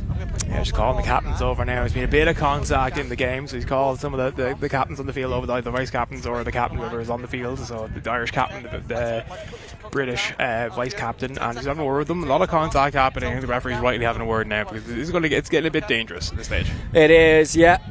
Don't want to see too much contact creeping in. It is a minimal contact game after all. The penalty does, however, go to Great Britain. Closing the gap is the referee's decision. So I think this is the fourth set that GB have had. Dowd! Tag there. That's a great tag by Conway. That's a fantastic tag by Conway. He was in the air, but he got it as well. And it's out 5 actually. He's been deemed to be over the try line when he was tagged. So the ball comes out 5 in that scenario rather than just the 1 minimum that we have. That's a great Hands pass. will do it! Hands do it! Amelia Milan on debut scores a 2-pointer for Great Britain. So GB have swung this match around. They were down by 3. Their last 2 scores coming through. 2 of their female players, Kat Lindsay in the box and then Amelia Milan over on that right wing. That spell of extended possession for GB, as I say, I think 4 sets in a row that they had. Either due to penalties or to errors from Ireland, has built the pressure, built it, and then Milan, the beneficiary in the corner. Again, Farrell going for that same direction on the kick, and this time the referee does rule that as played at by Ireland. So once again, GB will have the ball. Conway not happy with that at all and telling the referee how unhappy he is. He wants to be careful there. The ref's already given a number of penalties against Ireland. He's not going to be afraid to do the same again, as we see Farrell finding Snowden.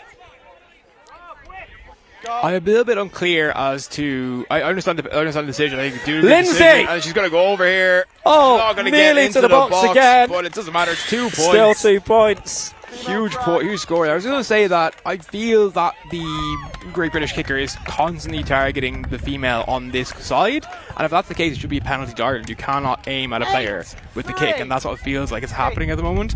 Now, obviously, the referee sees better than I do, but that's my position. That's what it kind of looks like to me. So I'm going to be interested to see how this kick goes now. Yeah, he's not aiming dangerously at the player, so I think that's where it's being let go. As Ireland do come away with the ball. First time that they've had the ball in their hands for a good 4 or 5 minutes, I'd say now, as Hayes drops it off there to Curtis, and Ireland gaining nice ground on that first tag of the set. But ball spilt. And that's the last place you want to do it as an Irish player, right in front of the British bench. Chance rolls this back to O'Keefe. Pilgrim up to halfway. And Keefe to Chance. Caught by Holding. Pilgrim again. Coming back, that's it. Good. Chance will take this at first receiver. Fires it out to Farrell. He's done really well. Wasn't the best pass to him, but he's ended up gaining a significant amount of ground off that as Chance picks and goes for Pilgrim outside. Tag made by Curtis. Final tag of this set. Chance in no rush to roll the ball. GB managing the clock as much as anything else here. They will get 6 again. Hand in there from Ireland. The last thing they wanted in this situation. All they had to do was make that tag there, and they hold out. Chance steps back inside. Chance with the try. My goodness, it has been one-way traffic in this second half. The 4th Great Britain try of this second period, and 9 points to 6 is the margin now. Yeah, Ireland's discipline really letting them down though, and obviously Great Britain have come out storming in this second half. They've been brilliant on the ball and off the ball as well, but Ireland just haven't been able to hold on to the ball at all, giving away needless penalties, knocking the ball on, committing 4 passes. You know, it's not what you want to see. That's a great kick, but it's just about crept over the line. Well, it's still a great kick, obviously, because it was a dropout, but almost a 50-10 almost again. A 50-10, almost yeah. 50-10. It was like another inch to the left. I think the bounce would have been favourable and would have gone over for them, but it's extremely interesting, and obviously only 9 minutes left now for Ireland, who are digging themselves out of a massive 9-point hole. I just don't see it happening the way Great Britain have been playing, and also the way Ireland have been playing this second half. It looks like 2 separate teams what we saw in the first half. Yeah, the tale of 2 halves is such a cliche to use on commentary, but that's what we've seen. And each new player we've seen for GB really injecting something into the game, as we see Kent now making her first appearance, and Snowden beating the defence and running towards the box. Lyons will be there to distribute to Farrell with Stone outside him, but he goes back the other way. The missed pass cleared up by Kent. Really well done, but also great tag by O'Connor, because that could have been very dangerous for Ireland. Snowden to Farrell. 5th and final in this set. Once again, we see that slightly slow jog back from the British attacker, just to manage the clock, and oh my... Wow. The missed tag has allowed Snowden to go in for another score. Yeah, it's just the confidence being knocked out of Ireland, and it's half Great Britain, it's half themselves. They've done that to themselves. You know, they look so good in that first. Obviously Britain the last 5 minutes had a lot of possession up in their shot, but Ireland didn't let them through, and really that first try and the second try, especially the box try, I think knocked the stuffing out of Ireland, and since then they just haven't been the same team at all. Great Britain, fair play to them, they have been absolutely immense the second half. And just everything going GB's way at the moment. Oh, this is so tough for Ireland. GB really enjoying themselves, but of course this is the beauty of a 5-test series over 2 days. You know, it doesn't matter if Ireland lose this game by 8 points, as they're currently looking like they might do. They could still come back and win the series 4-1 if they put this performance behind them. But at the moment, They've got to stop that rock. Yeah, it's not even the performance, just the second half. Just these last 14 or so minutes. It's not even been the whole game. It's been 14 minutes of another penalty given away, and it had to be. It had to be. There's so many penalties in this half. He has to go. Someone has to go at this stage. Off you go.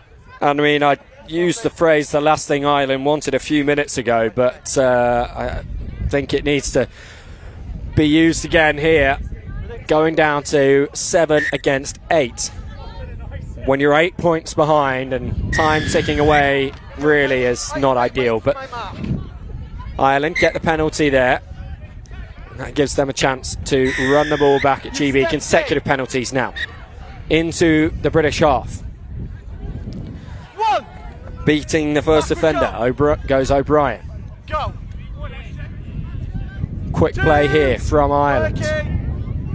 GB scampering back to be in the line. Just a bit of confusion as to who that ball's going to. Oh, and Conway does well. Tagged as he clears up his own kick. Flung to the left-hand side. There is an overlap if they use it. Ball down before Tag. Not quite made by Lions. O'Brien goes over. So after 11 points in a row for Great Britain, we do have another Irish score. O'Brien narrows the deficit marginally. You feel if Ireland get another try here, they'll probably feel a lot better going into the next game they're playing today. But you know, obviously they want to have a bit of confidence at the end. That's the goal right now. And the over 50-10 there didn't quite work out. Good cover there by the Great Irish team. But it's nice to see them going for that attacking threat rather than just taking the safe option there. Yeah, it's all about how they finish this game now and the momentum that they take into game 2. As Goodman drops that one off to O'Donnell, who breaks through the gap. As I say, GB enjoying themselves as you would with tries like this and a lead like this. Stone thought she was tagged and so just shifted down a gear when she maybe would have gone in for a try otherwise. Ball lost there by Lions. Ireland led off. Remember, still playing with just 7 on the park. It's the tags made on O'Brien, the most recent try scorer. And he'll be involved again. No, he only had 1 tag on. That's not seen by the referee though, so play allowed to continue. Yeah, that's unfortunate for Great Britain. Unfortunately, that goes down the knee though. And British penalty? Not quite sure. Fending, okay. Yeah. They just saw the signal there. So yeah, fending obviously. And that's unfortunate. We did see Dara Mullins there go off a second ago. It looked like he was hobbling a little bit for Ireland. So everything that can go wrong is going wrong right now for them. He's gone round the back of him again, impeding the defender. Although they do get a penalty. 6 again. Now. 1 back. O'Brien hands that off and could hear the contact from up here, but play allowed to continue. O'Brien caught by Kent. Stop all tag. Crowley! He does do really well in the end. Jackson. Backwards. Ball knocked backwards by Ireland. 6 again. Lions. He's got Goodman just behind Goodman, but he does well. 2. Working back, Ireland. Good. 3. Lions decides to go himself. Nice ground gains. Goodman will play this right to Jackson. She's Stone on the inside. The tag and finally going back to Ireland. They desert them there for really the first 10 minutes. Crowley. Has he ripped that? That's the question. The referee hasn't seen it. It looked like he ripped it, but well, it's going to be an Irish ball for a knock on, but it looked like a rip there. I wasn't sure, but Ireland will take anything they can get right now, and that's a great tag there by Mark Crowley. Great tag indeed. Stopping the momentum there for Ireland. It looked like they got an overlap on that side. It's a really, really important tackle. Coming through there, nice. It gets through nicely there. It's Dave Hayes, obviously a brilliant player, but he's on it. He's been on it at some points today, but other points just hasn't been. Another knock on again. And just the ball has to go to hand here, Will. No, he's where the mark is. Yeah, it really does. You got to cut out these errors if you're Ireland at this point, trying to work your way back into the game. It's Goodman Just giving a little bit of space, but Hayes there in the end to close it down. Crowley running on. This will be your last play. Kent goes right to O'Keefe, who's just managed to keep his tags on there and keep the ball alive. Nope. That will be that. So, a result I'm not sure any of us saw coming. This incredibly talented Ireland mixed seniors side expected to do really well at the BNI, and I've no doubt we will see much more comprehensive performances as we go through the weekend. But Great Britain, having gone 3 points down, scored 6 tries in a row, which included box tries to Lindsay, and then Milan and Snowden going over as well for 2 pointers, as well as another for Lindsay, to put them into an 11-4 win. Just a game that was completely turned on its head, Mark. Yeah, it really was. It started very early in the second half, a great kick obviously, and then that led to another score, and then Ireland just lost their head a little bit and never really recovered until really the last 5 minutes or so. By that time the game was put to bed. Great Britain were clinical in that second half. Every chance they had in the opposition half in that second half they took with both hands. Ireland couldn't get their hands on the ball for minutes at a time, and ultimately at this level, if you don't have the ball, you can't really do much. You're going to tire yourself out, and also a team like Great Britain are going to punish it. They absolutely are. And so it's GB that take the early lead in this mixed seniors series, 1-0. And the game that we will be bringing you next is in the men's open category. Now, if you've been following along with the scores on social media, you'll be aware that there's been a few draws across the British and Irish Cup so far today, and one of those came in game 1 of the men's open series. An 8-8 draw, so an incredibly high scoring affair for international tag, and that's in a series, as we'll touch on as the game gets underway in a few minutes, that Great Britain have dominated in recent years. So men's open up next in 3 minutes time.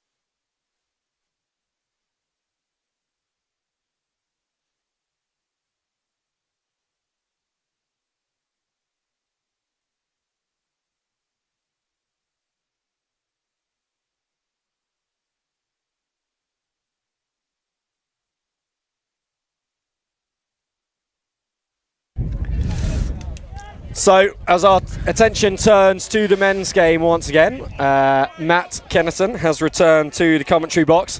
You were just pitch side for that mixed seniors game, Matt.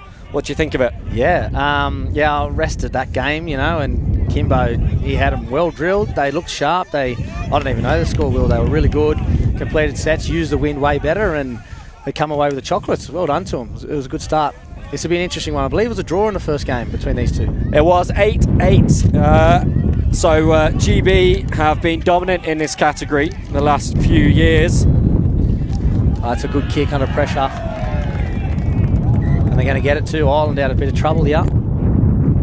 Get a repeat set. Yeah, I believe GB have been the stronger of the two in the last 3 or 4 years. So starting with a draw for the young Irish lads, it's good, and hopefully he can carry on into this second game here. Yeah, absolutely. They've been closing the gap year on year, Ireland.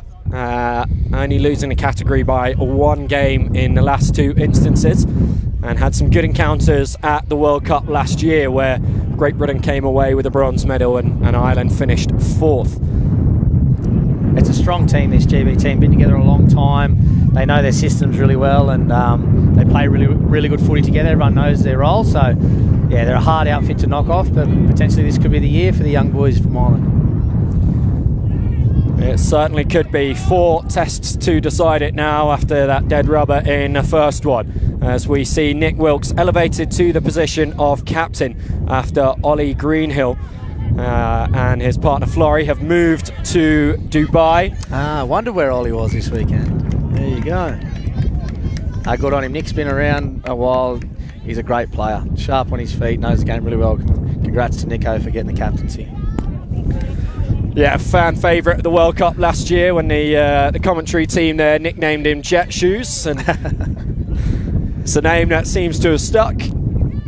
As Ireland, such pace bringing that ball up through Coughlin. He is Ireland's fittest player there, Morgan. He ran a 4:20 in a Bronco there a few weeks ago. He's the fittest young fella getting round in the Irish setup. So you want to do something fancy out here with that score. Oh, pants come down. I imagine the grass was scorched if he was going at that kind of pace. He was lightning, young fella, lightning. Yeah, wind's starting to pick up now. I know the mixed seniors in the last game did not use the wind as well as they should. Did send Paul McCullough there. That's costly. We saw in the last couple of games, putting it over for 7 tags can really, really hurt you guys early. So Miles Turner hands this over to Elliot McDermott, 2 senior players in this men's open side. But then, as you say, the whole group has been together for such a long time that they're all senior. Yeah. From 1 to 8, as Irvine gallops up. There's a few faces receiver I don't see. It's Ollie, Kirby Roper, and I guess Steve Barry, who's been around the world somewhere. But Kirby, not around for this one? No, Kirby unable to make it for the British and Irish Cup. And so, yeah, that is 3 of the most experienced and most talented players in this side not around on this occasion. And, you know, just psychologically what that will mean for Ireland, not having to face them. Massive. And I know Steve and Kirby over the years gone have been their sweepers, been their noise at the back, the communication. So coming into a tournament like this, missing guys like that, Ollie's such a leader for such a long time, really would be playing on their minds a little bit. So that, huge positive for the Irish, not having those guys in the GB side, but also a chance for the GB guys to step up and fill those roles. Having a crack here, Dave Murphy pulling the strings, the 6 for Ireland. Alex, his first debut here for the men's opens. He could have got the ball down there, it's fast. Dom's called a tag there. He's come up from the under 23s. He played at the World Cup last year. Young, promising tag play here in Ireland. So great for those younger players to be given the experience in the opens categories. Certainly the future of the game. Yeah, it looks good. His haircut doesn't look that great, but the future does look good. I don't know about that colour. If I still had hair, I probably wouldn't have gone with that one. But yeah, Alex Burns, good to see him up in the opens now and see how he gets on. Turner, he's just so quick off the mark. And Harkins will come back and distribute this to Williots, who is one of the new players in men's open. Sharp on his feet. Oh, great meters through the middle there. Russ really wants to be careful going that fast. I think what's left on the top of his head might not be there for much longer in this wind. Irvine. Oh, interesting Options choice. gone, and so he goes for the kick, and well, we saw Paulie McCullough put one straight over the goal line, and now it is Irvine who does the same. So 7 tag set for Ireland. Yeah, a bit frantic, I think, the start of this game. I know it's fast category, but there's got to be someone to step up in both and just calm it down, play at their pace, get to a controlled kick, because I haven't seen one just yet, and that's the difference, especially Ireland with the wind at their backs this first half. It has to be something that you use to your advantage, and if you don't, it proved in the last game when GB did use it, it can really get on top of the other side. That's a great kick by Mikey Fenton. Little fade on it, just a little too long, didn't have the angle, but that's it. A better set, a little bit controlled. Mikey was pulling the strings, got a good boot to ball. Unlucky not to get it, but that's what they need to be trying to do with this wind. Play the ball down the other end. I mean, I think the wind is probably part of what's making it a little bit frantic. I remember when I was a teacher and the wind would pick up, the kids would just go absolutely mental. Yeah. And I think it does also happen even at this level with tag as well. It just adds to the pressure and makes you feel like you're being forced into decisions. Definitely. Everything becomes a little bit wild with it swirling around. These are some great meters here by GB. That's tag 3, well over halfway. They'll have a crack here on last down near the line. They keep going at this pace. Did you time that call for when Dante's shorts came down? Perfectly. As Barron, the coach of this men's open side, flings that ball backwards. And that man there, wearing number 23, George Goldie, has been on an incredible journey with this men's open side. Back in 2021, he came to the BNI in Limerick and got injured in the warm-up games on a Saturday. Missed out on his test debut and has been working towards it ever since with multiple injury setbacks. So he's back. He's finally. Is this his debut this game, or did he debut the first one? He debuted in game 1, I believe, but the 23 on his back is the number of months since his ACL came off. Wow. Good on him getting back and playing at this high level. Anyone who's done an injury like that knows how hard it is, so fair play to him for getting back on the pitch. Hope he goes well today. That's good. Dave Murphy's one of the leaders here in the Irish team. Smart.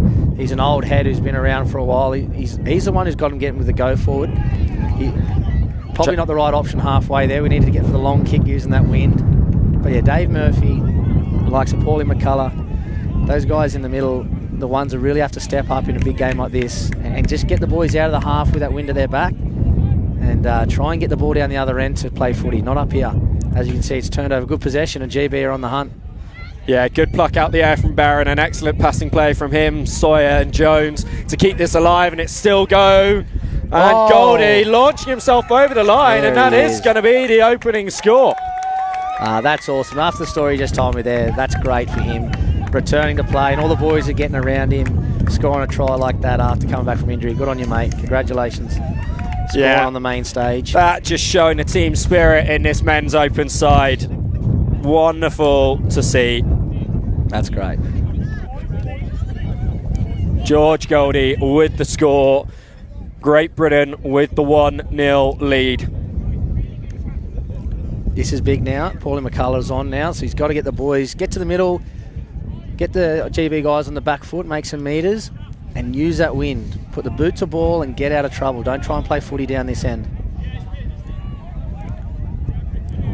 Nice little meters there from Morgan. Paulie's just actually been away in Australia. Oh, here we go, Thorfinn. He's made a bit of space down the edge. Oh, great tag. That's better. They'll have a crack here. A few tags left up their sleeve in the GB half. McCullough with the ball. Coast to coast here, Morgan.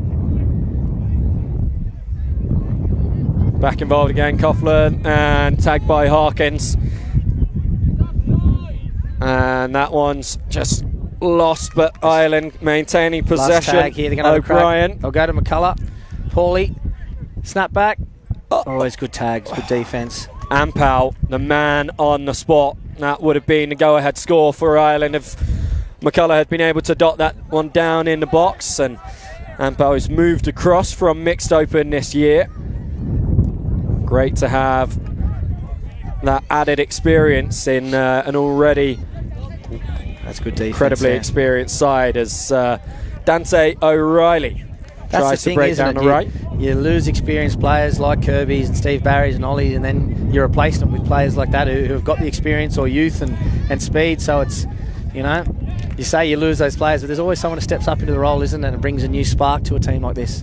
That's the thing about the depth of the programs, both here and in Ireland, both GB and in Ireland. Now with so many teams, that there's always someone else. There's always someone. That's it. There's always someone. I was saying there before, Paulie's only back from Australia a couple of days. He was down there playing with our Irish Mixed Opens team in an AIS tournament. It did quite well. He ended up with a silver medal down there. So hopefully he's brushed off the jet lag, and he can hopefully go one better than the silver and get the gold this time around for the Men's Opens. He goes 50-10 attempt here. Oh, just steps back inside Turner, and that's not easy to do. It's Cunningham now on the ball, and then over to O'Brien. Pick and go here. Little nudge has come off here, the double bounce. Oh, it's good for Peel back there by Wilkes here to get that tag. I mean, Wilkes, the leading proponent of the kick to yourself at this level of the game, he was not going to be beaten with his own move. McCullough. The old chance, the 50-50 in the corner. He's almost come off there too. Yeah. Reed just pulling his arms back there. Once he knew the ball was gone, he didn't want to make contact with the Irish winger rushing up. Turner rolls that one back. Irvine finds his captain. Wilksy, there he is. There's the trademark kick. nudge. Oh, no. Little knock on there. That's him. That's Wilksy in a nutshell. No one at home, a little bit of space. He's so fast to get to his kicks. Very sharp.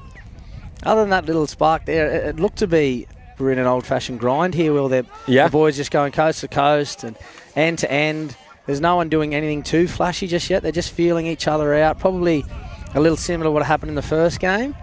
And hopefully we'll see some fireworks come the second half. But the boys just moving the ball around, seeing how they're defending, who's doing what. Murphy kind of controlling things in the middle. Mikey Fenton's a spark here for the Irish. Little short kick.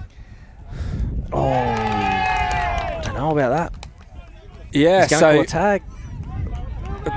But I mean, if that's not a try, he can't be diving on that. I guess Collingwood is probably ruled that he was attempting to get the try, and so that's why he's allowed the dive. Get a set of 6 here, so see what they can construct if they're going to get one out, so they're going to set something. Be Mikey Fenton I'll be looking to. Well, we got Dave Murphy out here in the 6 who'll be calling the shots. Just got to be patient, set something up. Moving the ball quite well, the Irish boys.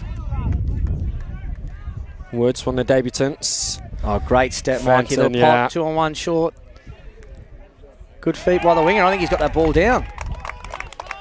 Yeah. He's going to point to the spot here, Dom. That's a try. We'll go one each. Yeah, so that's Ty Johnson. Johnson over in the corner there. Another fella on debut. Came up this year from the unders boys. He was playing in the World Cup. That's great to see him getting a try here on the big stage. And really nothing happening on the short side. Kind of man on. Defence looked strong. It was just nice little bit of footwork from Tig and got away with a try in the corner. Fenton with the upright ball. He won't want to get too much hang time on this, and certainly doesn't. Fento, that was ugly. He's going to hate that one. I know you don't see the old upright ball too often with kickoffs. Everyone's usually the old toe punt end to end. Yeah. Ireland appealing that that roll ball wasn't taken from the mark, and I think they did have a case there. Irvine managing to keep that play moving. Ball to ground. Yeah, not able to be taken in. They get a penalty here. There by Josh Crew, but penalty Great Britain. Irvine with ball in hand. It's a big set here for the Irish. After getting one back and going square, they cannot afford to let the GB boys cross the line here and go 2-1. Harkins. Good start, just got to stay connected. Slide with the footy, close the gaps on the inside. Just the way Turner pulls himself away from the defender there. But, the last pass not able to be taken by Waters. Let off the hook there a little bit, the Irish. The GB had smelt blood with a set of 6 on the line. He's one of our boys. It's great to see return. The number 11, Thorford Newton, who's not long back from an ACL injury as well. It's great to see him back playing footy at this level.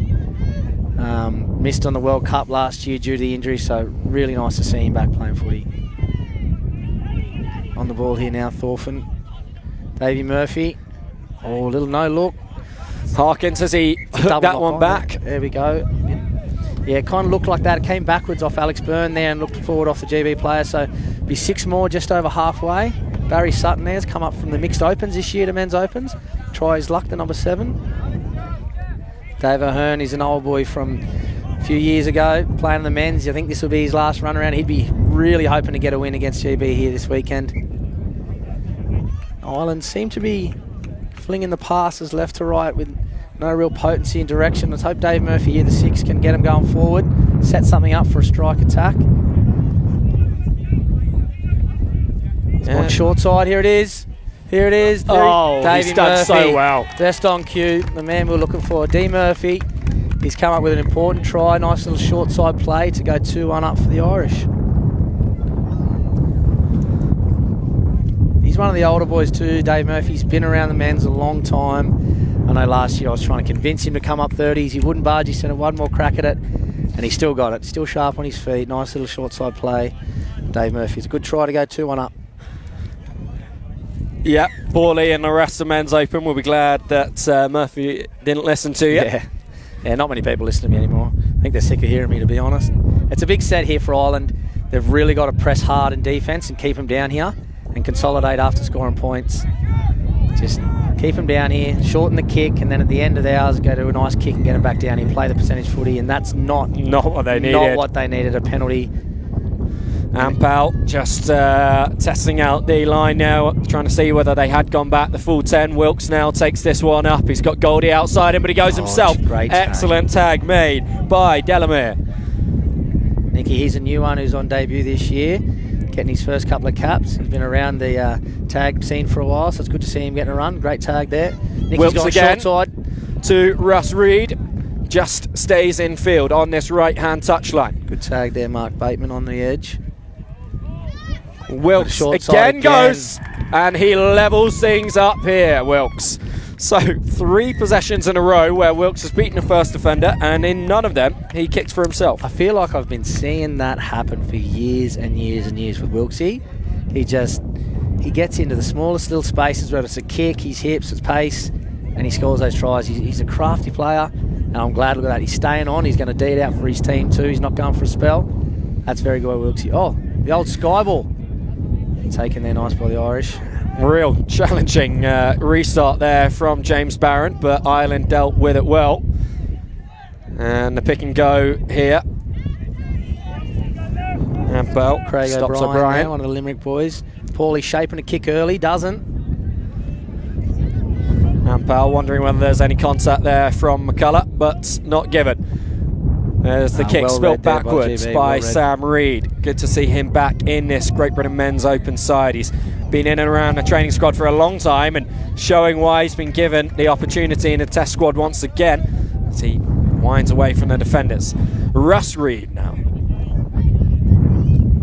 Back to the mark, and Wilkes will play this in to his coach, who drops it off to Ampel. Hard ball onto the chest of Wilkes. Clears up. Still going. Tag by Burke. Masters of the switch, the GB Men's Opens. They really get you moving laterally in the last second, rip that ball back the other way. So hard to defend once you commit to sliding. Oh, I think that's knocked down by the Irish player there. Yeah, hand in, 6 again. This is a big set of 6 here starting. GB getting ball like this is very, very dangerous in the Irish half. Got to be nice and tight in the middle, force them to throw those long balls on the edge. Little short side JJ down that left wing. Cole O'Brien there on the edge.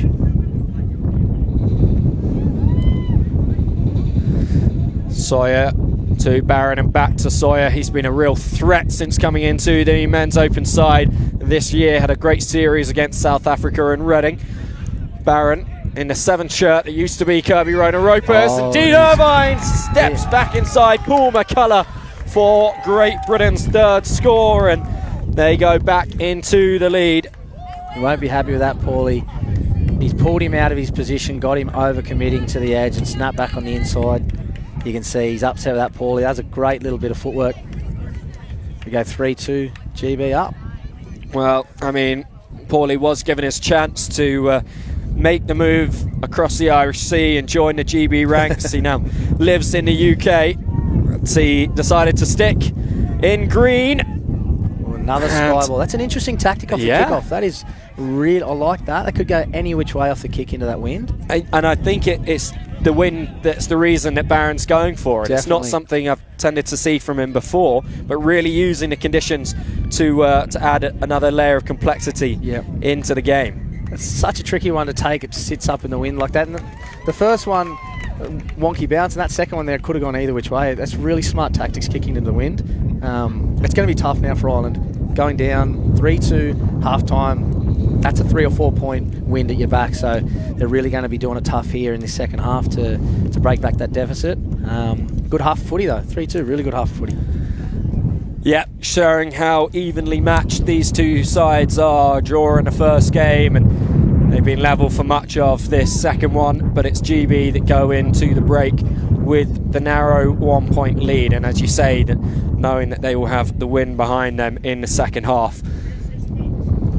As we were touching on, just so great to see George Goldie going over for that try, and the support from his teammates afterwards was brilliant to witness. And you'll see here GB going into two separate huddles at half-time. They don't have a full team one. They've done this for quite a while now, where the links and the wings will meet and they will discuss the areas relevant to them, and the middles and rovers will do the same thing. Wow, very interesting. And then they come together in the end, or they stay within their groups throughout the halftime chat? I've seen them do both over the time. So it's a very interesting way to do it. I like it. I mean, a lot of stuff that the middles have to say don't really tend to make not much sense, but they don't really be important to the wingers. So it is. I can see the credit to it there and the importance to it. So that's interesting tactic by the GB men's opens. Ireland go on the old-fashioned huddle, get the brotherhood going together, and they're going to need to. That wind feels like it's picking up even a little bit more with some heavy gusts. That they've got some good kickers in that side, some smart players. They're going to be turned around for the next 20 minutes by this kick into the wind, so the Irish boys are going to have to dig deep and really run it in the legs to get out of their half. Yeah, sort of the sunnier it gets, it almost feels the windier it gets. Yeah. Well, at least the I can't say it. I can't say the word. Don't say it. Yeah, don't say it. If you say the word here in Ireland, you get in trouble. At least it hasn't shown up today, which is good. This is probably a normal Irish summer, to be fair. Wind, cloud, bit of sun. 4 seasons in one day, every single day. That's it. They'll come back together there in the end just for the last little team chat. Yeah, so just making sure that the discussions in those two huddles are now unified in full team vision. And it's Ireland that will take their position up on the field first. This is big here for the Irish boys, being it's a 5-game series, drawing the first, their last game of the day. They don't want to go down by a point, let alone more than that. They'd love to go into, I know they're going to go have dinner and a couple of beers together. They'd love to go in with having a win under their belt and going into tomorrow with 1 and a draw. It is such a hard thing to come back from, losing your last game of the day, especially when it's a big game tomorrow. So I'd say the chat there from Tom, who's the new head coach there, would have been very positive, very team orientated, that our focus is just to complete our sets, stay together for the next 20, and if we do the right things, we should probably get the win and get ready for tomorrow. So let's hope it's a big team effort here from the Irish to come back and hopefully take a win here in their last game of the day. And we'll see with them kicking into the wind whether they repeat Barron's tactics of going for the hanging ball. No, they go conventional. Waters gets a hand to it and is able to gain a couple of metres. Ampal, gap closing on him, and McDermott finds Turner. I'd say the old air ball Barron was doing takes a bit of practice. Yeah. I wouldn't like to be sitting up there at halfway and giving it a shot for my first time in a test match. So McDermott with a great step back inside, and still he goes looking for the kick. He's calling for an Irish hand in there, and that has been given. I get 6 more here, GB. Ireland have really got to tighten up here in these middles. Collingwood saying that the marker was just about in, so Ampal has to roll it conventionally rather than playing it forward, and he'll now be at dummy half to get the ball out to Wilkes. Oh, a little goosey to get to the outside. He's so dangerous. If you overcommit, he's going to kick. If you stay flat-footed, he'll burn you for speed. Such a hard guy to defend close to the line. The long ball. Oh no, Waters just not able to take it cleanly. He felt he'd knocked it backward, but not so in the eyes of Collingwood. So Ireland bring it out 10 metres and see off that latest GB attack. That's Thorford Newton's strength there. Every set of 6 he's on, he carries once or twice and he makes his 7 metres every single time. It's such an underrated, that goes unrewarded in tag. The guys that just put the footy under their arm, get the metres and get the go forward going, and that's Thorford in a nutshell. That's what he does every single game. He's a grafter. Here's a little break here by Tig. Done well, just loses his footing as he's tagged by Waters, and that's going to take the sting out of this attack. A quick roll ball could have been excellent there for Ireland. Murphy with there the kick. Again. Oh, he tried to milk a little penalty there, didn't get away with it. When the arms go up like that, you know that it's there's a little bit more to the fall than might meet the eye. Amp out.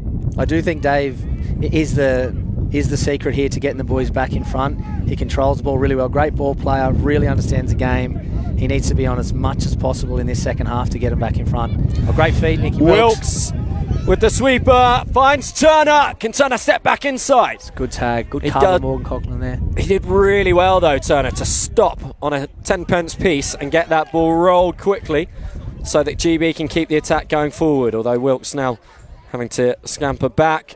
It's going to be a long pass from Ampau to Barron, steps back inside, gives it to Ampau again. Quick hands, Wilkes, tag made by Murphy. Final tag of the set called by Collingwood.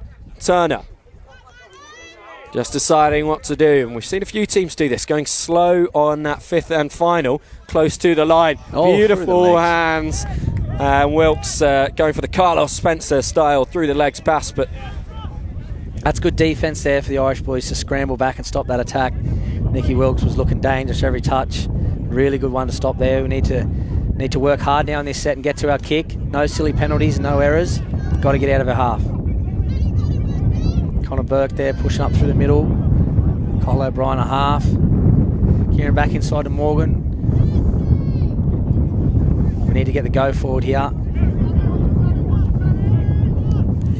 Kick from Paulie McCullough. It's a good that little is kick going. Under pressure. Oh, well fielded. Yeah, Mortis has done very well there, because that was a 50-10 if it had gone out.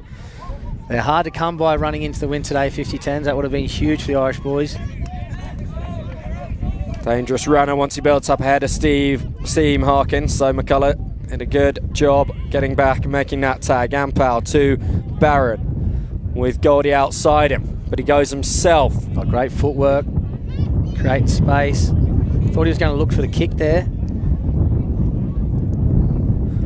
Wilkes tries to dart round the outside, Connor but Burke. He's lucky Nicky was gone there. He had loads of free space in front of him. It was a huge tag to make that. Sawyer with JJ outside him, back inside to Ampau. Over the top to Barron. And Ampau again. The long ball.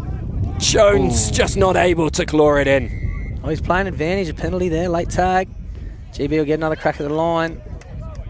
That's good, because we've just seen a number of promising attacks from GB, just not quite able to come off on that final play. So keeping possession here and keeping the territory in a 1-point game, so important for GB. And who's the head here? Oh, there it is there. Just too much speed, beat him on the out. I was going to say, who's going to be taking charge of this set? And it was clear there. The coach, the 7, Barron, he put his hand up and he did what he needed to do to take the 2-point lead. Showing a deceptive burst of pace for a man of his advancing years with the knee injuries that he's had previously. No, of course, he's still a very young man, James Barron. Still got it. He was pretty quick there. This is massive here. Stop this kick. Will we see the lofted one again? Gone for the old-fashioned 50-10 banger. It's just a clear miss there by the young number 4, Cole O'Brien. Well, whether he's got ball in hand or ball on the boot, Barron is doing everything right at the moment. Sure is. This is huge now for Ireland. Down by 2. Deep into the second half here. Cannot afford to leak another one or it's a mountain to climb. Oh, thrown it away on 1. Barron won't be happy with that. No. That's silly footy when you're in front. He's shaking his head, Barron, the coach. I can almost see the MO boys sitting around their TV later on tonight and rewatching that moment. Paulie making a little backward Jake's not going to enjoy it. Going to push here, the long ball out to the edge. Barry Sutton. He's pretty rapid if he gets in open space, young Barry. Be nice to see him in a breakaway. Kieran Cunningham control and stuff in the middle. Mikey. Alex Byrne, Paulie McCullough on his outside. That's played out. It'll be 6 more on halfway. This is good for you for Ireland. Another set of 6. What's happened in the last couple of sets they've got here, they've gone really static and they've lost their momentum. They have to get on the front foot. You've got to earn the right to score points, and you can't do it from halfway. So boys, keep pushing up, make the meters, and then do the fancy stuff when they get down to the line. Some great hands in that last bit. Like some kind of 3-on-3 basketball sort of skills from the boys in green as they keep this attack moving forwards. Again, quick hands, and McCullough goes for the kick. Irvine clears it up, and nice turn to get going forward. Barron to Willits. Yeah, play wasn't on there. There was no space. GB had slid out man on defence. Sawyer with a bit of space in front of him here, still going. He's got Jones outside him. Tag made before the ball was ripped. This is a big set here from Ireland after not getting a point at the other end. They cannot afford to concede again. They've got to get up the line. They've got to get up and meet him and go man on here and confront this attack. They cannot sit back and wait. Paulie McCullough there looking for a contact penalty.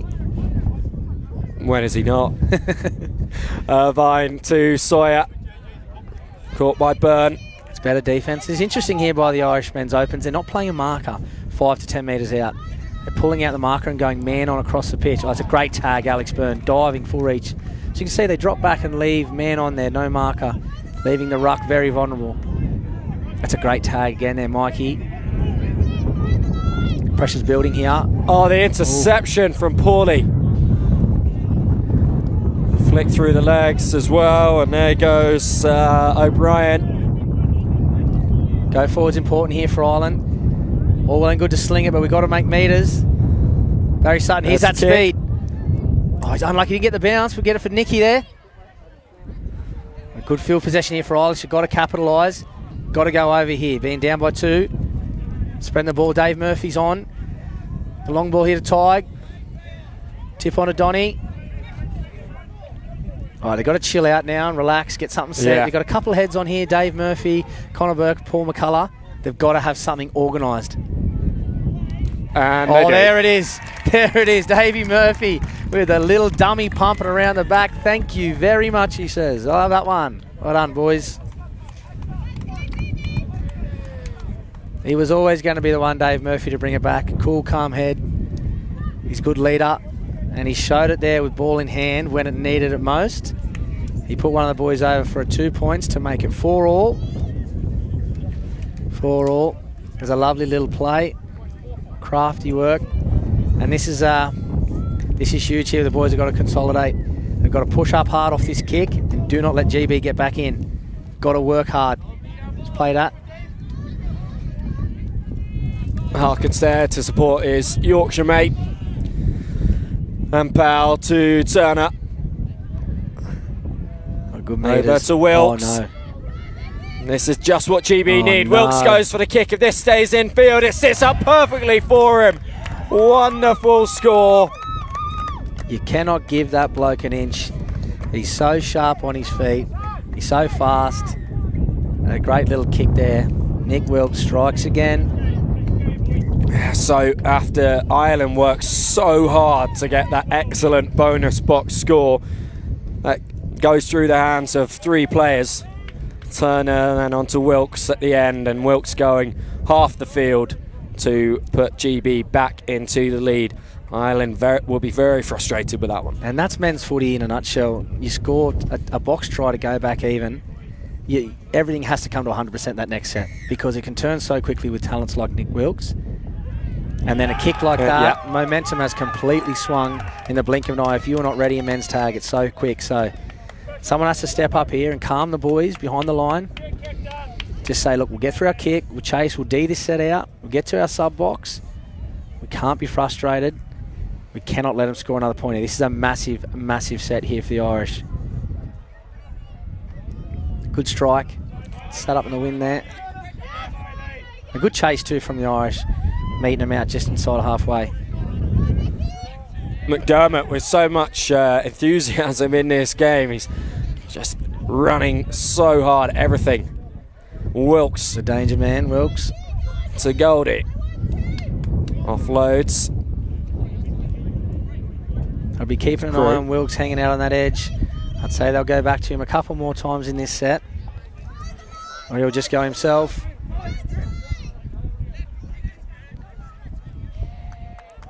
And about another player like Wilkes who's excellent at that kick to himself. One just going a little bit beyond his hands, and Ireland taking over. The big stop there for the Irish. Now they have to get to their sub box. They have to ruck out with no errors, make their meters. They've got to work hard. It can't be overrunning the mark like that in a game like this. You have to win momentum. It's just burning too much time overrunning the mark like that and letting GB get set. Got to be smarter than that. Nice out ball. Good meters made here. So they can recycle again. They've got numbers here. Oh, run it straight. Tuck it under the arm, mate. Run it straight. Play on. We go over halfway to Lewis Jouet. Mikey Fenson's a danger man. Good step and a kick. It didn't come off that time. It's turned back to GB possession. So there wouldn't be long left on the clock here. Not going to have opportunities like that too much more, the Irish. They've got to be better than that. And they've got to work here. Got to work in defence. Get up, steal a few tags here in the midfield, and don't let them have too many cracks on the line. Here's McDermott. Drops it off to Ampal. Again to Turner. There's that switch you were talking about earlier. That's it. They're very good at it. They isolate that marker, and if they're not pushing up the short side, switch will catch you napping every time. Wilkes again. Double kick. Double kick. Oh, that's outrageous. Wasn't sure of that. Second one had gone just over the line, but perfectly weighted. And consecutive scores for Nick Wilkes moves GB into another 2-point lead. You just can't give him time. You know, the old saying, it can't run without legs. You'd have to cut him in half, Nicky Wilkes, because you cannot tag him. Once you get into space, you cannot catch him. You just got to stand in front of him and hope you can block his way through. Such a great player and has been for a long time for these GB boys. 6-4. So just over 5 to go. There is time, Bill. There is time, but this momentum is definitely in favour of GB. They've got to swing here and stop this nudge by Barron. Last one went for a 50-10. Remember that one kept in field by O'Brien. We have to capitalise on those little wins. That's a win here with that wind at their back, stopping a kick like that. Have to get momentum, get on the front foot, and be confident we can get back into this game. Paulie McCullough.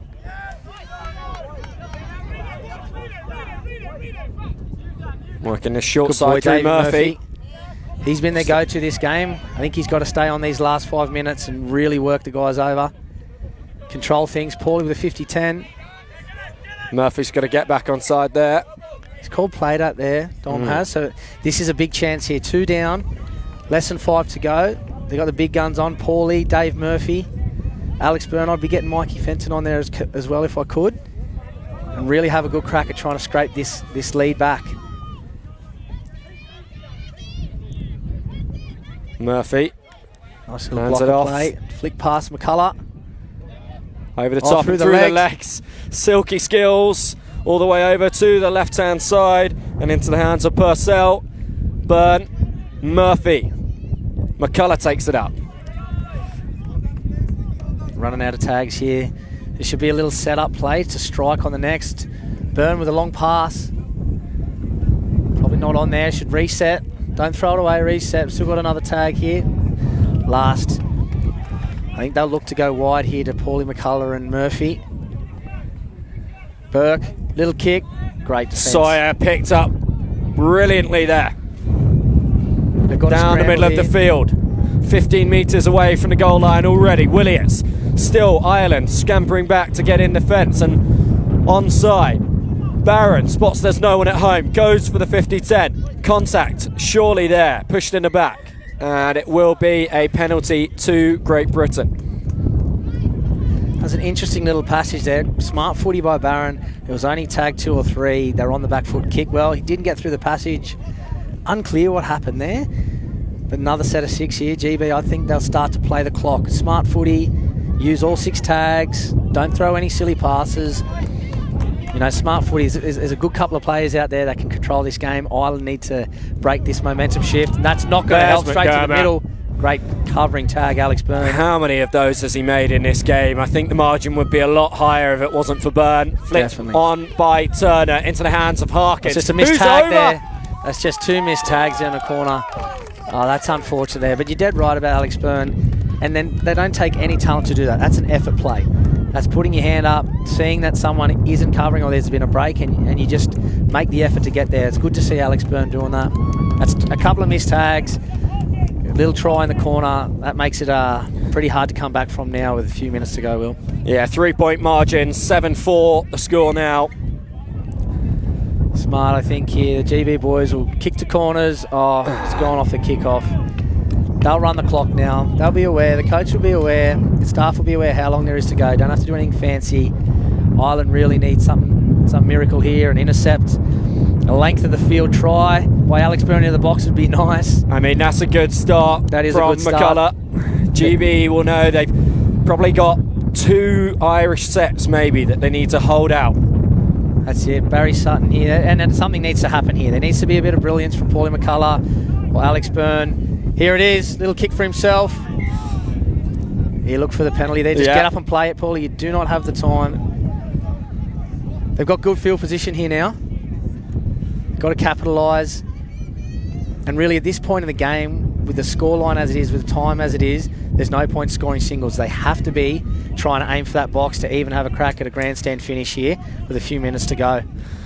Of course, GB will know that's what's in the Irish head, so they'll be stacking the middle of the field. That will present chances on the wings for Ireland, but they are going for that box. They're going for broke. They've got a single there. They've got a sprint back here. They have through Tyg Johnson, narrows the gap. 1 point score and a 2-point margin. Tyg here, young fella come up and getting a double on the big stage. Good on him, the young fella. This is a big kick here by Dave Ahern. Need the footy back if there's any chance of getting this game. It's a good nudge. Play that. Smart there by GB. Cool hands. Yeah, off the body from George Goldie and into his hands, and he keeps it alive. I don't think we'll see any risky play here by GB. It'll be 1 out runners. Take your tags. Get to the end of the set. Yeah, you don't mind taking a few extra seconds like Ampal's doing here and Goldie did before. Very smart footy that. Take away time off the clock. That's a good tag. Wilkes looking for a short pull, and we've certainly seen more shorts going down around the thighs in this game than we have any other so far today. Definitely have, yeah. I think the boys, from my knowledge, they wear bigger size. They don't tie the drawstring, they keep them loose, so there is a potential to pull. Wilkes again. Collingwood just trying to get out of Wilkes' way, and I think that's frustrated him a little bit. Thorfinn Newton, great meters up the middle. Something has to happen here. Mikey Fenton I'd be looking to. Go Davey. Dave Ahern, little break over the top to Tyg. He's got 2 already. Reed is there. Back to the middle here. Kieran Cunningham screaming for the ball. Mikey Fenton and Morgan. That's where we're going into the middle. Shift to the edge. Donnie to Barry Sutton. Oh, that could go against him there. He's got away with that. Yeah. Ireland 2 points behind. The box would level it. Mikey Fenton's a guy to do it. There's no space there at all. It's too smart. Nick Wilkes. There's a right idea, Mikey. You had to go for the box, but a guy like Nick Wilkes defending around there, he can see that coming. He's a specialist at that himself. Yeah, and he's not going to rush to take that roll ball. O'Reilly now. Ampal plays it to the left and to Sam Reed, who breaks here, and this is exactly what GB need, and still he's going all the way up to halfway. Wilkes to Ampal. Irvine, he's gone over himself in this game. Reverses to the right hand side and then does come back left. Good hands from Reed, blocking that out the air. GB have really been managing the clock the last couple of sets really well. Oh, Jones, short side play. Back in. Back into O'Reilly. O'Reilly goes for the box for good measure, and he will get it. A 2 point score is surely going to lock this one up. That's the ball game there. They think they lulled them into a false sense of security there, GB. They had the Irish boys very static, not moving the ball too well, playing the clock, and then bang, strike down the short side. Good support runner back on the inside, and little box try in the end just to rub salt in the wound of the young Irish boys. Yeah, that is all she wrote in this one. It is Great Britain 9, Ireland 5 at the end. So an 8-8 draw in game one, followed by a strong GB win in this one. But you'd say the two sides closer than that scoreline would suggest. I think so. A couple of missed tags led to a few tries. I would have said as much closer than the scoreline says. But again, in big games, you can't miss tags like that. You can't miss opportunities. You can't, bad kicks for 50-10 or off the kickoff. You can't give that away, especially against a good outfit like GB, because they're just going to keep coming and keep coming. So the Ireland have the rest of the day now to either hang around and support their other teams or head off and have their own little chat and plan for tomorrow, because they've got to show up tomorrow morning. They can't afford to come tomorrow morning and lose another one and be on the rack for the rest of the day.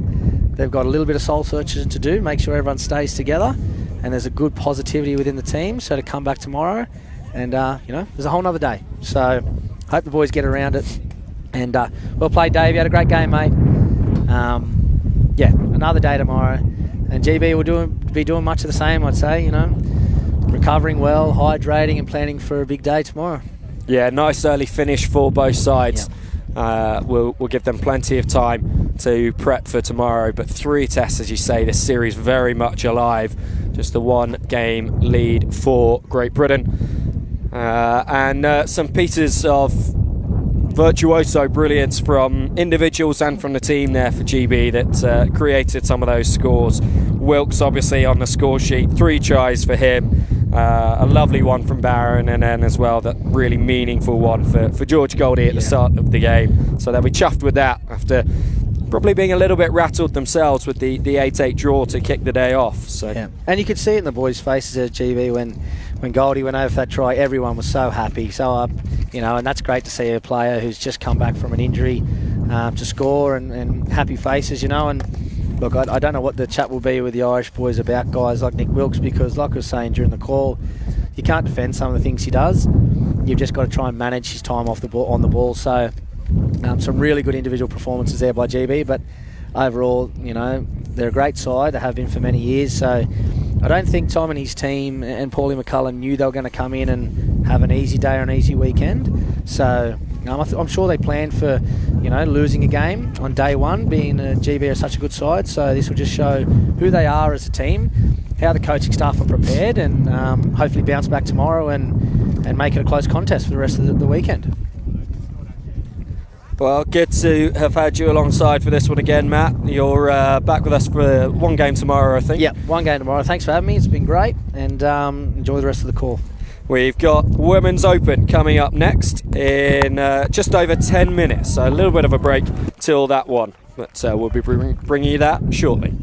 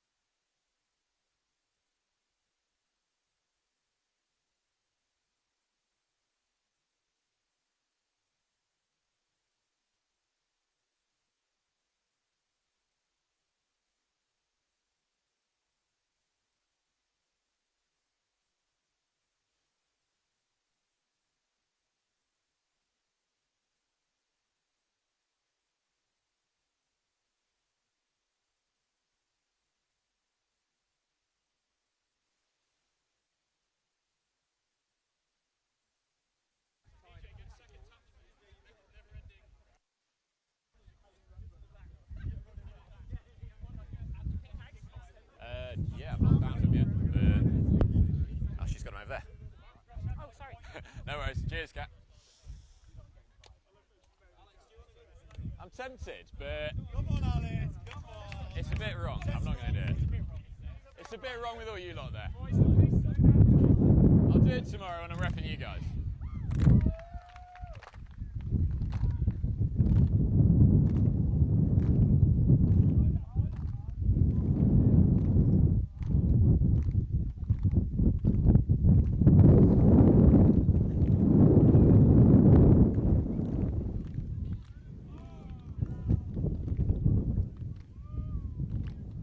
Okay, 1 minute, everyone. 1 minute.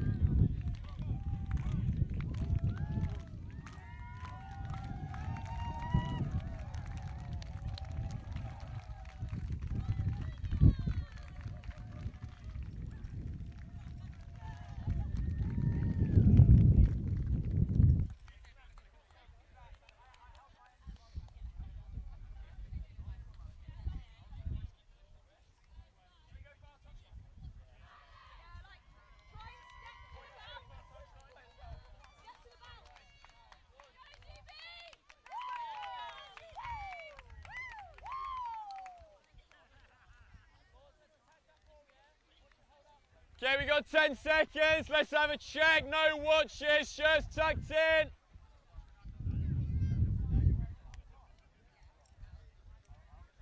Okay, everybody ready? Let's play. That's 10. Play on. Manage forwards.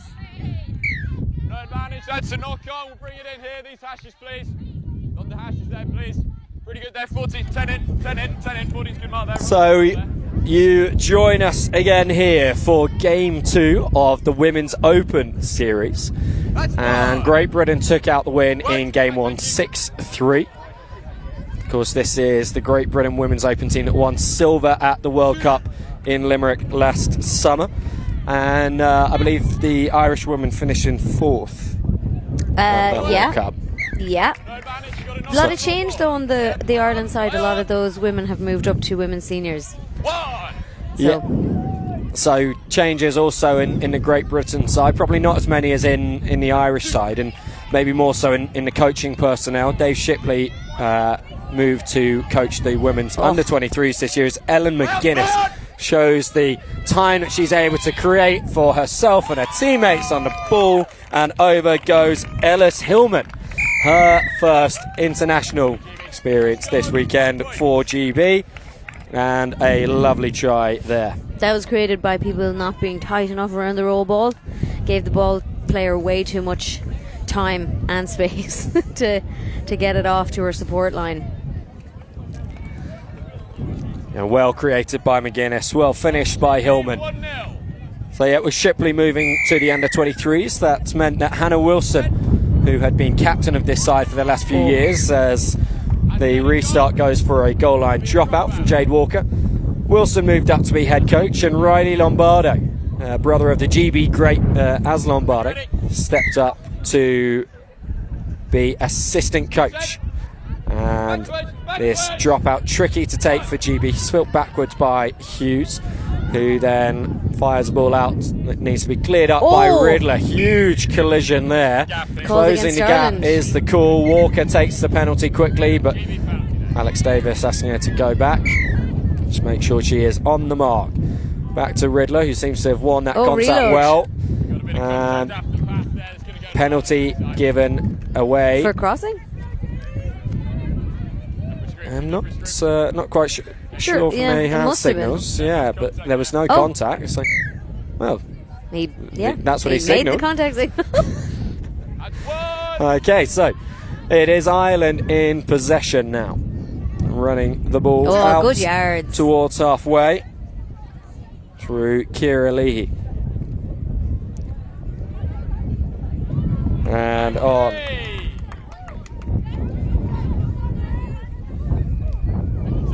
Kick being put down just inside the GB half. M. Golvan does really well there to hold on to that one under serious pressure from the Irish defenders. Hughes, another slightly loose one that Riddler has to pick up. Walker Oh, Ireland slowing down the roll ball there. Buy themselves time. Oh. Here's Riddler, so one of a number of players that's moved over from the mixed open side, herself and Freya Entwistle this year, and previously Eleanor Richardson Ampal, who had been involved in that side as nice well. Kick. Oh. It's headed just before the 50-10, so it's not going to be a 50-10. So Ireland will take over, but they will have most of the field to run if they are to get themselves into a promising position. Here goes Coleman. Tag made by Hudson, and on now to Coleman again, but Tara Coleman rather than Keela Curran Coleman. Oh dear. Who herself will have to chase back on Lost this one. a little bit of ground there with the loose ball, but cleaned it up all right. Ireland could do a kicking it here and getting it out, and that's exactly what they do. Does the referee call played out? No. Schooling offsides. There we go. Yeah. Oh, it's a roll ball. He's not, because Hudson is in.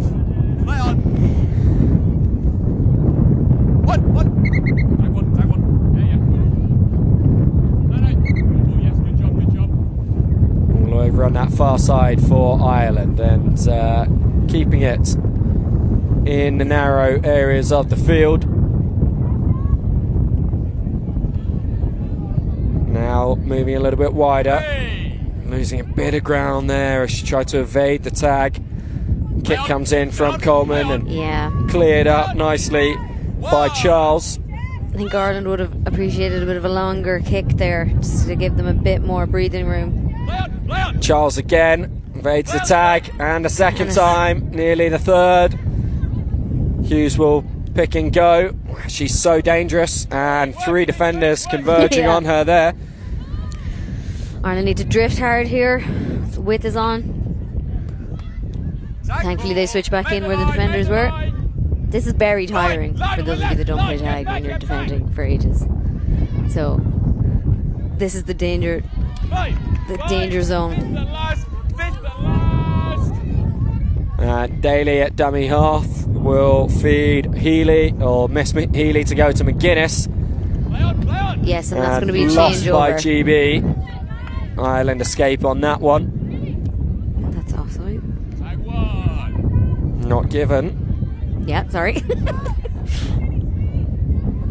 no earlys on my left. Coleman plays it left. Lots of numbers in not a huge amount of field there. Yeah, Ireland kind of driving it up in the same channel. Now looking to put in a bit of switch play. Nice. I mean, you were saying obviously it's tiring defending phase after phase, but when your opposition is just attacking the same bit of the field, that does make it a little bit easier for you. Yeah. So Ireland will want to vary that point of attack. That was a better kick there now. Probably could have been doing a bit. I can't talk.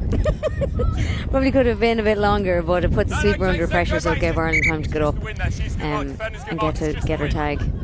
Blanken just being called back to the mark there for the roll. Richardson Ampal to Golvan, changes direction really sharply there. Yeah, that pace with which they're running onto that ball is really changing. Nice that game. Dummy switch from Walker, but the ball does go loose, so GB not able to capitalise on it. Knocks on, 10 out, good there, yep, good there.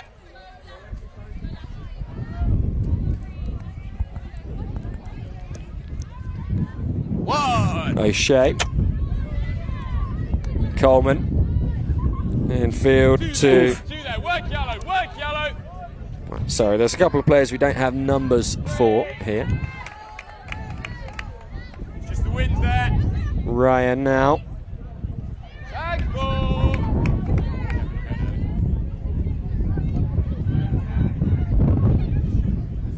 Play on. Ball just going through the hands of Walker. 5th and final here for Ireland. Faces left, but they probably should kick. Oh, never mind. O'Shea. O'Shea's O'Shea's still going. Oh, that was tag 5. That's a changeover. That's disappointing. a fantastic tag at the death from Richardson Ampal to keep GB's score sheet clean for the time being. They still lead by just a single point, but O'Shea doing her absolute best there to try and level things up for Ireland. Here goes Healy. Rachel Healy used to play for Ireland. Yeah, I was about to say there'll be a few on the Irish side who will be very familiar with Rachel Healy's talents and the threat she poses. Yep.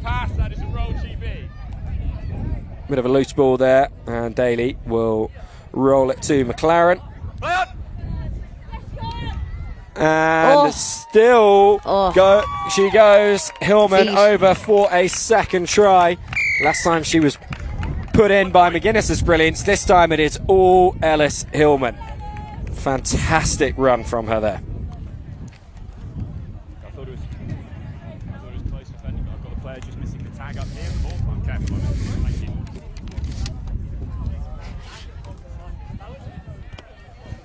That's a 1 point score, Britain. It is 2-0. Walker over the ball. We saw great restart from her last time. This one also tough to deal with, but Ireland have managed. Already up over the 10-metre line goes Campbell Monroe. That's 2. And the dart there Work. from the captain. Twist of the hips, but not enough to get past Walker.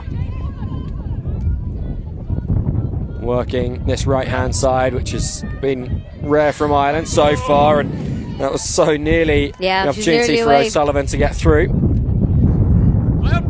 O'Sullivan, as you call her, plays on my club team, which is very hard to tag. So get her into some space. Fifth and last. It's just the wind. It's just wind.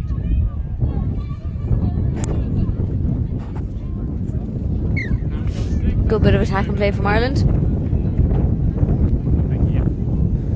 Yeah, they'll be pleased, I think, with the field position that they got to in that set. Not quite as far as last time, but still deep into British territory, and Riddler continues. Not for the first time we see a little bit of contact on her. Walker to McLaren. Great tag.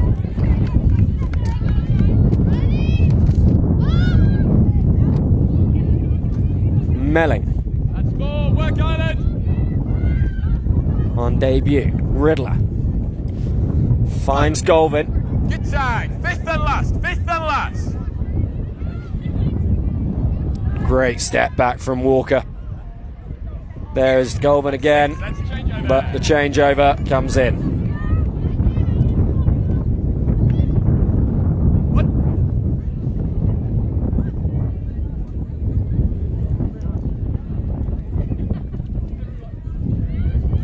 Just a little bit of indecision.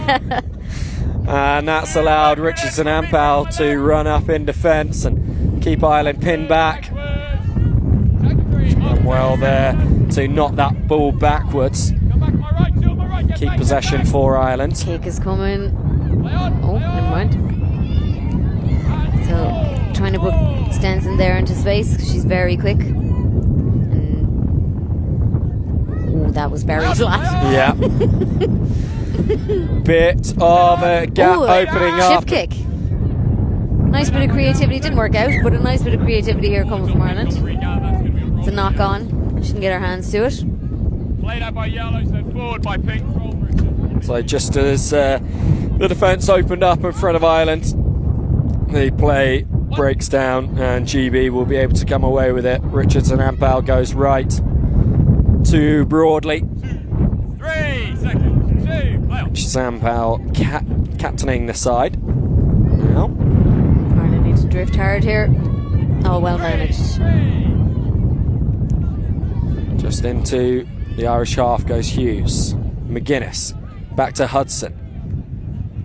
Play on. Over to Kendall on that far side. Come in, please. One more step. Good job. Thank you. Daly. McGuinness. Ooh, that was she's still going. That's 5. Yeah, lovely move work there by this GB side. Oh, nice kick. Hudson's kick. It's knocked backwards by Ireland. possibly not then forwards again, but not called. Ref didn't see it.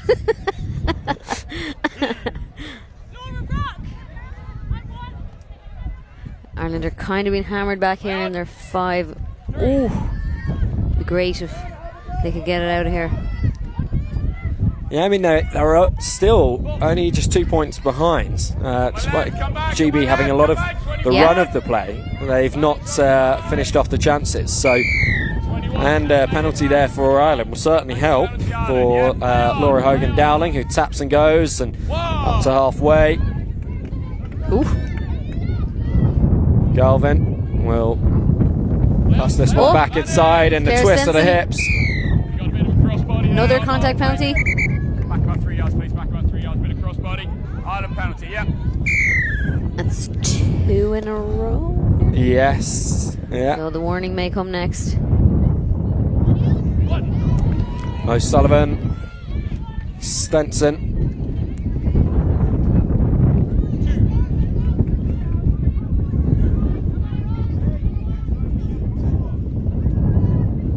Shipping the ball over to the left well. That was a flat pass to the winger. Still this Irish attack rolls on. Some nice depth here from Ireland, but we just need to run onto the ball with a bit of intent. Yeah, that was just where it needed to be kept alive. Possibly had the numbers there to go to the left. Ooh, a little kick. It's going to go out 5 metres away from the try line. GB will bring it out to the 10. 5 out, 5 out, 5 out, 5 out. Keep going. Keep going. Get there, yeah, roll ball. And Hughes picks and goes. She is a rugby union scrum half originally, and you see that shining through there, but she does need to be back on the mark, not arguing with the referee. Hudson. Ireland were looking for the penalty there, they didn't get it, but she was made come back around on the mark. McGuinness. Oh. See, that's how you take a quick Yeah, rubber ball. tell ya.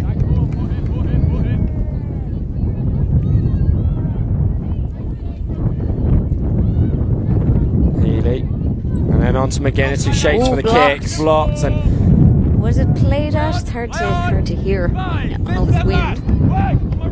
no, we're on to 5th and final here. Yeah, so Here's the kick wasn't from played Hudson. And that's a good one. I mean, the 50-10 wasn't really on from that range, but she's managed to get it to just curve from left to right and stay in as long as possible. Touch there, it is an Ireland roll ball. Pin Ireland back here.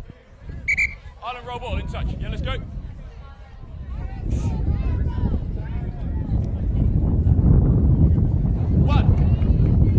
Walker with the tag, and Coleman will play this one out from dummy half to Ryan. And then goes herself. Walker hitting the head by that tag that was flying back in the wind. Loose ball. Cleared up by O'Shea.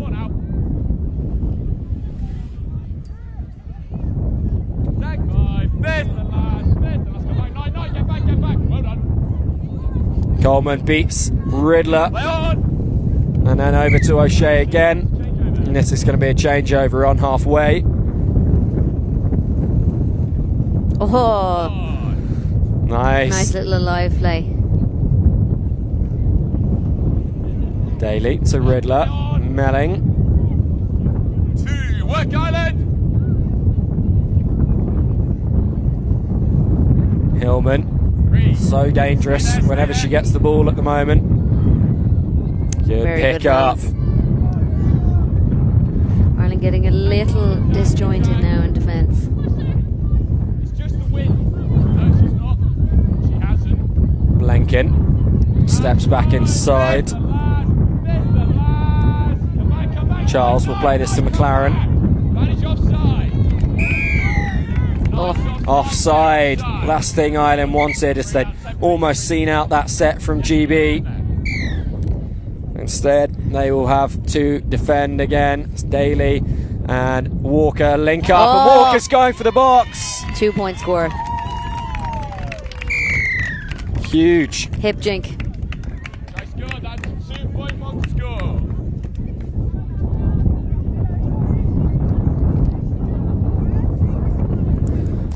Great Britain move into a 4-0 lead with that try from Walker. Nice play from her and Daly to create that hole that she was only too happy to run through. Good stop. Good dart. Gotta say, I mean, Great Britain are kicking these restarts deep, but they're not then chasing particularly hard on them. Through. The break and a little chip kick. Oh, she recollected it. Wow. Nice. What a bit of That one's definitely play going on there. Instagram. Keep coming, keep coming. Loads of tags now. Ireland just need to be smart.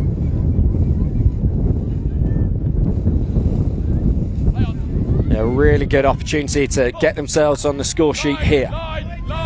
Centre field, 10 out, to the right. Ball still alive. No, they will come back for the tag. Fifth and final. 2 feet line, 2 feet line. Oh. Just clawed in, but it was behind her, and so she was always going to have a lot to do. As Walker goes from first receiver. Final play, final play. Richardson Ampel darts back to her left and finds Goldman. We got a tag there, tag back in. A tag made before the kick, and that will be half time. Great Britain 4, Ireland 0. And it's been a tight, cagey contest. Most of it played in the Irish half, but they've held out a number of GB attacks. Yeah, definitely. I think the score doesn't reflect how tight it has been, but yeah, GB definitely getting the edge. Yeah, this one of Great Britain's strongest categories, the Women's Open side. They, as I mentioned, won the silver medal at the World Cup last year. They've been undefeated in terms of the category at the British and Irish Cup throughout the whole of the last cycle.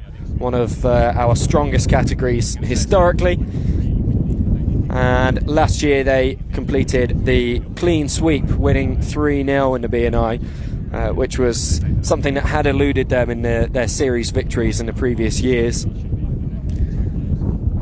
Changes to their coaching personnel for the Irish Women's Open side as well this year, I believe, that they're hoping will set the side up for more success in the years to come. And actually, we have another Ladies Masters player coaching here. So SJ is the assistant coach there, and she plays on the Ladies Masters as well. So there's another commentating the two games with my players that are coaching.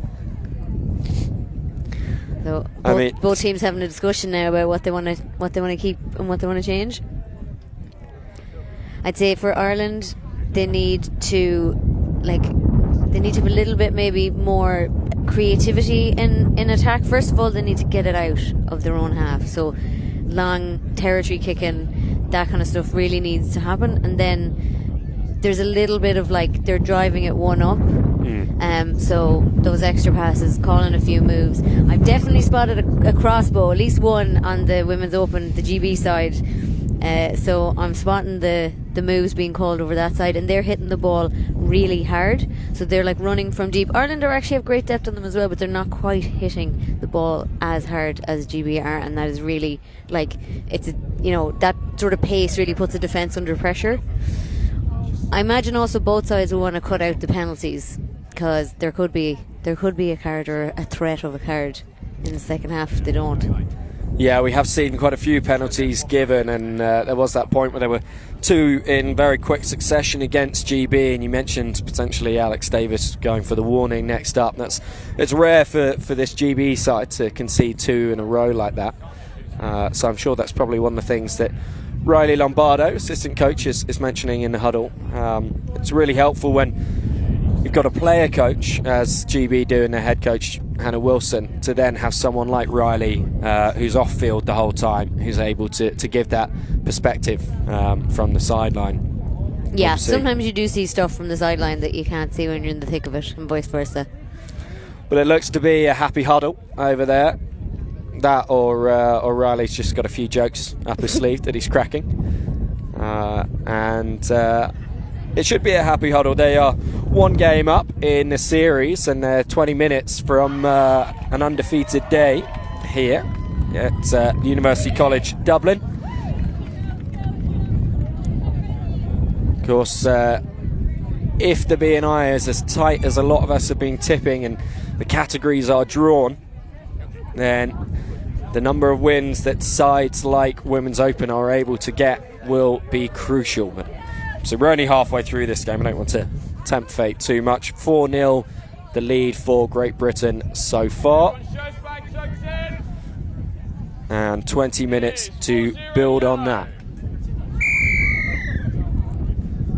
Hudson with the deep kick, and this time the chase from GB is a little bit faster, and maybe that was just in the corner of the eye there for the Irish as they spill the ball backwards over the goal line. So a drop out here. Oh, what wind a assisted. kick.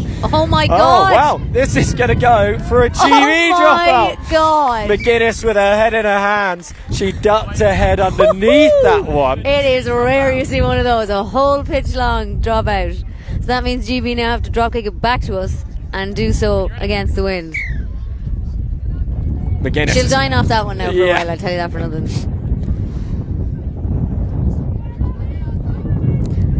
So ideally now Ireland use this. Oh, that was off the mark. Wasn't called. Play on. Right, play allowed to continue. So hopefully they use this now. They're in a good position, and let's not throw the ball away.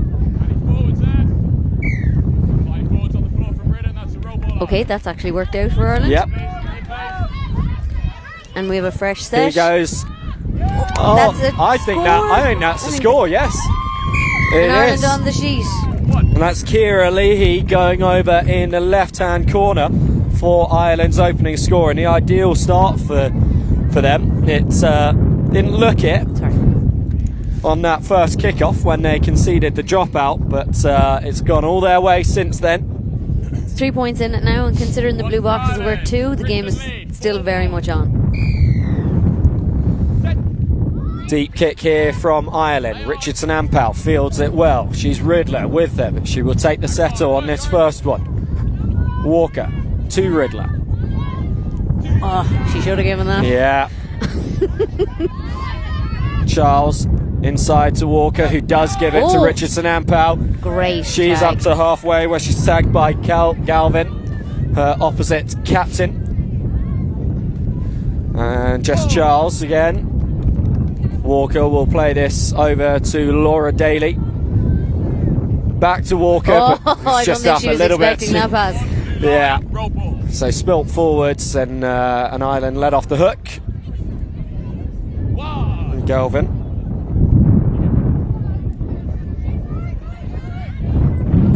Campbell Munro not able to get past Riddler. And Leahy, the try scorer, feeds the ball in field. Big kick, but that one's going to go over the goal line. That too high? Did he say that was too high, or was that alright? I think it's all right. He's saying it's a 7-tag set and a tap on the 10. That ball, again wind assisted though, has gone miles off the field. So the pitch manager just herring after it. But like, see the difference that those couple of kicks have already made? Just in field territory possession, field position, excuse me, and the fact that there's a score on the board for Ireland. So use that. They need to use that win to their advantage and boot the leather off the ball. Yeah, and they're going to get back into this and overcome the 4-point deficit that they had at the break. They need to take every advantage that comes their way, and they've been doing that so far. Richardson Ampel almost through there. Walker plays it left to Riddler. And now it's GB that are kind of going one up a little bit. Birkin. Good to see her on the pitch. Had her World Cup cut short a little bit with a knee injury last year. So she'll be eager to make new memories for herself in the GB jersey. On to Walker with the lovely little kick for herself, and another box try for Jade Walker. That was a nice little bit of individual brilliance there. Nothing really on. One-handed chip through kick to yourself, diving try. Nice.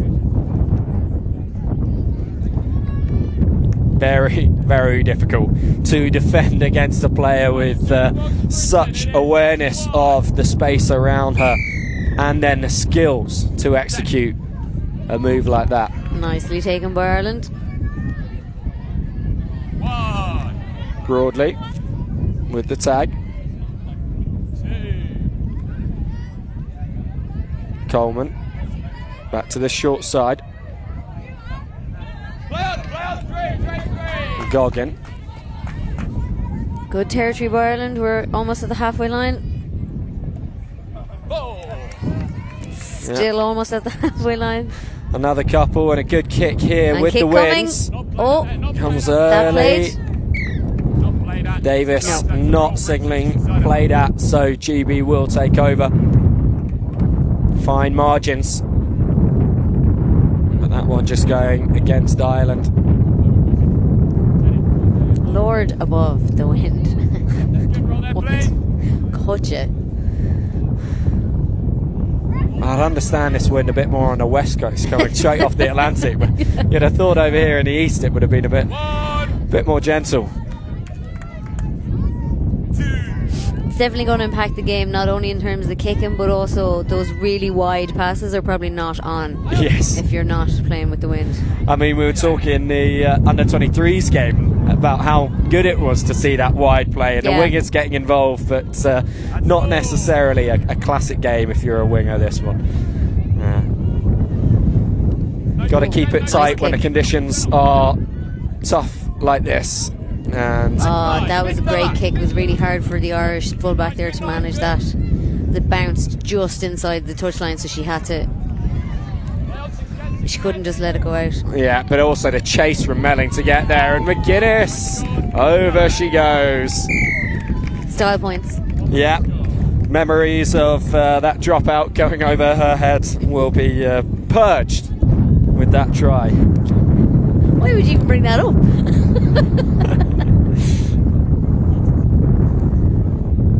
I just feel, you know, when trying to keep them humble, yeah. Yeah, well, not that McGuinness is not humble. She is possibly the most humble person I've ever met, but yeah, just I think when you've got the ability of a player like that, sometimes you've got to be reminded of the little mistakes you make. Yeah. She's been taken down a whole peg. Nah, she's tough. They make them tough in Wigan. And they make them tough in Ireland as well, where they'll need to be to get themselves back into this game. The margin stretching now to 6 points. Ireland 7. Great Britain 7. Ireland 1. That is tough to come back from mentally as a player as well. So we need to see some resilience here from the Irish side. Kick coming. Ooh, nice kick. Just stays in field against that touchline, and that means it will be a 7-tag set for GB. Walker to Richardson Ampel. Tag made Had two by on the Leahy. outside there. She got that off, but Ireland managed it. Golvin, these changes of direction so hard for the Irish defence. Daly, what a dart! She's still going. Has she got the pace on the outside? She used. Look to use Healy on that left wing, who's just not able to hang on to it.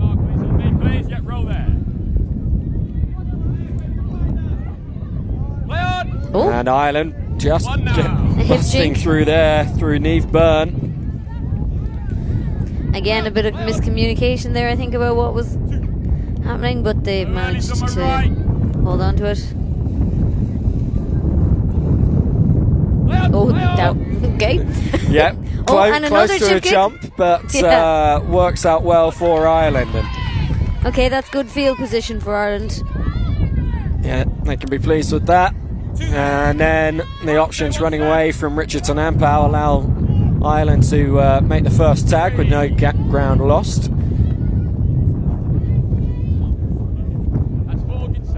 that little bit of creativity too, where they're breaking through and chip kicking on the sweeper.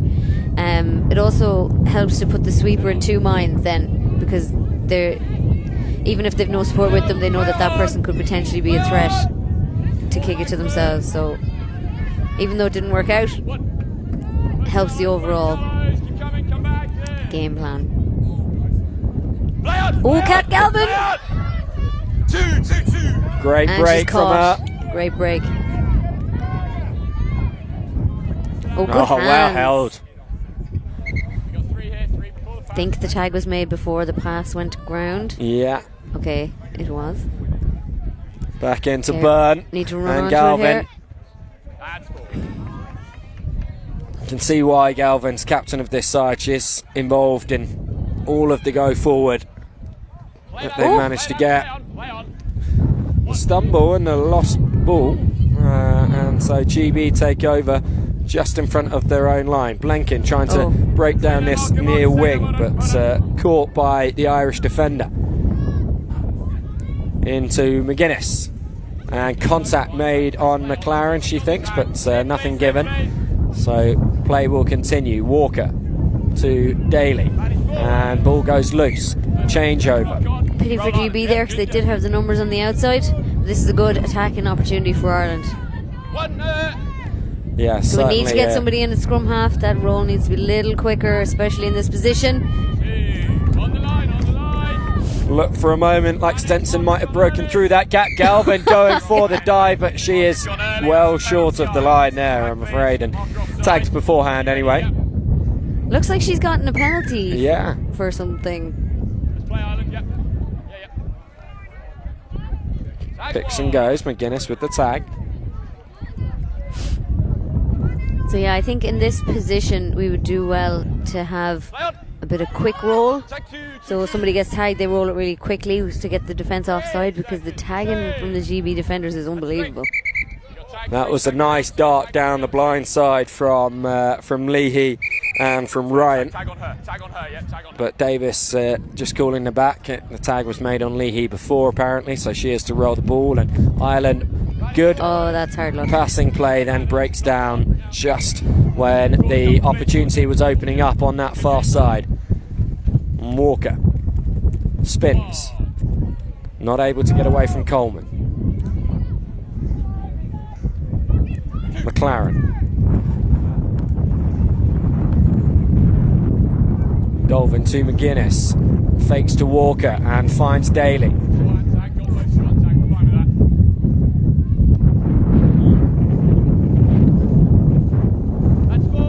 Nothing doing over on that left hand side, so GB pick and go through Hughes. They will work it right.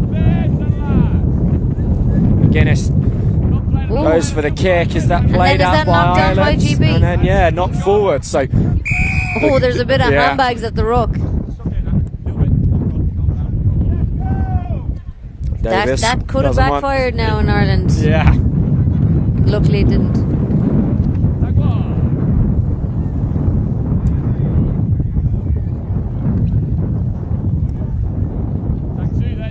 Oh, has that gone to... No, Ireland still have it. Yep, still they go through O'Shea. Everything on the table here is in danger of blown away. And Goggin. This wind really picking up, making it very difficult. Not so difficult that McLaren can't make that good tag there, as Coleman was looking to break. Oh, a little chip kick for the winger. Over the top of McGuinness. Oh, Just beats everyone to the try line. That would have been a lovely try for Ireland had it come off. As it is, it remains GB 7, Ireland 1. definitely worth a shot.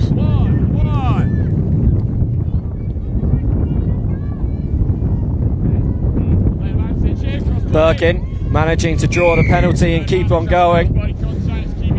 6 again for GB. That looks like a small 10 that has been set there, but nevertheless play continues. Walker rolls back and Broadley, the dart. Marcus, take a step. Marcus. These tags being really blown once they've been taken off. Lovely Oh. drop off from Richardson, Ampal to Golvin, who will then play it left to McGuinness, who's got Walker. And the loop doesn't doesn't come go to off. hand. Broadley does well to clear that bouncing ball up. Kick is probably coming here, is it? Not yet. Well, that's very Very flat, and the interception. Oh, and the step. Oh, what a tag. Really crucial tag from Riddler. When you're looking up to sub on, right in front of the path of the intercept. Yeah, Goggin was so nearly away for the try there that Ireland find themselves back on halfway. Oh, And no. they find themselves Hard defending once again. Contact call given as Broadley cleared that up. And Richardson Ampel to halfway. She goes down too. Broadley through the gap with a silky slide of the hips. Oh, Hudson to Golvin. Play on. 3 now. Tag Play, made. play. Good. Hudson again. no. Riddler Oh, twists. oh, what a tag. Excellent tag made. Right in front of the box. That would have been a tough score for Ireland to concede, but they hold out that little bit longer before Richardson Ampel goes over for a captain's score on the left-hand side. on the bright side, 1 point, not 2. So the previous tag, if she hadn't have got it, it would have been a 2-pointer. So, sure, listen to your luck. Could have been worse. Yep. You got to take them where they come. And only conceding 1 is a positive there for Ireland. The score is 8-1 now to GB. They lead it 8-1. That's 10. Hudson with the kick downfield. Cleared up by Campbell Monroe. Lovely step from Golvin, and still she goes. Work, Brennan. 3. That was a lovely line. Unfortunately caught.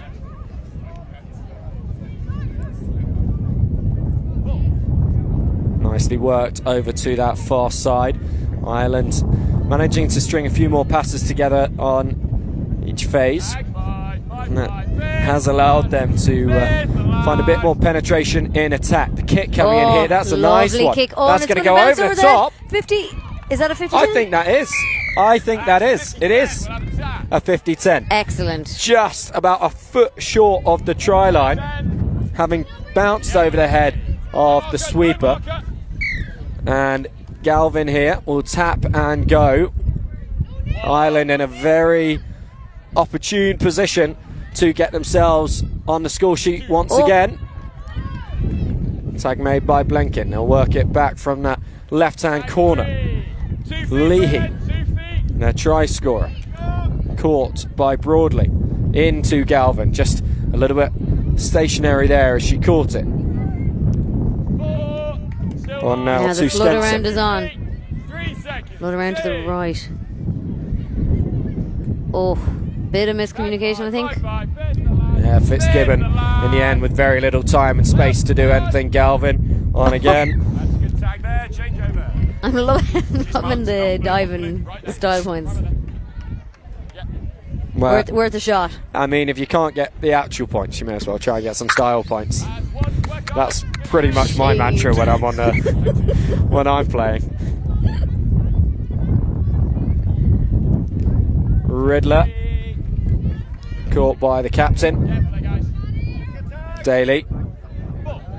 Oh, good tag. Calm defence by Campbell Monroe. Blenkin is on this touchline for Charles. Tries to get round the outside of Leahy. Back in, Daly goes for the kick with very little space, but she's done well to get that one away. Not too far into the Irish half though. Campbell Monroe. The pick and go and the loose pass. That's not what Ireland would have wanted. Hogan Dowling does clear it up though, but changeover, and Blenkin will roll this back to Charles, and Daly will take it up. And then on to Riddler. With McLaren diving back on the inside line. Just a sweeper to brilliant tag by the sweeper. Sweeper not able to be beaten. Charles. Not able to be held on there. That's a get out jail free card there for Ireland. Yeah, Daly will be frustrated with that try line beckoning. So with the score at 8-1, there's probably not enough time for them to be realistically coming back into the game. But what Ireland can do is they can learn an awful lot from what went right and what went wrong in this game, because there's 3 more games tomorrow and nothing is decided yet. And they kick. McGuinness and Richardson Ampau also on the score sheet to the end there, and a comprehensive win. Definitely, but there are 3 more games tomorrow. Just learn you into a false sense of security is what we're doing. Absolutely. This category might currently be going in favour of GB, but I think the other categories are all pretty close, and we will hopefully be bringing you a full wrap up of where the categories are as we come towards the end of the day. So next up is the men's 50s game, and Mark Kelly will be returning to the mic for that one. We'll be seeing you again tomorrow, and we'll look forward to that. Claire, thank you for joining us for the games you have done today. I think I might be back with you this evening. Oh, yes, you're back for the mixed open Mixed games. Open, which I'm very excited for. Ahead of myself there. Managed to get rid of me. Not at all. So yeah, thank you so much for having me, and I shall see you at the Mixed Open game. Yeah, we'll see you very shortly. Final score. That says Kieran Levy, not Kieran Goggins. Not just yet. 2 seconds. I will just turn the mic off now. Do you need to, Jade Walker. but do you need you're just one MVP?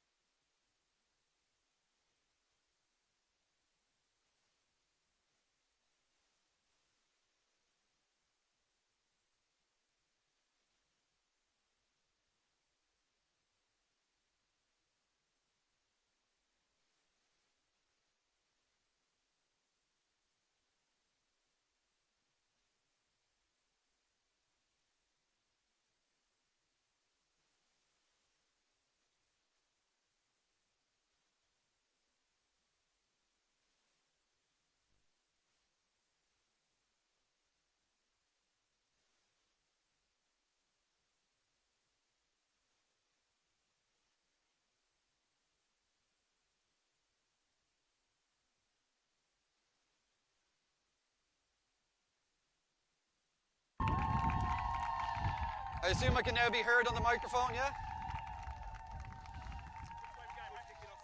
You guys are and you're playing into the wind. Yeah. That was what your captain chose.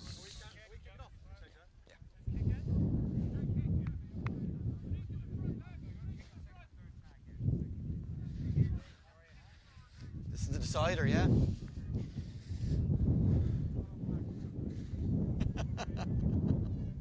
And welcome back, everybody, to live coverage of the British and Irish Cup. I'm Mark Kelly, and I'm back here for the men's over 50s. Of course, this is an exhibition event, won't count towards the overall series. But GB are just slightly edging at the moment. But this one tied 1-1 currently. Ireland winning game 1, GB winning game number 2. So all to play for here in game number 3 as we start off with Ireland in possession from a Great Britain kick-off. We'll see here, tag 3 ready. Clincher will look for the kick. Of course, the only man here in Ireland with a gold medal at a World Cup to his name. That's a great kick. I think he's been taken into touch, which will just be a roll ball for Ireland. Or is it the 50-10? That's the question. What's the referee giving here? No, he's giving the roll ball. So it's an Irish roll ball out about 7 metres. So GB would be on the line pretty much. They should be. Well, GB player looks like he's offside a little bit, but Rory O'Keefe, the man in the middle, saying otherwise as ball comes tight now. And it comes there to number 7. Who is Greg Doubter. Ball coming through here. Lovely play from Kevin Leahy, but unfortunately not able to get over the line at the moment. Tag 2, of course, for Ireland. Reset. Paul Clinch now on the ball, looking to get through. And he will get in to the blue box. A 2-point try from Ireland's gold medal World Cup winner in 2019, Paul Clinch. And he will make it 1-0 to Ireland. So 2-0 to Ireland, sorry. 2-0 to Ireland early on here. Fantastic start for them. What they would have wanted here. Apparently game 2 didn't go as well as they would have liked, with a lot of issues in terms of ill discipline on the field, but very, very good start here. Puts GB under a bit of pressure, but of course GB haven't got the ball yet, so we don't know how they're going to respond, as the kick here is going to be taken very, very shortly here. Of course, trying to get either 50-10 or into that end zone. Well, number 44 there, a mile offside. Of course, the referee not really catching it, but no impact on play anyway. As Matt Picknett tried to bring that one up, unable to do so. Ball sliding left here as Hayden Stewart is stopped in his tracks. Ball coming forward again, looking to get up the field, unable to do so. And again, Matt Picknett had that one, but it's a penalty to GB. And it is for offside, so it will be a GB penalty for an offside by Irish players. You have to, of course, come back to the referee every time, or else it will be a foul. Gone through nice there. He's broken through the line. Take one! Has Kenny Hunt, but unable to find that way through, unfortunately. He'll try to slide this one back now. Will do so. Finds Ben Payne. But so through the knock on there by the Irish player. Just didn't go with his hand. Had a chance at reception, unable to do it, but GB, of course, will Hayden Stewart is at the clipping Ben Payne in the head with the ball. And this, of course, a GP roll ball for a knock on, so Ben Payne will pick that one up. And finds its way there, nicely done. As true goes again, Hayden Stewart has been on the ball a lot here. I'm not quite sure what's happened there. Is it a tag? Yes, a tag. I was thinking maybe it was offside, maybe the Irish players were offside and they're playing advantage, but didn't really see that on this end, but not quite happening. As Kenny Hunt again takes the ball up, finds its way there to Carl Lister, who gets tagged nicely in the backfield, but of course still 4 tags here to play with. Nice pass, skip that pass out. That's a lovely play. Will he get over the box? No, he won't. But Rhys Jones will get over the line and reduce that deficit in half. Gets a 1-point try to leave the score at 2-1 to Ireland. So 2-1 to Ireland currently. And GB here will have their first kickoff, second kickoff of the game. Of course, they started the game with a kickoff, and both teams here scoring their first possession. Ireland, of course, getting some resets, offsets, and same with GP there, a penalty followed by a knock-on in the final 15 metres. Just allow GP there to level up and get their way into this one. Lovely kick there, going short, and that's a beautiful kick indeed. It is collected. The tag, his ball was away, and here comes again number 19 now on the ball, finds number 11, who is Jay Beard, but unfortunately not able to get through. But of course 6 tags here to work with. That's tag 1 of 6 here of this set. Ball put wide there to Steve Cleary, the captain, Tag 2! who gets tagged. Good tag indeed. No, not tag. He didn't get the pass away, but third player tagged as Aaron Lombardo will try to get through here. Aaron Lombardo trying to get through and able to do so though. And tag 3 now coming up here for GB. Ball's pushed out wide there. Good stop again on Minky Kim. Unable to find a way through as he'll look to pass his one out wide. Good tag once more. Final tag now here as Ireland's defence looking to hold firm. Can they do so? It's a 2-on-2 here, a chance, and he's going around the outside, and well, it is. Good call. I was thinking that would be obstruction. The player just comes in between them and kind of stands once he gets there, so that would be obstruction anyway. He wouldn't be obstruction if he keep running, but he didn't do that, and that's made Rory call them back here for a penalty. As the ball here continues to be recycled left and right. Nice play here. Can they get it out on the outside? He's doing well. He almost gets through, but a great tag by number 17, the captain, Steve Cleary, being a captain there by stopping the progress of the Irish team for now. As the ball here slid right. It's well brought up there by Tom Lane, but unable to do anything else. Lovely play. That's a great goal through the line, but a great tag once again. David Connor found a lovely gap there in to Redmond Kennedy, but unable to do so. Paul Clinch now on the ball. Lovely kick. It's not gone too high. It's going to go dead anyway, regardless of what happens. Yeah, Rory decided it was a fine kick, but it has gone dead, which means they'll come out 10 and they'll have 7 tags on a tap and go. So, of course, loads of chances to get up the field here if they're able to do so. Still 2-1 to Ireland. Only a few minutes gone, only 6 minutes gone in the game so far, so still plenty of time here. No, actually GP played the ball apparently, so it is going to be a drop kick instead. It's a good kick from them. Well held though by number 12, John McElhenney, but unable to find a way through there. Ball pop goes to Paul Clinch now. He's going to try and find a way through. Pops that one wide. Here's an opportunity if they can find a way through this gap. Unfortunately, Alistair Brown could not do so. Popped up to number 12. Lovely was true. And that is going to be a 1-point try for Ireland for David Cowser. Did very, very well indeed to put that one over, and that makes it Ireland 3, Great Britain 1.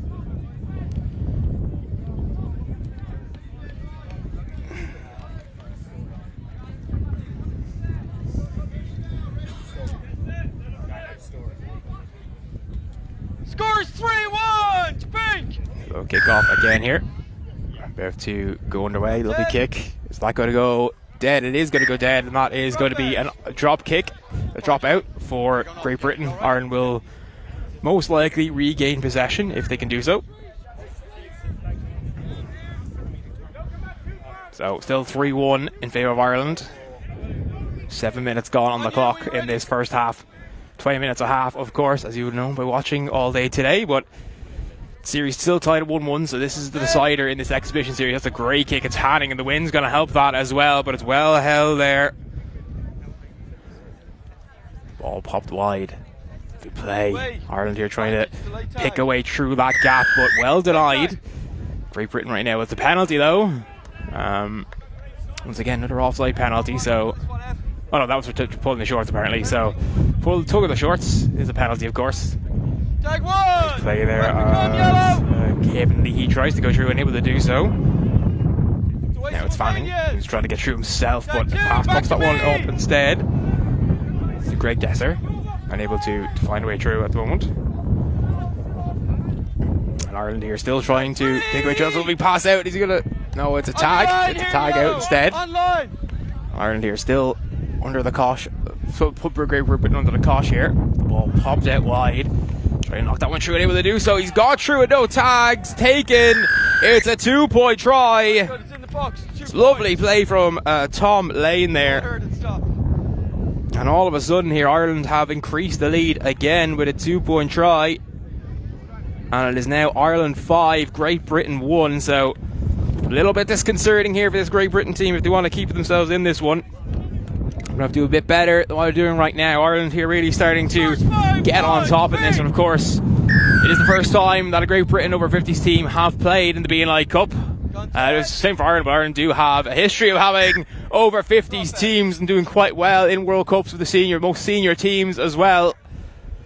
lots of bronzes, silvers, and a gold, of course, to the name Paul Clinch, the only man in that field that was in that team in Australia in 2019 who won a gold medal. Mostly on Australian expat teams, so Irish people who'd moved to Australia representing Ireland, or some people that had parents from Ireland who decided to represent us. But Paul Clinch, of course, went over on that trip and came back with a gold medal against the heavily fancied Australian team in that great final. Great tag there, though. Great Britain here, still trying to stop the rot here a little bit. Ireland keep getting possession back. Great Britain really haven't had possession for the last while, and it's a problem when you don't have the ball. You're chasing it, it makes you more tired as well. And of course, fitness not going to be an issue for some of these guys, but the older you get, the more difficult it is to find the lactic acid in your legs to keep it away. Oh, well, it's going to be a tag. Look like a bit of contact off the ball, but hasn't been spotted. And again, it's very difficult to spot those ones with the knock on though by the Irish team, and that'll be out 10. It's going to be a roll ball to Great Britain. Just on the 10 there, yeah. So a chance for them to reset here and finally get hands on the ball, as we're halfway through the first half here. 5-1 down currently, but that could all change in the blink of an eye. 2 box tries, we're all tied up here. Great Britain just have to focus on that. We still have half an hour to play of this game, so can they find a way back into this? I don't know if you can pick that up over the microphone, but Simon Bewley here, the coach of the men's over 50s teams down below us there, absolutely yelling at his team at the moment to get organised in defence. Keep the pressure applied very much so, with a penalty coming through there for contact, and Ireland will have to get back. Does very well to get back on side there. The ball now popped out wide. Lovely play, Guppy picking through the gap. Has he got? He has indeed. Sean Tundra trying to find a way through there, unable to do so. Ball now kicked out wide. Lovely carry here. As Matt Pickett finally stopped on tag 3. Popped out again. Finding Kenny Hunt, and Kenny Hunt gets denied. Great tag there from Paul Clinch, who was showing his tactical news and how good he is and why he is a gold medalist at the World Cup. He popped through again. It's a lovely pass. It's a great try. And Great Britain have pulled one back here, making it 5-2 now. It's a fantastic try. And, well, the scoreline has been reduced to 3. Still a 2-score game, of course. Most you can get is a 2-pointer, so only 2 points for a box try. So even though it's only 3 points, it's still a 2-score game. And the score was made by number 14, Enyoma.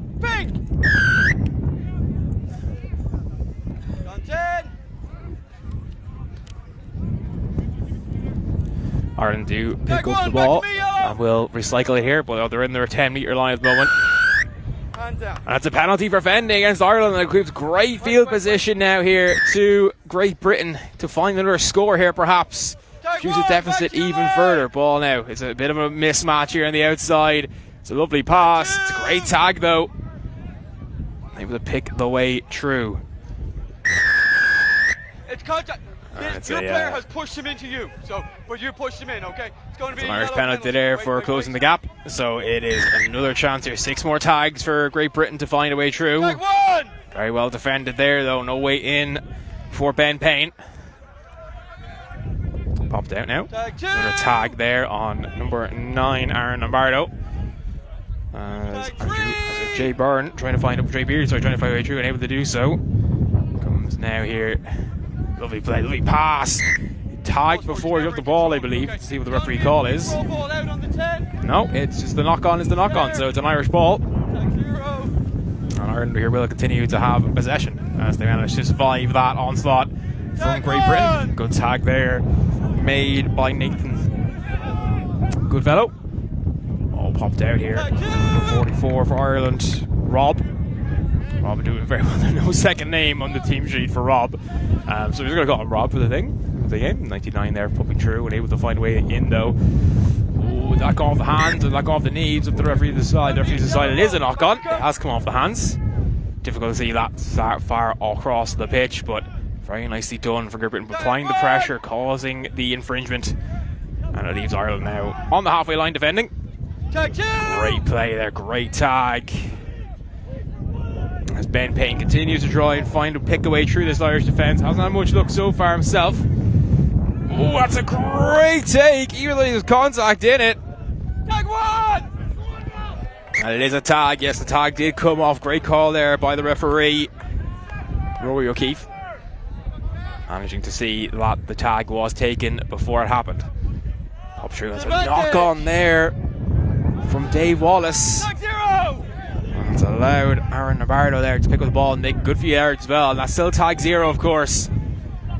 Tag 1. Nah. Great tag. Couldn't quite get the pass out. Well blocked off. As Kenny Hunt trying his best to find a way through. We'll be playing out here from Great Britain. Tag 2!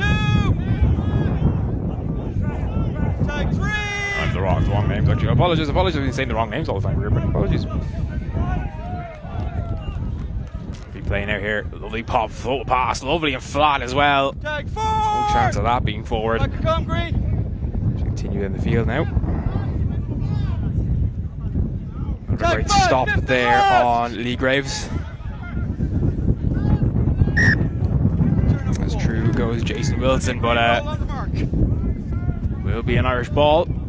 6 tags taken, and here we go again. Lovely play as try to get through.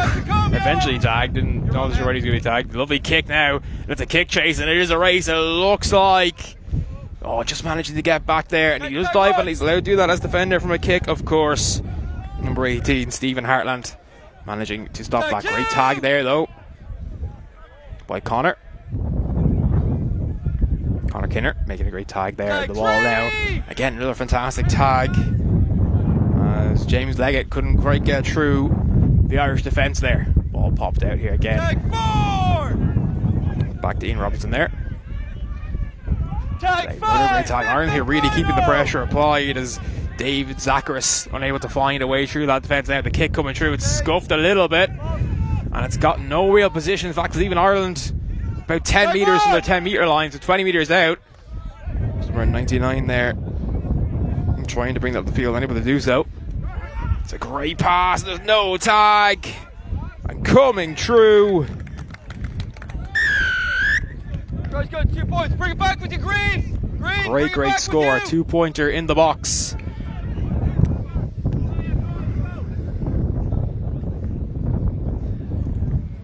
And Ireland here up now by 7 points to 1.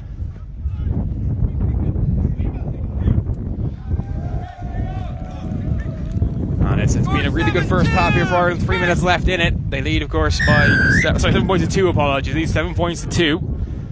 Forgot about the second try for Great Britain. That time, no ball go over the line, so Great Britain will retain possession, but they're very pinned back here. Good tag as Andrew Davis tried to break through and able to do so. Nice play out wide, but a good tag there on Steve Dudley. Will stop that attack from materialising more than it has. Tag 3! And unable, number 16, Nick Eady, unable to find a way through. Great play though there from Lee Graves, who does make a good bit of yards, good few metres. Tag 4 though, only 2 tags left. Tag 5! Paul Clincher with a great tag there on Ross Campbell. Lovely kick through. Is there going to be anything there to stop it? Yes, there is. Lovely play indeed. Unable to find a way through. No one getting the tag, but it will be Great Britain ball. No, pull it backwards. No one able to pick it up until finally Lee Graves did manage to do that. He'll roll it back there to Steve Dudley. He'll get it across to Andrew Davis. Tag 3, they're always coming back. Trying to pick his way through with Paul Evan, unable to do so. Great Britain here just trying to find a way through, trying to use these 6 tags they regained from Ireland losing the ball. Lovely pass, surely going to go over. He does indeed. It is a great try. Very well worked indeed. That's 7-3 on the scoreboard now. I've got about a minute. He has been a menace in the attack, as Lee Graves, and he'll be delighted with the fact that he's made it reduced the deficit to 4 points now, back to a 3-score game. Two-score game, sorry. Back to two-score game. 7-3 the score.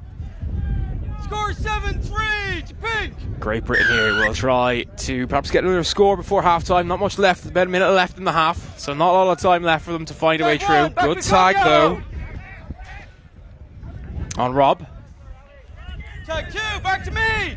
Keep working. Ball stopped again. If we play here, Ireland's trying play. to wing this one wide. Oh, very well done by Jonathan Hugert. He's away, but it's a great tag by Kaufman. Adam Kaufman doing very well there to make that tag. Needed to make that tag as well.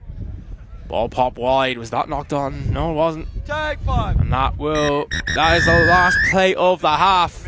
And Ireland will be very, very happy with that one. Great Britain will be happy they got the last score, perhaps to give themselves momentum. They will, of course, have the wind at their back in the second half, which could assist in things like kicks and those passes as well. They could make a little more backwards. They'll still go flat, so they'll be delighted the fact they're only 4 points down. Ireland, for large periods of that game, did dominate, but the halftime score only 4-3 at the moment. A lot of work, though, I think, for Andy Davis and Alex Sadgrove to work on here in terms of Great Britain not be able to break out, really get a viable attack going at times. But when they have looked good, they've looked amazing. And Ireland, same.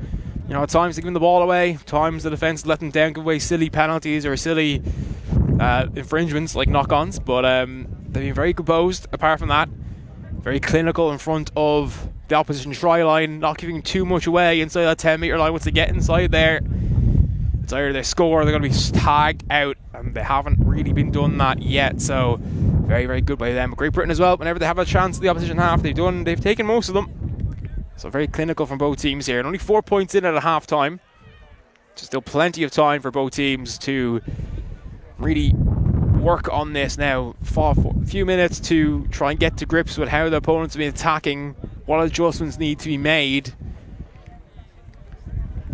Great Britain, of course, will be hoping that this game is the cliche of a tale of two halves. Ireland will be hoping for much of the same in the second half. If they can continue the attacking threat that they have, if they continue the fantastic work they've been doing, they should get over the line. But Great Britain, of course, do have that capability. You saw in game 2. Of course, we didn't see it. It was, of course, only their pitches.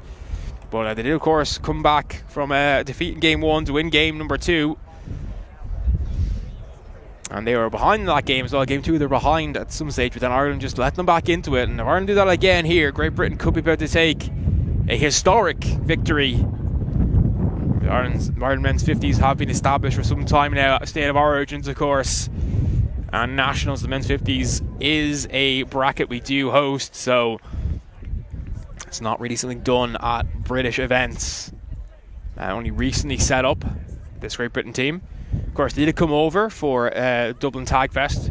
We did, of course, also have a international show match between all the players from some of the Irish players and some of the GB players who had come over. And some of those GB players are playing today.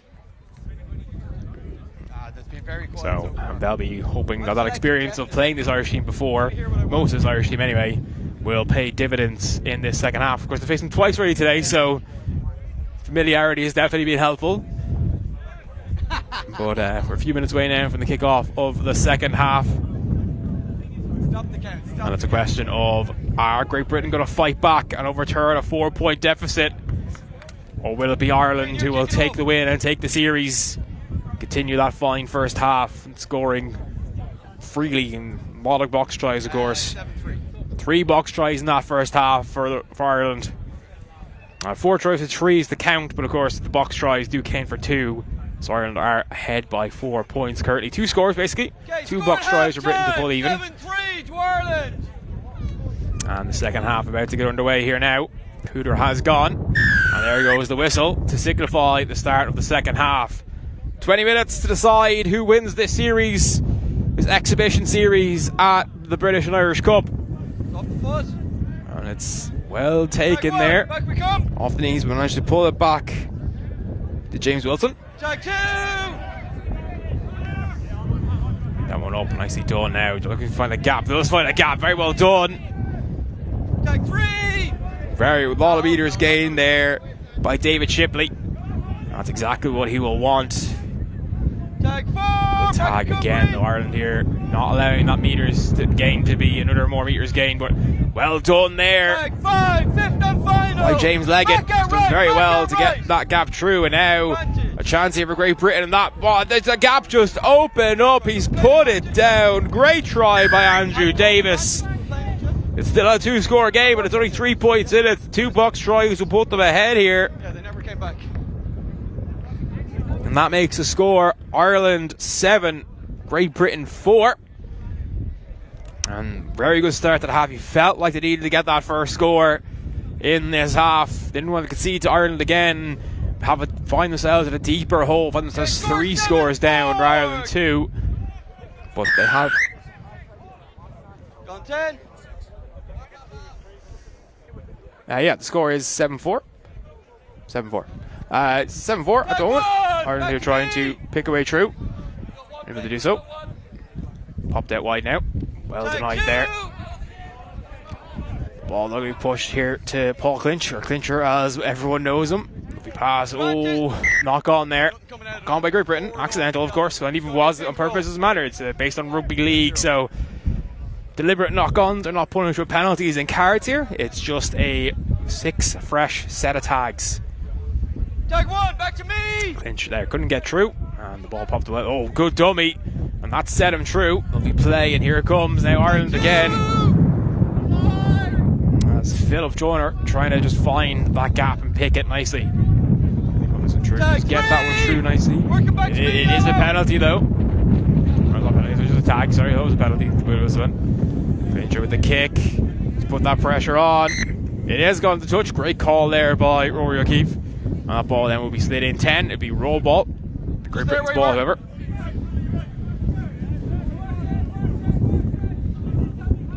Tag 1! Great tag there. And Ireland here trying to reset. Number 16, Nick Eady, will try to find a way through. Big play. That's a great pass out wide. This is an opportunity. He's going to get down the field. He scored a try already. Did Andrew Farrow. But tag 2, they're already in the Irish half. That's a great gain again by Andrew Farrow. He's made a few of those runs in this game already. Good tag there on Paul Evatt. Must deny Great Britain from breaking free as they wanted to do. This time Farrow not able to make the meters he wants on tag 4. Great Britain now have 2 tags left to work with in this set. What will they do?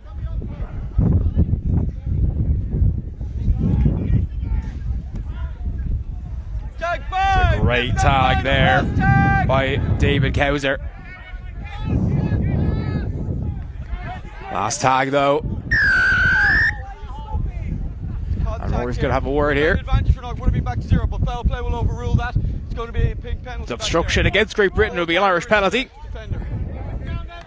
Crossing, as you might know in league or union, but obstruction is what we usually call it here in tag, at least in the island of Ireland when we're playing it. So tap and go there. Obviously both feet, the ball has to stay in both hands and then onto a foot. If you are tap and go like that, you can also do it off the floor if you wish. What a nice play here. Well, almost broke through to Kevin Leahy, but unable to find that gap and pick it and get the give and go that he wanted. Tag 3 well denied there on Tom Lane. Put through nicely. Oh, that's a great gap. It's a great tag there from Ross Campbell. Back out left, out left, out left. And Connor Kinner. Find way through. Lovely pass. Paul Clinch is there. That pass not going to hand. After the pass. And after the ball contact as well, so will be a penalty to Great Britain on the halfway line. That is huge for them. It gives them really good field position here with a full set of tags. 12 minutes to go. No need to panic yet for Great Britain. Still lots of time. And they are finding those gaps in the Irish defence now, and that is huge for them. Paul Clinch is making a good tag on the 10-metre line. It's Chris Oblade trying to find a way through, but it is going to be a penalty for blocking the tags with the ball. It is a fend with the ball. Cannot do that either. Unfortunate, but sometimes it's important to keep the ball away from the tags and the hands of the tags. Tag 1, back we come. Tag well made though on the halfway line. Ireland here have hands out wide. They can make meters here. Great tag though on Jonathan Huggard.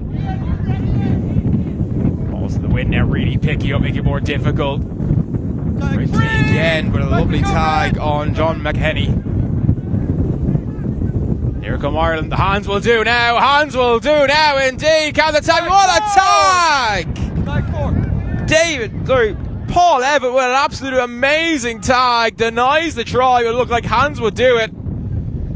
That's not a great pass though, and that's going to force Ireland backwards. In fact, it's going to get GB the ball. No advantage, tag 0. And tag 0 was knocked forward apparently. Tag 1! Looked like a fend there, but not seen. Tag 1 now on the count. Push that through. Number 13 there, having a great time. Steve Ryan. He's made a lot of yards there. Sorry, David Shipley, sorry, he's made a lot of yards between the Irish names instead. Tag 4! David Onyami trying to find a way through there. So Charlie O'Blade not able to do so. Tag didn't go off the first time. It does the second time on Andrew Davis. And it's 5th and final. And, oh, look off for a second there, Irish had it, but now they don't. Charlie O'Blade trying to find a way through, but he can't get past number 12, Jonathan Huggard. And it is a changeover. It is Irish ball. Tag 0, of course. 0. First tag is always tag 0. First set. We pass there. Great tag, though. Made by Alan Kaufman. He's found that very well indeed. Tag 2! Jonathan Huggard trying to find the gap, unable to do so. Let's pop that one out a bit more, unable to do so, but. And Great Britain now managing to stop Ireland making those meters, which is absolutely huge for them, of course. Tag 4! He's been tagged. Has Garrett Fanning. Not able to find the gap through without getting tagged, indeed.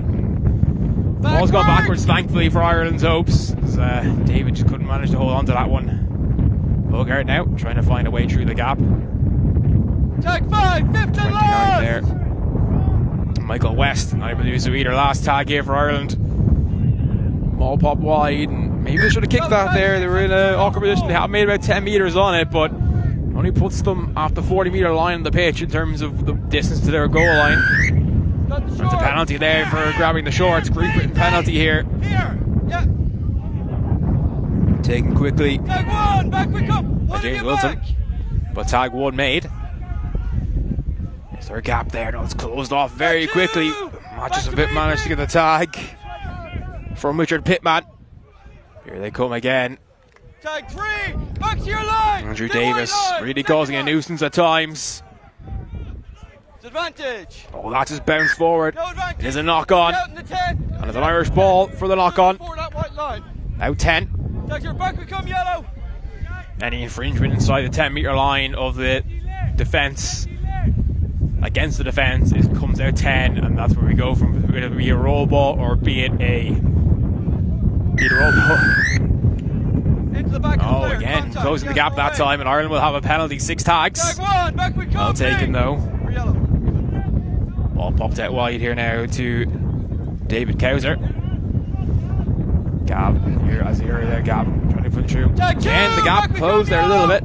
Nothing claimed though by the referee. And Kevin Leahy also called goose. That is going to be a penalty for grabbing the jersey. Yeah, great call there. Hard to see, especially when he was 30, but it's a fantastic call. Definitely a jersey pull. It is an Irish penalty. 6 again. About 15 metres away from the Great Britain try line. That's a great little run. Can he get to the box? Yes, he can. Number 9 for Ireland. 2 points. Raymond Kennedy gets over and makes the score now 9-4.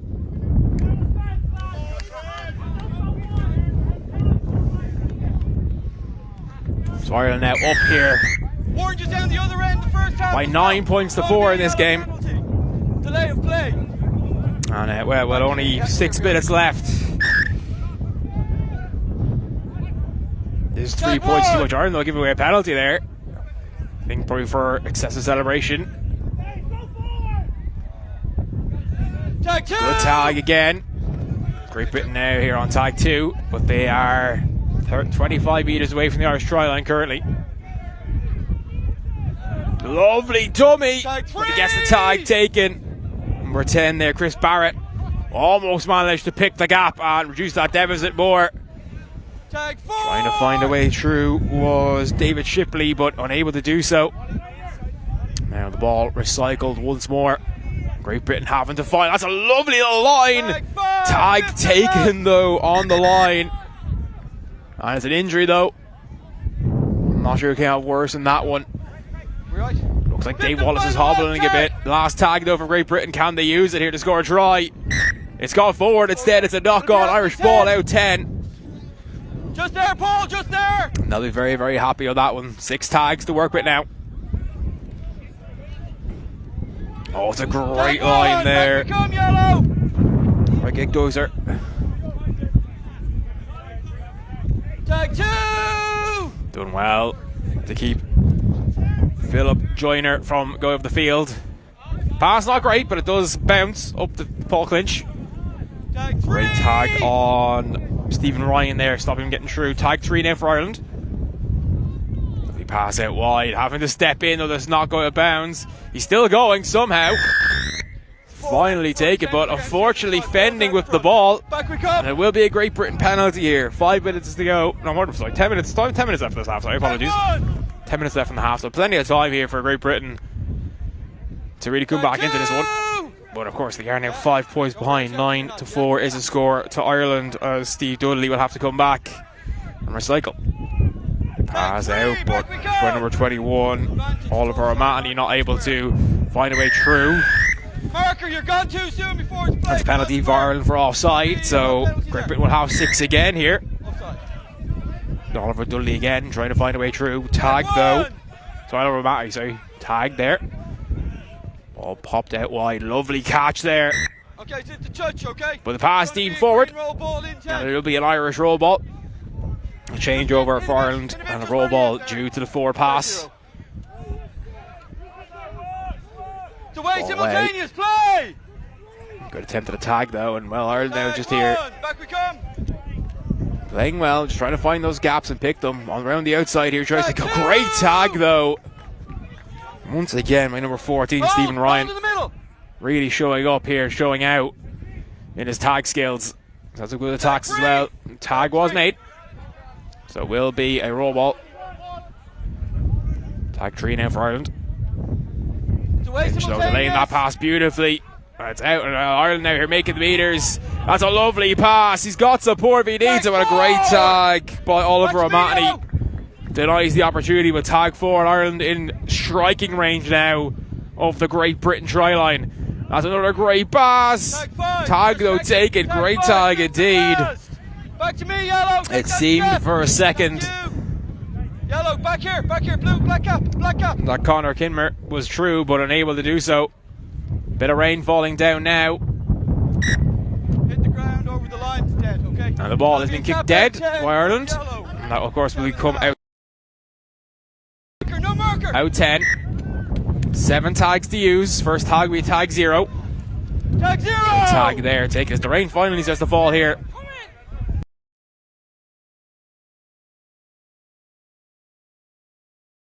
The clouds have descended and the rain is starting to fall gently. It won't really affect the ball too much as of yet, but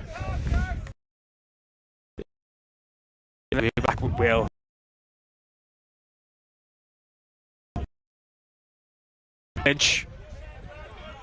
Third tag of the set, but tag 2 overall due to, of course, the incident where the ball was kicked dead early on.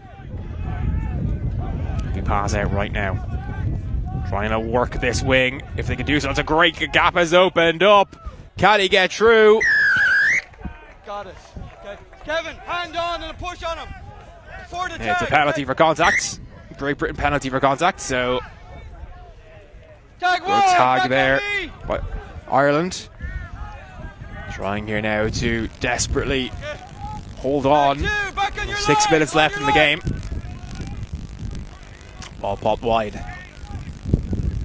Good play, and well, there you see, great tag taken, but it will be an Irish penalty. A pink penalty, out 10, out 10, out 10. No. No, Ireland not taking for 10 metres, really. You can be within a metre or backwards, but Oh well, offside there, and the offside of course means that because he was tagged by an offside player, he can continue without his tag on. That's a good kick. He's surely going to get there. Good tag. Tag 1 of course. Tag 2 now, while Ireland here knocking on the door. What will surely be the killer. And it is a try, a 1 point try for Ireland. A huge try indeed. And that makes the score now Ireland 10, Great Britain 4. Still a 3-score game, but really with 5 minutes to go, Great Britain will need 3 box tries to pull even, and probably that's the best they can probably hope for right now with 5 minutes to go. This Irish team has looked very good. There has been gaps opening in the second half, but the cover from the sweeper or roamer has been fantastic. It's a great kick as well, especially into the wind. I think the into the wind helped him a bit there. I think if it hadn't been into the wind, it'd be the other way. He probably would have gone the full, but it bounces down. I think he's in a good position. That's a great break here now, and a chance for Great Britain. Have they got the pace to burn? No, they don't. Jonathan Hugger denied by the Irish defence, but it's only tag 2, and they're well inside the Irish half here. Just up over there, okay? It's not in that much. Coming back to the actual mark, a bit further up and a bit further to the sideline. For 9, tagged there. Ball comes through. It's a knock on though by Great Britain, and Ireland will get possession back here, and that might just do it in terms of a contest. Might just be a bit for pride now for Great Britain. 4 minutes to go. Ireland 6 points clear, 10 points to 4. He passed there, but a great tag on number 44. And the play will continue now as we go up the field. It's a kick away. It's just going to waste. Going to push the Great Britain team back here. Pretty much on the try line. Dives on the ball. It will be tag 1, of course. Back. Steve, you're offside. It's advantage. It was on the floor. He cannot continue. He cannot continue, of course. He's on the floor. Oh, it's a penalty though for contact, I believe. Tag 1. Back. You need 1 tag on. Rory has allowed him to go back. No, usually that would be a changeover. Counted as a tag. It's tag 1. Tag 1. It's going to be roll ball instead. Tag 1 from where he picked up the ball. Tag 2. Tag 2 now. And the rain is now starting to come down a little bit harder. Let me know, yeah? Making it a little bit more difficult now for the players, not only to see, but to play here. The ball is going to get a little bit more slippy as we continue to develop this half. Tries to go through the gap there, number 20, and able to do so. And Great Britain now less than 3 minutes away from losing the series, most likely, unless they can find an absolute miracle here. It doesn't look likely. Ireland here set up quite well defensively, more of a containing field now than anything else at the moment.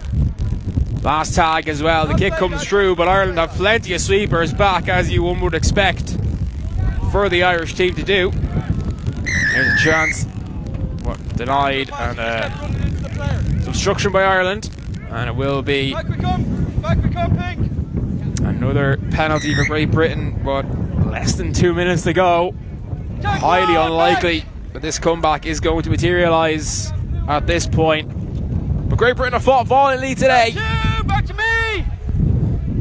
Ireland just ultimately showing up in this final set, being a better team. Off the knock on there by Great Britain will be 6 again for Ireland. Knock on. It's going to be there, okay? 6 again for Ireland here, with time ticking down. Oh, yeah, true, but it's another knock on. The ball's getting harder and harder to handle for both teams now as the rain starts to bucket down more and more. Got a really good turnout today, obviously, from the crowd as well. And a lot of Great Britain players who go over with their families and friends, and they've been amazing to watch as well. But this is ultimately going to be Ireland's day in the over 50s. Keep coming! Keep coming! In fact, Great Britain have taken a game off them. Will be delightful for them going setting up their international series quite recently. And that's an interception! And surely it's another try. Can they get back? I don't think they will. It's 11-4 to Ireland. And that could be near the last play of the game. It is the last play of the game. Ireland win the series by 2 games to 1. An 11-4 win in game 3, guaranteeing them the series win. Of course, it does not count towards the British and Irish Cup tally, This is all for pride and to forge bonds between the two nations, the two tag associations. But the exhibition has ended, and it is the R50s who come out on top. Of course, the other exhibition games, the men's under 23s went to Ireland, women's under 23s went to Great Britain, which means that the mixed under 23s will be over on pitch number 2. But for now, we're going to have, of course, Will back in a few minutes with Matt. But for now, in now a very wet and windy UCD, unfortunately. For me, I'll see you all again tomorrow. But for now, we're going to take a quick break, and when we come back, Matt will be here.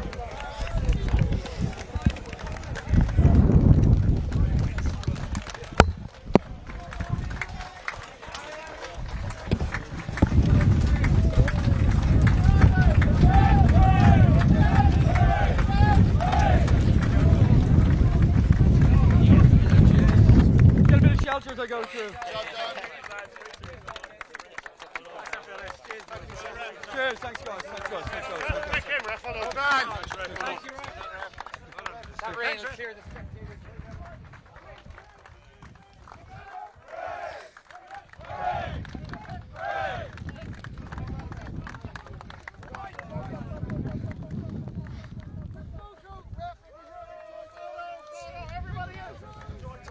GB, captain. Who's captain?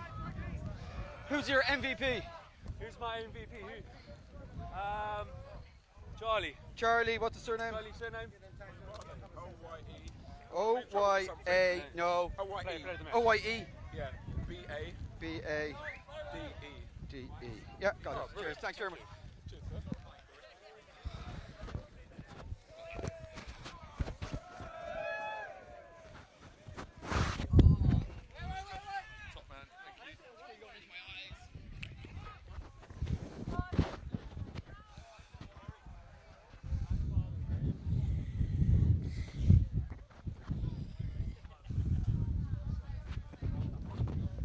Beautiful, isn't it? Here we go.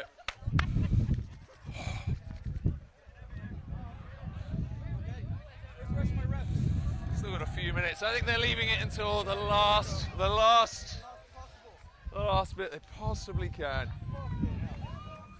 Whoa. I could just tell about 10 minutes after the game.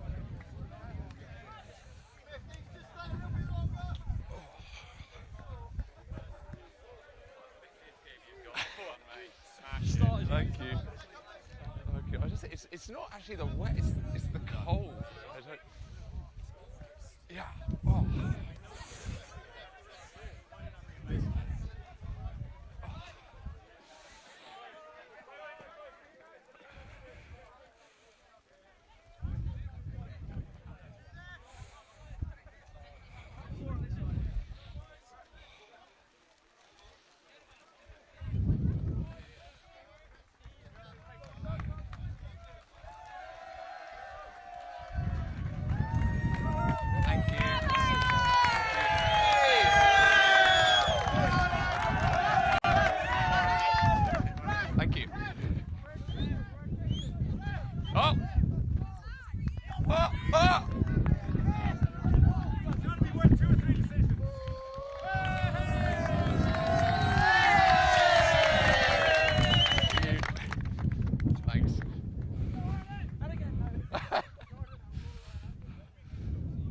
You are receiving, and you're in that half.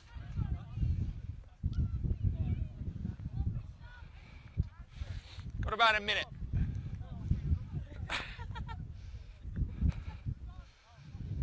Got about a minute, guys. Ease soft.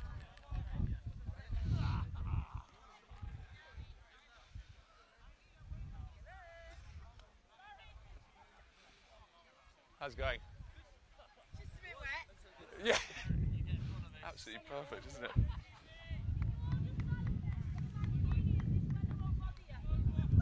Is this the only game? No, they got another one. This one.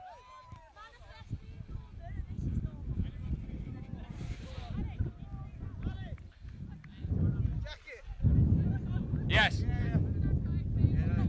got with time, mate.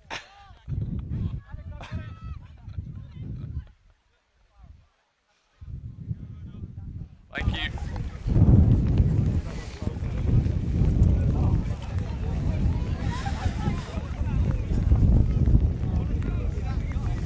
Just waiting for the hooter. We're just a minute away from getting ourselves underway in this final game of day one of the 2024 British and Irish Cup. And this is the first time that we get to see mixed open on pitch one. This category won last year by Great Britain with a 2-0 scoreline in that series. As we see Reece Walker, who was involved in that side, breaking up over halfway, and now Ryan running the ball up, and huge ground gained already by Great Britain in this opening set as the ball gets shipped on. Hold. Good. Good hand. And we Kick is good, simultaneous. Never had control, playing advantage. we'll do our best to get the team sheets and things across to you. We've had a downpour here in the last few minutes, which means that some of the sheets are not quite in the best condition Sorry, tag one. to be read. With me here, hold. As Ireland now take this one deep into British territory. Bit of a stumble there. Hold one more, Alex. Hold. Back onto his feet now, and Ireland continuing up the field.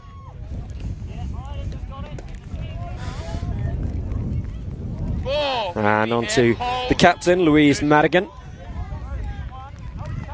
Still working this short side, Ireland. Listen last. With me here, discipline, boys. Hold. Good. Ball is away. Final tag of the set, and huge contact made there. Richards has been thumped to the ground, and really Keegan Bradley looked to charge in with the shoulder there. I mean, there wasn't a huge gap for him to go through, but Dom Collingwood in his 50th international appearance as the referee, judging that there wasn't a gap there in the first place for Bradley to go to. So Great Britain escape without conceding. With me, Ireland. Make me on the left. As Alex Ryan fires the ball into Mitch Ingham. Right. Hold, stay square marker. Good. Gladding. Ryan. Tag 4. The dummy switch. Hold. We've had beautiful conditions all day long here at the BNI, but the rain starting in that men's 50s game in the previous time slot and really turning into quite the downpour. Now hopefully lightening off as we go through this final game. And we see Ireland taking over possession through Ronaldo Lucasen over on that left-hand side. Good line. 3 with me. Now Mary Power trying to get past Alex Ryan. Ball just behind Leo Wire there. And then ends up in front of Derry O'Donovan, bouncing over the touchline. Keeps us at a 0-0 scoreline. Tag 1. Make me here. Make me. Good. Well done. On to Ryan. Ball away. Late tag. Advantage. And the ball spilt, but penalty given to Great Britain here.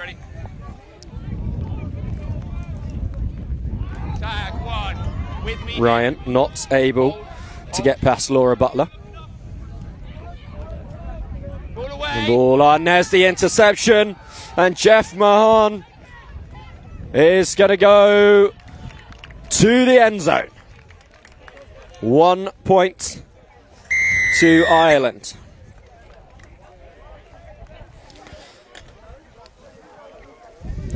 Ireland leading 1-0 through that try there from Jeff Mahon. A real opportunist score, collecting the interception.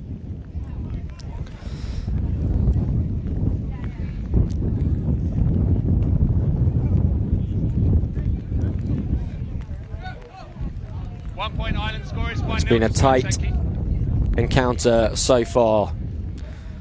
Very little to separate the two sides, but most of the game being played in this GB half, and that pressure eventually told, and Starts to do a little bit again there. The ball going past Jack Payne and over the goal line.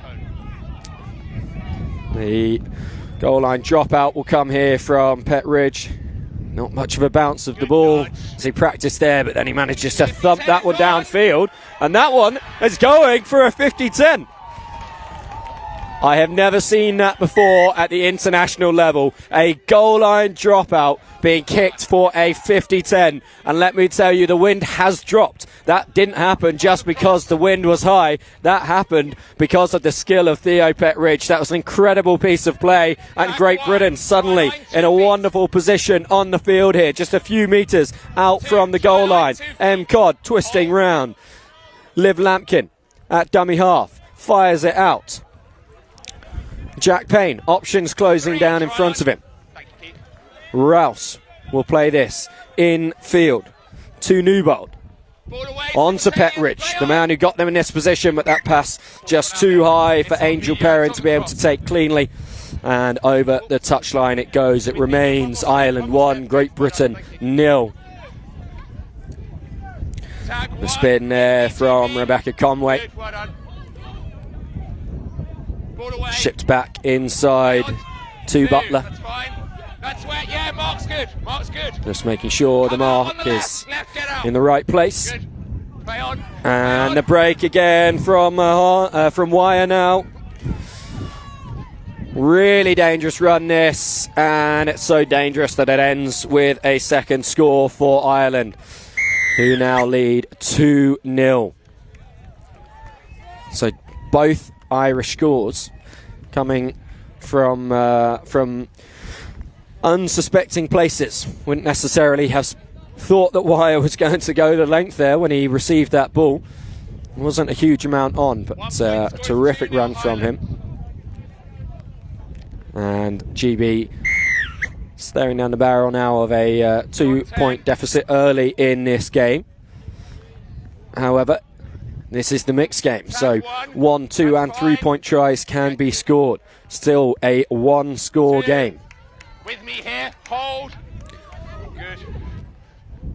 Reese Walker 3, good tag, first steps outside Doran, then is caught. Play on. Ingham. Tag 3, with me, make me loop, hold. Gladding to Walker, puts in the kick. He's going for the 50-10. He's getting the 50-10. 2 50-10s for Great Britain already in this game. They weren't able to score on the last one, just not connecting on that final pass on the far side. Here is another opportunity.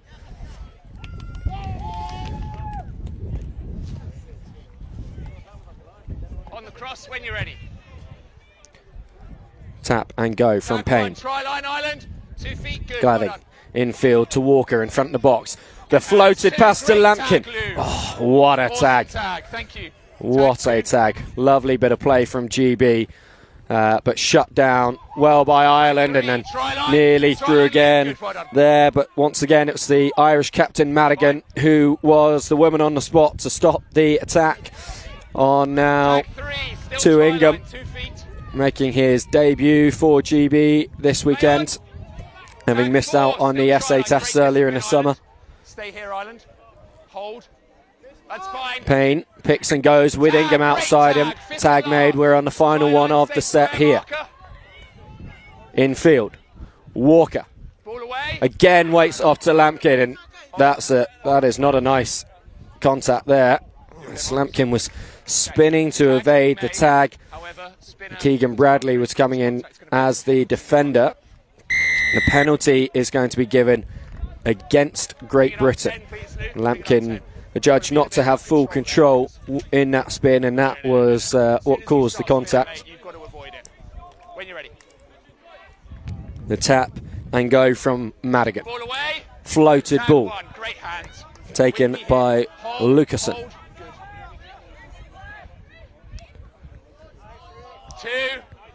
Walker eventually able to rip the tag of Tom Duggan, the vice captain of this Irish side, and on now to Keegan Bradley on this near wing. Beats Lampkin's first attempts and then caught by Ingham.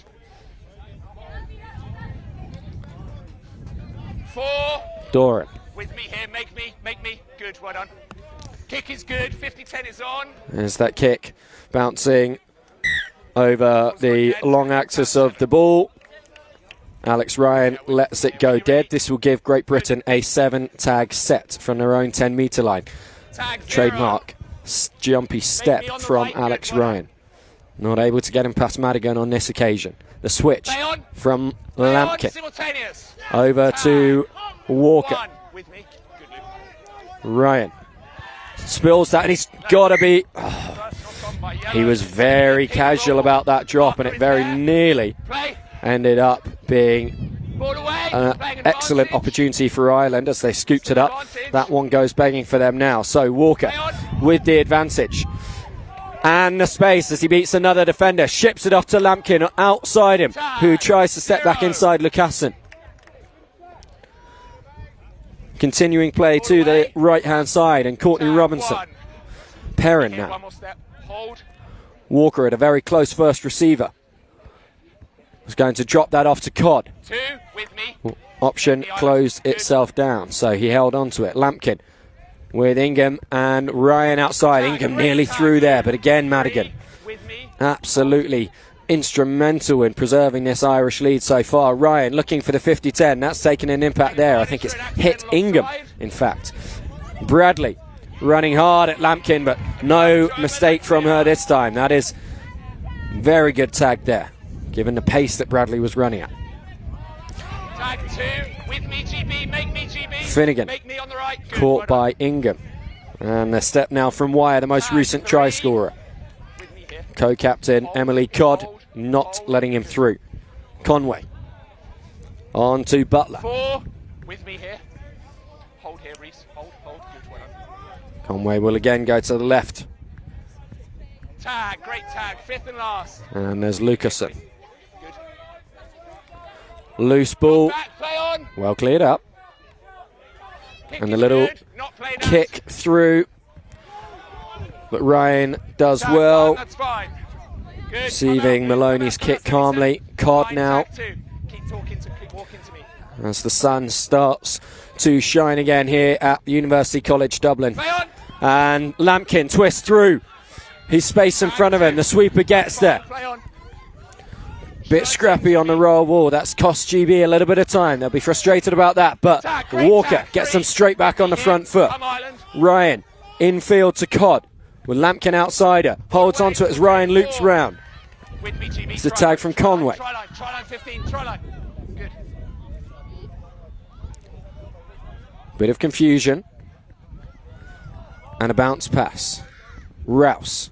No options to the left. Kicks for himself. Clears up well. 5th tag. 2 feet. Final one of this set. Walker goes himself. And the tag has been made at the last there. Good there, Reese. Hold, come out on the left. Both of you on the left. Let's go, Ireland. Tag 1, keep a gap there, GB. With me. Good. 2. With me here. Hold. So Ireland just 10 metres out from their own line now. Hold, good. Kick is good, 50-10. There's the kick, deep inside their own half. That trickles dangerously close to the 50-10 marker. Yeah, we're here. Good there, thank you, Alex. One more step, 19. Like Great Britain back in possession. Rouse to Gladding. 1, with me. Hold. Caught by Conway. Ryan twists. He's through. Play on. Oh. And he doesn't give it. He goes himself. 2. My goodness. He had the speedster outside him, and Dan Carrington, and he didn't give the pass. It nearly worked out for him. Tag 3. Play. Pet Ridge Ball away. to Gladding. That's spilt. You can bring it up 10, Ireland. So now, my apologies for being late. I was hiding in the car because we had a torrential downpour there for a couple of minutes, and the poor baby wasn't happy about getting a few raindrops on his face. So I think that's a fair enough excuse. It was torrential and very cold. yeah, I tell you, you can expect nothing from the Irish weather only to surprise you. So what have I missed? Well, you've missed 2 Irish tries. Excellent. One through Wyatt and one through Mahon. Mahon's was an interception, and Wyer's came from deep inside his own half. 2 excellent 50-10s from GB, but there's one from Ireland now. So a 2-0 scoreline remains, achieved early in this game by Ireland. Let's go. GB, despite lots of attacking rugby so far, unable to make a dent in that scoreline. Feels like it's coming, but it's not happened yet. A mistake there from Ireland that they will be very frustrated about, having got that 50-10 and being in a promising position, but it's followed up by a mistake immediately by GB. And very nearly by Ireland as well, as he was not looking there. Jeff Mahon wasn't expecting that ball to come to him. Maloney caught by Newbold,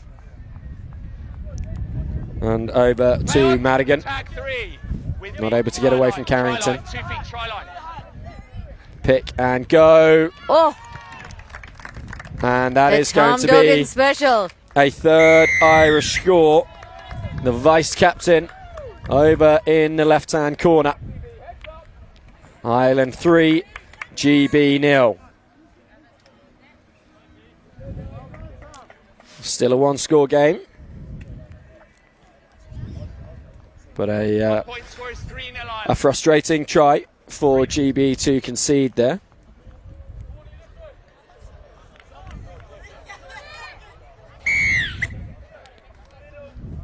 Keegan Bradley kicking deep down the field, well fielded by Courtney Robinson, using her feet instead of her hands on that powerful kick. Codd can't get away from Madigan. Pet Ridge to Jack That is Payne. some serious hair. That is a mullet. You might be unsurprised to know that he actually wasn't born in the UK and is from down under. Pet Ridge is still That going. does make sense. Although mullets are all the rage these days.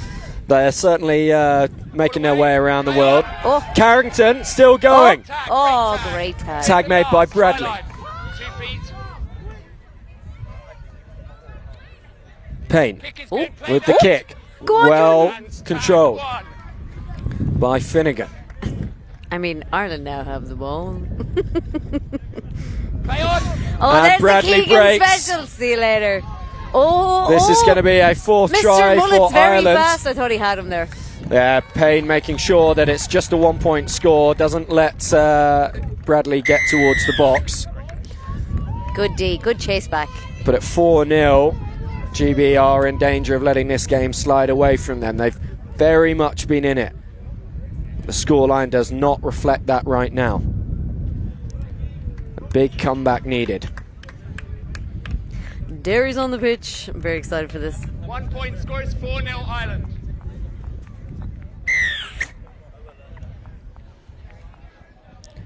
Kick down to Walker. Well controlled. Oh, Offloaded lovely offload. to Rouse. You have him. Oh, you don't have him. No, nearly away from O'Donovan. Now on to Codd. Ball away. 2. With me Good this tag. time. And Ryan. Make me. Good. Ball away. Over to Walker.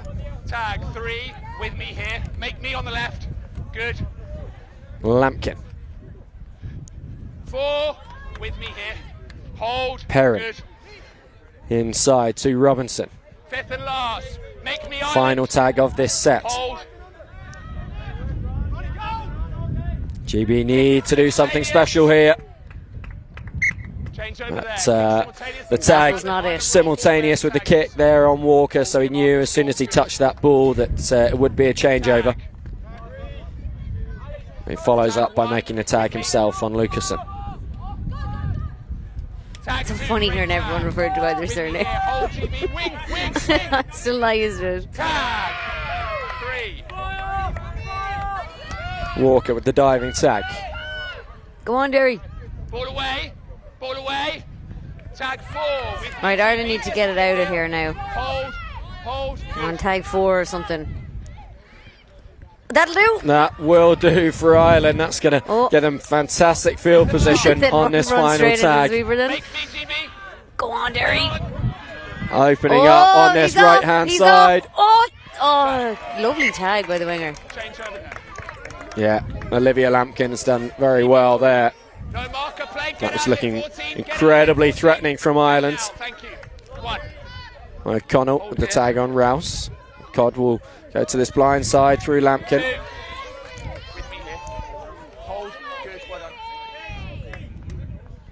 Ryan wasn't quite ready for that ball to come to him. So Lampkin's going to have to try and get them out of trouble. There's the hooter. And it is going to be a 4-point gap at half-time.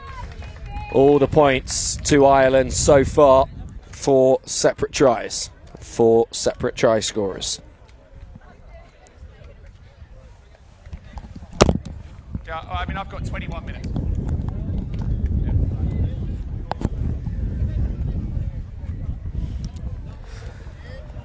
So this team, are we still on? So this team is actually coached by another, which is not technically a ladies masters player this year. It's Claire Cunningham, otherwise known as Titch. So she's the assistant coach, and she's chosen to focus on coaching this year. But there's a couple of teams, namely mixed senior and women's masters, who'd love to get her back in the fold next year. And I'm sure women's seniors as well will throw their hat into the ring. She was the MVP in the 2022 B&I Cup series for women's seniors. So she is assistant coaching this year with Deo, who would be tag royalty, I suppose, in Ireland. That's how you put it. He's been around for ever. Is that rude? I think when you've prefaced it with tag royalty, it's all right. Yeah, so he'd be brilliant, and he's head coach of that team this year. And then got a few debuts and a few repeats. Keegan, you'd know from the Tri-Tag Rugby Cup, is that what it's called? From Tagfest? Tagfest, and he got MVP over at Tagfest. Yes. Yep, and he's certainly been a thorn in GB's side at the B&I Cup for a few years now. Of course, as we mentioned at the top of the game, this is Dom Collingwood's 50th international appearance as a referee, the most capped referee in the Northern Hemisphere at the moment, who's still active, certainly from the UK. That is impressive. So no better man to have in charge of this match It's going to be GB to kick off. than Dom Collingwood. This mixed open team very much in the first year of their new cycle. All new coaching setup for the team this year. Head coach Mark Ruffsedge, who won the gold medal with women's seniors last year at the World Cup. Kaz Hensel, who was one of the players in that side, is the assistant coach. And then team manager Ben Smith, who's moved over from men's seniors. And then a lot of players who are playing in their first year of international tag, with a few like Reese Walker under centre at the moment, returning, having been involved in the last World Cup cycle with this side. And it's Keegan Bradley who's going to get the first dart of this half. Well closed down by Emma Watt.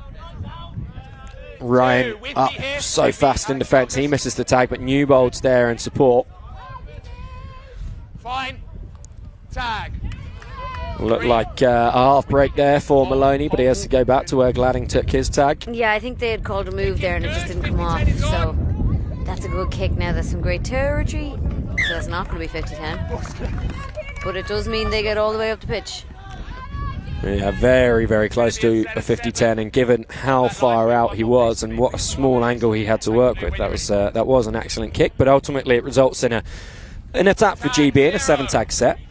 The first of those taken by Marcus Lampkin, and Ryan hands it off to Walker. Back to Ryan. Nearly through, but Wire, the second try scorer in this game. They're defensively now. Walker off to Lampkin. Good hands on that one. It's just firing across in front of him. Newbold. She's through there. She needs support. Tag 3. Nothing coming. Keegan Bradley there in a sweeper roll. Walker to Ryan. Lampkin. GB do get on the score sheet. First in this second half. Great Britain 1, Ireland 4. And they need a few more of those, GB. The Lampkins becoming one of the most famous families in UK tag. Just in the same vein as the Walkers. Reese, obviously on this team, Jade in women's open, and then their mum, Kat Lindsay, in mixed seniors. Now the Lampkins, they've got Marcus and Olivia, brother and sister in this team, and then their mum, Amanda, is team manager for the women's under-23s. And all of them who have been instrumental in growing tag in the Thames Valley region. As Ireland now look to play this out from 10 metres in front of their line. A couple of tags gone in the set. Tag, great tag, 3. With me here. Hold. Good, well done. 4. Ryan up fast in defence once again. This time he does make the tag on Butler. Kick is coming. Oh, That's no. a high kick. Advantage can be played on high kicks these days, but with that going into touch, there is none to be gained. No, not just Connie, me as well. Walker having to go on a bit of a run to clear that one up, and nice kick back to Carrington before Ryan gets nutmegged at the roll ball. Timing's good. Tag 1, make me Ireland, make me on the left, good now. And Cod, the lovely little bit of distribution there to Robinson on her right shoulder, and she'll go again, this time to Walker. And Carrington, if he holds on. Oh, to get the Tag made. What a tag. If he'd been able to take that cleanly, I think that was a try for all money. And that ball is probably quite slippy, although the rain has stopped. The grass Ireland is really very need wet. to protect the box here. It's a 3-point game. No penalty given there, and very casual in defence. Ireland, it could have been a try, I think, if GB had picked and gone. Good there. Back to me, Reece. Scoreline remains 4-1. Ireland subbing on, so they don't really have anyone in support here. Just need to drive it out. Give people time to get on the pitch. Everyone to the left-hand side. That one's gone loose. It's penalty to Great Britain for the contact. And Carrington will sub off after that impact there. We're back 10 on me, please. But job done. Penalty 1. Walker. When you're ready.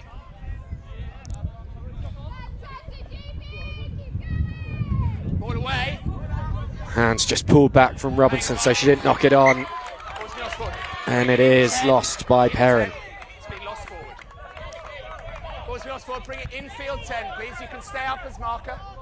Good. Back to one step here, 7. Oh. Pick and go. Finnegan caught by Lampkin. I think Ireland just need to settle here a little bit. Yeah, they felt GB just start to bear down on them a bit. Oh, go on, Derry. Really nice well bit of worked. And Ireland going over for another try through Finnegan. 5-1, a 4-point lead restored. And GB are always going to be vulnerable to that if they're playing with a permanent sweeper. That overlap on the outside, although I think arguably it came more from the missed tag, unfortunately. Do you not play yo-yo anymore? Some of our teams do. And some don't. Some don't. So you never know what you're going to get. Element of surprise. That one is kicked dead over the goal line. So goal line dropout for Great Britain. Which do you prefer, personally? I think probably a yo-yo. But if it was me, I quite like just sweeping permanently myself. I'm I'd be a big sweeper fan because I'd play Yeah. sweeper, yeah. Tag 1, with me here, GB. Tom Newsom on the field now. And making that good tag. Hands. Excellent pickup. Horrendous pass, but great Hold. catch. Stay square marker. Good. Oh, Over Keegan. to Bradley. So much space, so much time, and he's able to make his way past Jack Payne, and all of a sudden it's 6-1. And this is looking like a very tough game for GB to come back in. Keegan and Derry trying to outdo each other here. Sub buddies. Donovan and Bradley. 1 point score is 6-1 Ireland.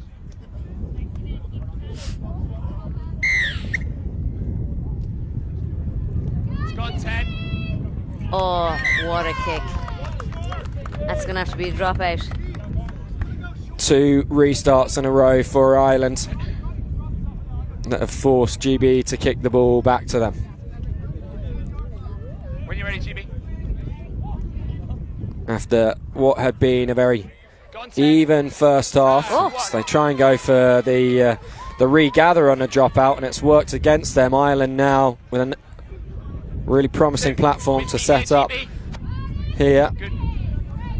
Lucasen trying to wind his way around, and just makes contact with Payne's ankle there accidentally. Oh, that's dear. not so Oh, is that an Ireland accidental contact, and yeah, given against Great Britain there. Interesting. Would that not be a penalty try then if it was? I don't. Yeah. Tag 1, good tag. Anyway. I'm not sure there was a gap for her to run into. I think she did run straight into Lampkin, but Yeah, so probably should have gone the other way. Fair enough. that's how it's been given. Yeah. Newsom makes the tag in front of the box. Ireland still on their go here. Try line. So close to icing this game. Ball away. And that Great tag. 4. Try Tag line. made. will still not be a score for Ireland. Lampkin Get it wide. involved defensively again. Tag, 5th and They last. are keeping it very tight. Final tag of this set. Will we now see them shift it through the I want to see a hands? chip kick to the corner here for Derry. Play Oh, on. Oh my. No, oh. they've gone narrow Almost. again. It nearly worked. Because I think GB Yeah, no marker there. Stay were on. as convinced as we were that they would play it out wide. Tag 1. Play. Pressure. Play that. Newsom just has to let that go off his knee, and 2. the tag Fair. missed. With me here. Space open Good in front of skills. him. Cod with Payne outsider. Tag 3. Lucasen equal to him. Carrington. Lucasen's having a very the good kick spell coming? here. Yeah. Kick is good. There 50-10 is goes the on. kick.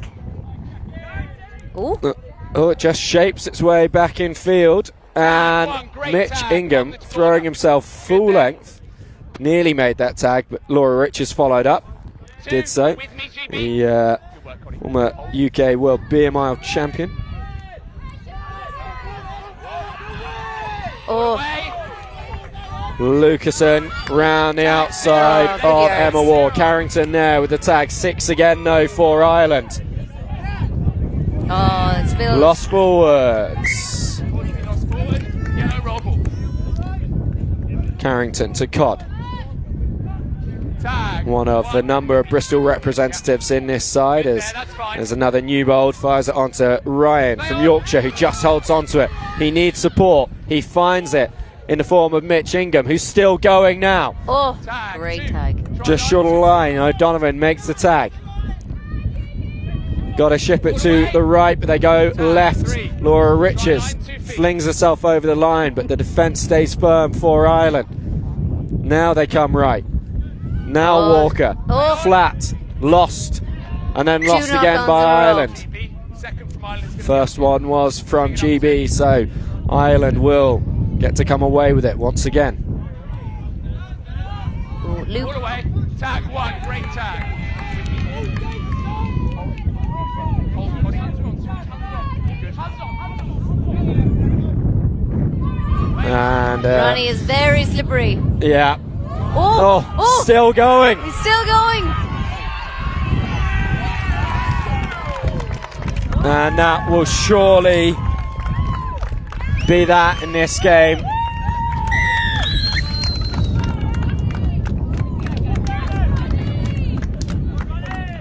Another Irish score.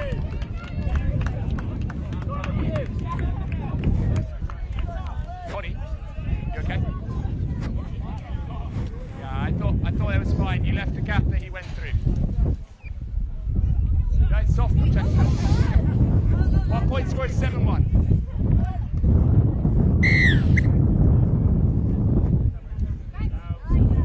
Kick deep downfield, and Lampkin does well. Tag 1. With me here. With me. Doesn't quite draw the short pool penalty as the tag was taken as well. Walker trying to step through now. On to Cod. To Lampkin and Ryan. Loose pass. And there've just been too many of those from Great Britain for them really to get the momentum they need. Rouse stands up his man. Richards to Ryan. Kick is good, 50-10 is on. Played out. With the kick. Lovely soccer skills to control that one. All the way, got back. Pass just behind the support of Cormac Kieran. One. That's it. You can't. Against the side as dangerous as GB, you can't let a look at the loose ball on the ground. You have to get on it. Absolutely. Ryan over to Rouse. Back to Ryan. Options have gone on that left-hand side. So over to Walker. Play on. Still going. Still going. All the way. Finds Ryan again.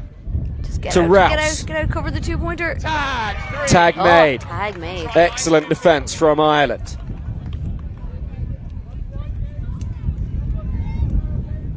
Try line, 14, try line. Good. Ryan. Again, Ireland need to protect the box here.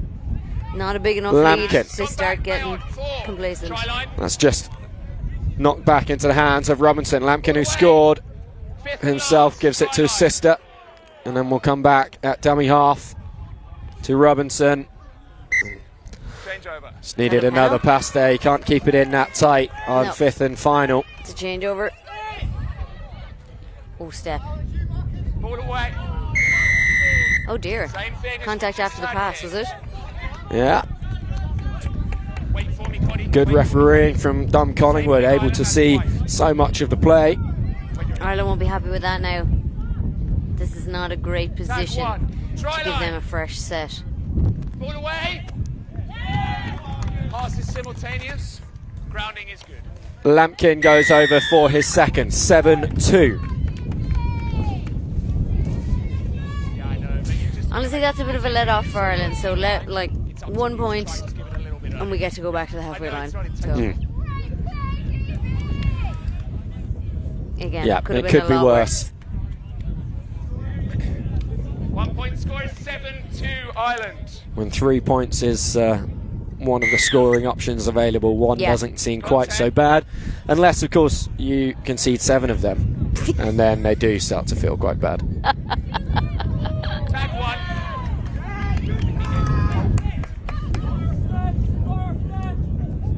Ball away. Oh Play no! Ball's got forward. Bring it infield. Ireland definitely need to settle here a bit. There's too many passes happening Good. Well done. in our danger zone. Yeah, there is still time for something incredible to happen. If Lampkin holds on to this, she's lucky for Ireland. Bring it infield. No. Silence. With me. Now, so nearly managing to claw that one in, but Ireland need the middles here to come in and calm the situation. You can see Tom Duggan there trying to do so. 2. With me here. Hold. Ball away. Playing advantage. So they're not allowed to dive on it because they were in defence, though. no, they're not. So that's surprising that GB have been allowed Tag. to take that one. Tag 1. Try line 2 feet. To be fair, that is a confusing rule. Ball Yes, away. whenever I try and Tag explain it 2. when I'm refereeing Just in front of the line. to new teams, Yeah. I get very confused. Newsom Oh, to oh, Eid. Box! 2 points. That is a box. All of a sudden it's 7-4. All of a sudden it's a 1-score game again. That is huge. I'd say about 6 minutes left in this one. 2 Afraid we don't have a Score is 7-4. We don't actually have a match clock in front of us. Ryan goes for the short kick. And that has not gone 10. So that's going to be a penalty on the halfway line for Ireland. It did very nearly work though. That banana kick coming back round. If it just gone a little bit further, Richards would have been able to scamper over the 10-metre line and pick that one up. Was great forward. So I was just Great about to pressure. say that what Ireland needed to do here was complete this set. I didn't even get it out before we threw a forward pass. A step from Ryan Walker. Oh. Walker back inside to Ryan. This will be a 2-point score. This will be a 1-point game. Great Britain 7. That's some Sorry, comeback. Ireland 7. Great Britain 6. 1 point between the two teams. That is some comeback. Wow. That's the mixed game, hey? At this level with the bonus box. 2 points. Score 7-6 Ireland. I do love the blue box. They don't play it in some countries. No, I was on the Let's Talk Tag podcast after the women's seniors won the World Cup, and we had a long conversation about whether it should be in or not. We were all in favour of it, funnily enough, from GB, and it's working for us here. Robinson to Richards. Ireland badly need now there to be some kind of turnover here so that they can start to drive it out and breathe a bit. Lovely That was pass not from ideal at Walker all. to Rouse. Oh, great tag. Good tag. Gladding. It's key here that they protect the box, which is worth 2 and 3, and protect the lady players from scoring as well, because they're also worth 2 points. So Okay. the ball So was that's lost forwards there. Again, that's a get out of jail free card for Ireland now. If we can just keep the heads here. Yep, it's been a while since Ireland have completed a full set down in the half. It's almost like they felt the job was done. The game was over. bit, yeah. And to be fair, I thought it was after their last score as well. But all the support does sound to be behind GB at the moment. But Yeah, they game must plan, make this game tag. plan, get the ball to Derry. Has worked. Yeah, what a runner he is. Oh no. That spilt forwards 10 metres inside the So that's- Irish half, yeah, that's middle of the field. That skip pass probably wasn't on tag 2. Richards. They should just be playing conservatively here, because you've got 3 or 4 minutes to go, 1 point up. You should be doing what's called icing the game. So playing really conservatively on the attack, and just trying to slow the game down to waste as much time as possible and keep the other team away from your try line. For sure, we saw Great Britain Men's Open do that expertly in their second test of the day earlier on. That's what Ireland have to do now. They've got to see out this defensive set. They need to not let a box score or a lady score in here. One more tag in this set as E tries to fling himself over. Tag made though. Right. Now this is where Ireland really need to ice it and not panic. These are championship minutes. Winning this game. Nice and calm. Calm heads. There's the final play, and that will be an Irish win by 1 point. An incredible effort from Great Britain to come back into this one after being 7-1 down. They lose it 7-6. Ireland given a real scare there, but the glut of scores that they scored in the first half and early in the second, just enough to see them home, and they take a 2-0 lead into day 2. So remember, all 8 categories counting toward the British and Irish Cup, contested over 5 tests, 2 today and 3 tomorrow. And it is Ireland leading in 4 and Great Britain leading in 4. Ireland's for men's masters, women's masters, men's seniors and mixed open. And Great Britain, well, before this game anyway, they were leading in men's open, women's seniors and mixed seniors. But the mixed seniors game was being played at the same time. I'm just having a look over there to try and see. That very much looks like the Irish are happier than the Brits there. So I think that one was a win for Ireland, which means that category's tied up. So Ireland currently leading 4 categories to 3 is my estimation, Claire. Yeah, well, you've better eyes than me now, as you can see all the way over there. So, you could be right and you could be wrong. But a really good game to end day 1 here on pitch 1, with the Irish mixed open triumphant through their early scores. That was a great game. Great fun to watch. And I think certainly helped from the fact that the rain eased off as we got into the game. It wouldn't have been the kind of contest we saw, I think, if the rain had carried on as it did. And so hopefully the rain stays away tomorrow. We will be bringing you 8 games on this pitch 1. So that is 1 match from each of the 8 categories in action tomorrow. The under 23s and the men's 50s wrapped up today. Ireland winning 2-1 in the men's 50s.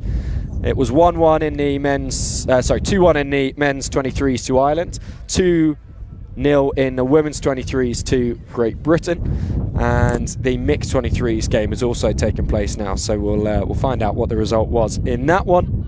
But Ireland with a very slender advantage at the end of day 1. We'll be back at 10:30 tomorrow morning with more action from University College Dublin.